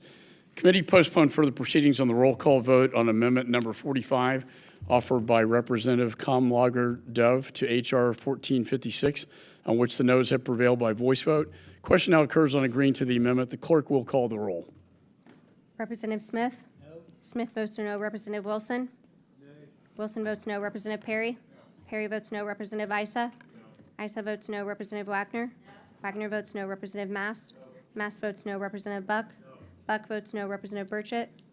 Burchett votes no. Representative Green? Green votes no. Representative Barr? Barr votes no. Representative Ronnie Jackson? Jackson votes no. Representative Young Kim? Kim votes no. Representative Salazar? Salazar votes no. Representative Huizenga? Huizenga votes no. Representative Radewagen? Radewagen votes no. Representative Hill? Hill votes no. Representative Davidson? Davidson votes no. Representative Baird? Baird votes no. Representative Waltz? Waltz? Representative Kane? No. Kane votes no. Representative Lawler? Lawler votes no. Representative Mills? Mills votes no. Representative McCormick? McCormick votes no. Representative Moran? Moran votes no. Representative James? James votes no. Representative Self? Self votes no. Ranking Member Meeks? Meeks votes aye. Representative Sherman? Sherman votes aye. Representative Connolly? Aye. Connolly votes aye. Representative Keating? Keating votes aye. Representative Barra? Barra votes aye. Representative Castro? Castro votes aye. Representative Titus? Titus votes aye. Representative Liu? Liu votes aye. Representative Wild? Wild votes aye. Representative Phillips? Aye. Phillips votes aye. Representative Allred? Allred votes aye. Representative Andy Kim? Kim votes aye. Representative Jacobs? Jacobs votes aye. Representative Manning? Manning votes aye. Representative Sherfless McCormick? Sherfless McCormick votes aye. Representative Stanton? Stanton votes aye. Representative Dean? Dean votes aye. Representative Moskowitz? Moskowitz votes aye. Representative Jonathan Jackson? Jackson votes aye. Representative Kamlager Dove? Kamlager Dove votes aye. Representative Costa? Costa votes aye. Representative Crow? Crow votes aye. Representative Schneider? Schneider votes aye. Mr. Chairman? Chairman votes no. Mr. Chairman votes no. Clerk will report the tally. I'm speeding it up. Yeah, so we'll ask UC to vacate the next vote and just state that. Hold on a second. On the next one.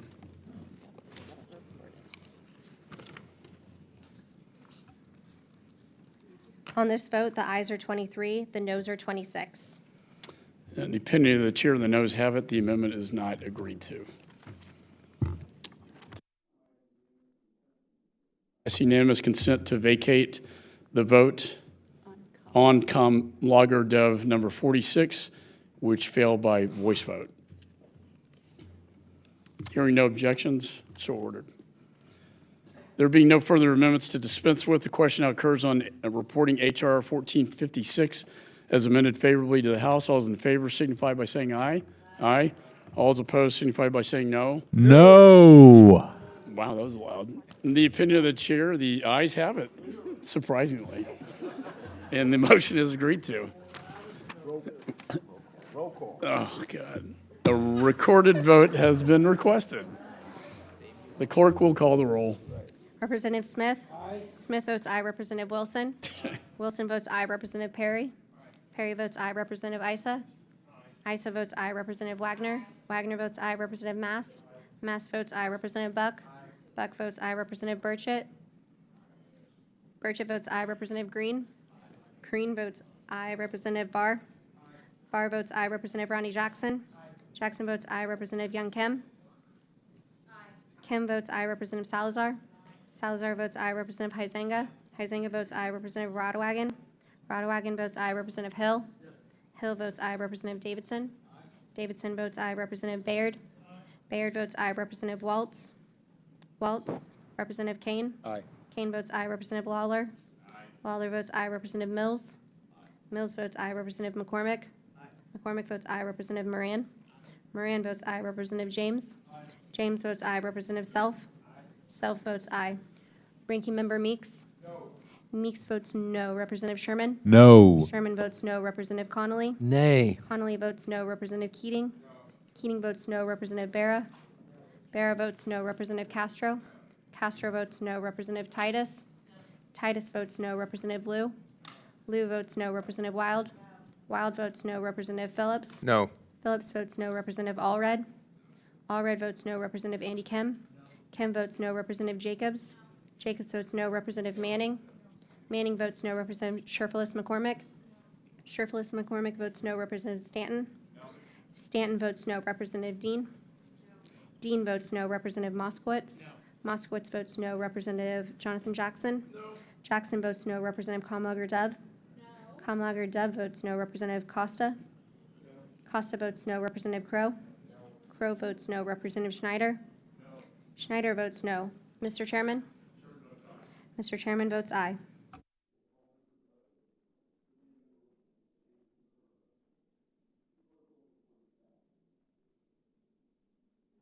My mic on. On this vote, the ayes are 26, the noes are 23. Pending the chair, the ayes have it. The motion is agreed to. Without objection, the motion to reconsider is laid on the table. Staff is authorized to make any technical and conforming changes. Committee postponed further proceedings on reporting H.R. 4725 as amended favorably to the House, on which the ayes prevailed by voice vote. Question now occurs on reporting the measure to the House with a favorable recommendation. The clerk will call the roll. Representative Smith? Smith votes aye. Representative Wilson? Wilson votes aye. Representative Perry? Perry? Representative Issa? Issa votes aye. Representative Wagner? Wagner votes aye. Representative Mast? Mast votes aye. Representative Buck? Buck votes aye. Representative Burchett? Burchett votes aye. Representative Green? Green votes aye. Representative Barr? Barr votes aye. Representative Ronnie Jackson? Jackson votes aye. Representative Young Kim? Kim votes aye. Representative Salazar? Salazar votes aye. Representative Huizenga? Huizenga votes aye. Representative Rodowagen? Rodowagen votes aye. Representative Hill? Hill votes aye. Representative Davidson? Davidson votes aye. Representative Baird? Baird votes aye. Representative Waltz? Waltz? Representative Kane? Kane votes aye. Representative Lawler? Lawler votes aye. Representative Mills? Mills votes aye. Representative McCormick? McCormick votes aye. Representative Moran? Moran votes aye. Representative James? James votes aye. Representative Self? Self votes aye. Ranking Member Meeks? Aye. Meeks votes aye. Representative Sherman? Sherman votes aye. Representative Connolly? Aye. Connolly votes aye. Representative Keating? Keating votes aye. Representative Barra? Barra votes aye. Representative Castro? Castro votes aye. Representative Titus? Titus votes aye. Representative Liu? Liu votes aye. Representative Wild? Thank you from Wild votes aye. Representative Phillips? Aye. Phillips votes aye. Representative Allred? UK Secretary Allred votes aye. Representative Andy Kim. Kim votes aye. Representative Jacobs. Jacobs votes aye. Representative Manning. Manning votes aye. Representative Sherflus McCormick. Sherflus McCormick votes aye. Representative Stanton. Representative Stanton votes aye. Representative Dean. Dean votes aye. Representative Moskowitz. Moskowitz votes aye. Representative Jonathan Jackson. Jackson votes aye. Representative Kamlager Dove. Kamlager Dove votes aye. Representative Costa. Costa votes aye. Representative Crow. Crow votes aye. Representative Schneider. Schneider votes aye. Mr. Chairman? Chairman votes aye. Mr. Chairman votes aye. Have all members voted? Mr. Waltz. Mr. Waltz votes aye. Mr. Waltz votes aye. Clerk will report the tally.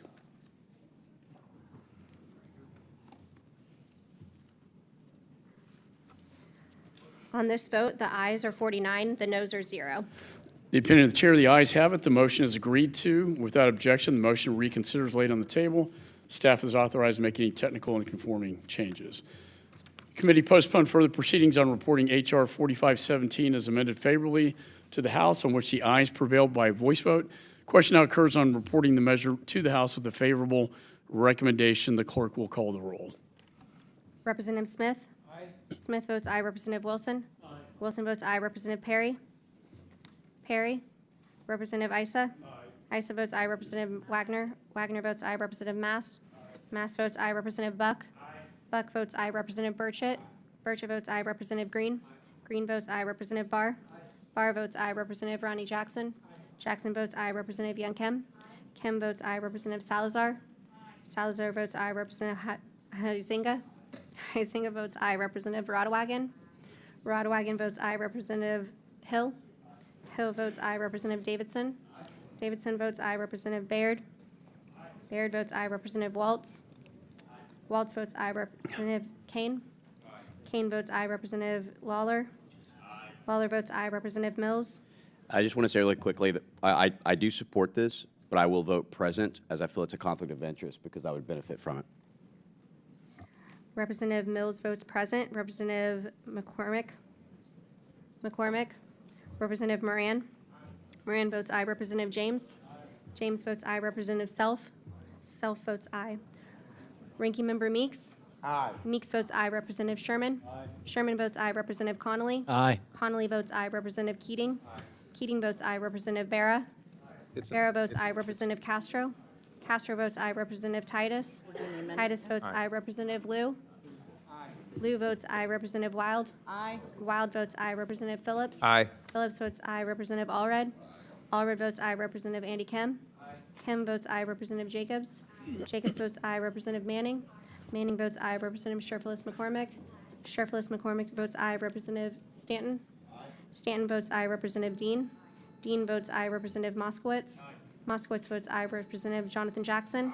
Jackson votes aye. Representative Kamlager Dove? Kamlager Dove votes aye. Representative Costa? Costa votes aye. Representative Crow? Crow votes aye. Representative Schneider? Schneider votes aye. Mr. Chairman? Chairman votes aye. Mr. Chairman votes aye. Have all members voted? Does any member wish to change his or her vote? Clerk will report the tally.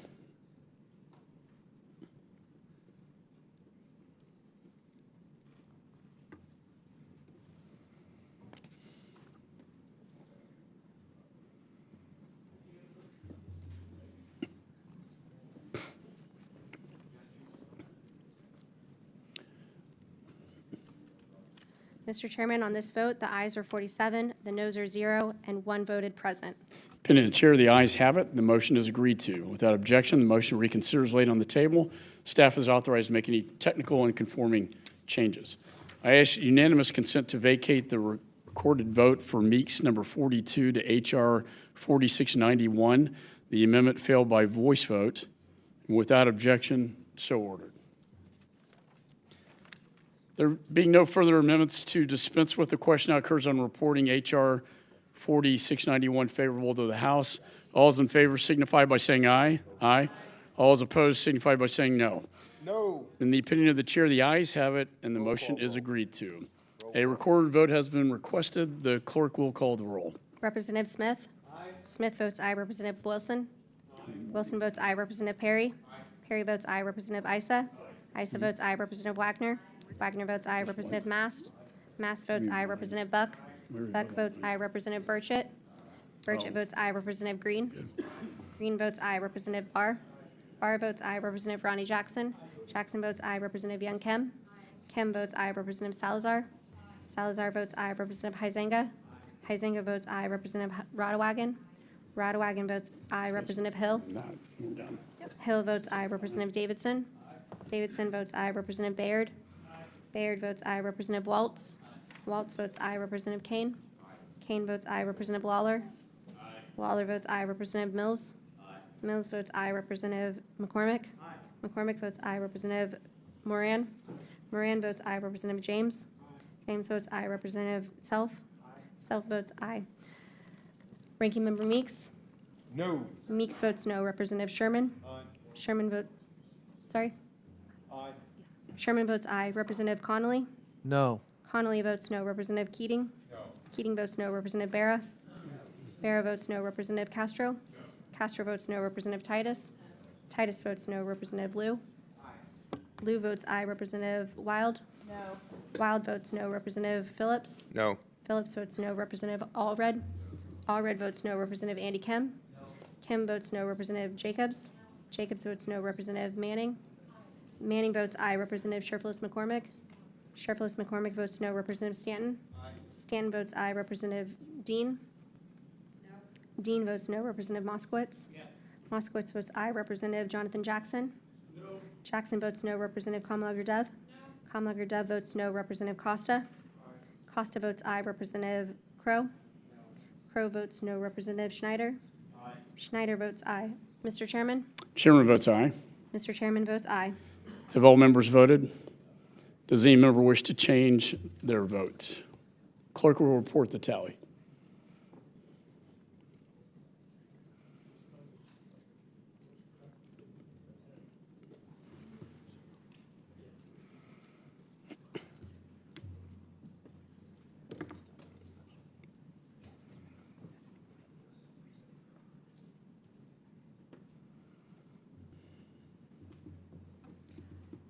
Mr. Chairman, on this vote, the ayes are 34, the noes are 16.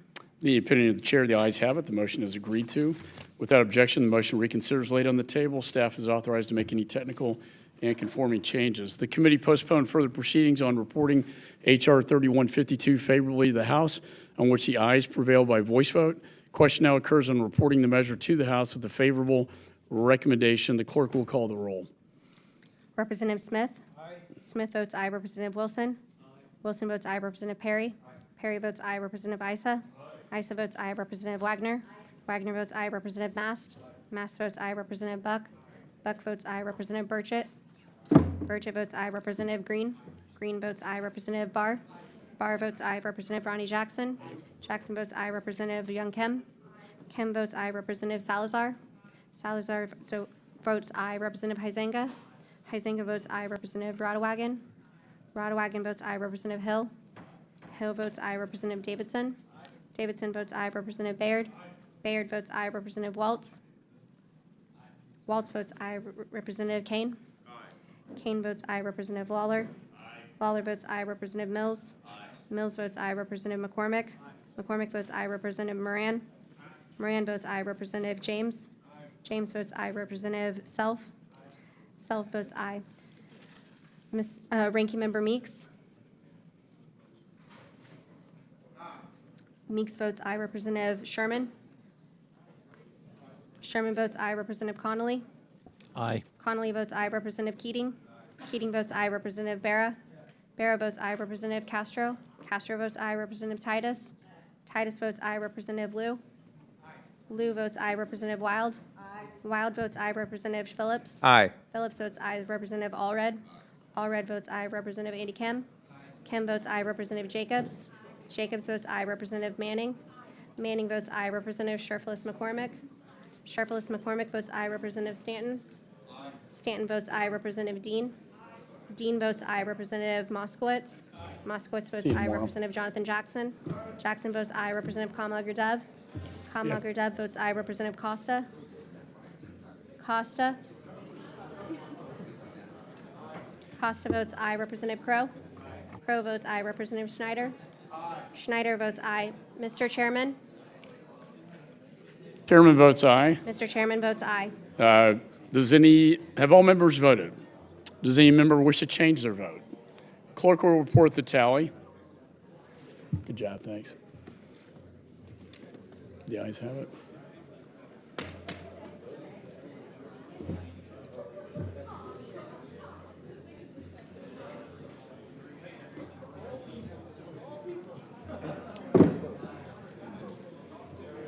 Mr. Chairman, on this vote, the ayes are 50, the noes are 0. Madam Chair, the ayes have it. The motion is agreed to without objection. The motion to reconsider laid on the table. Staff is authorized to make any technical conforming changes. This concludes consideration of the measures noticed by committee for today. I want to thank all the members. There being no further business to transact, committee stands adjourned.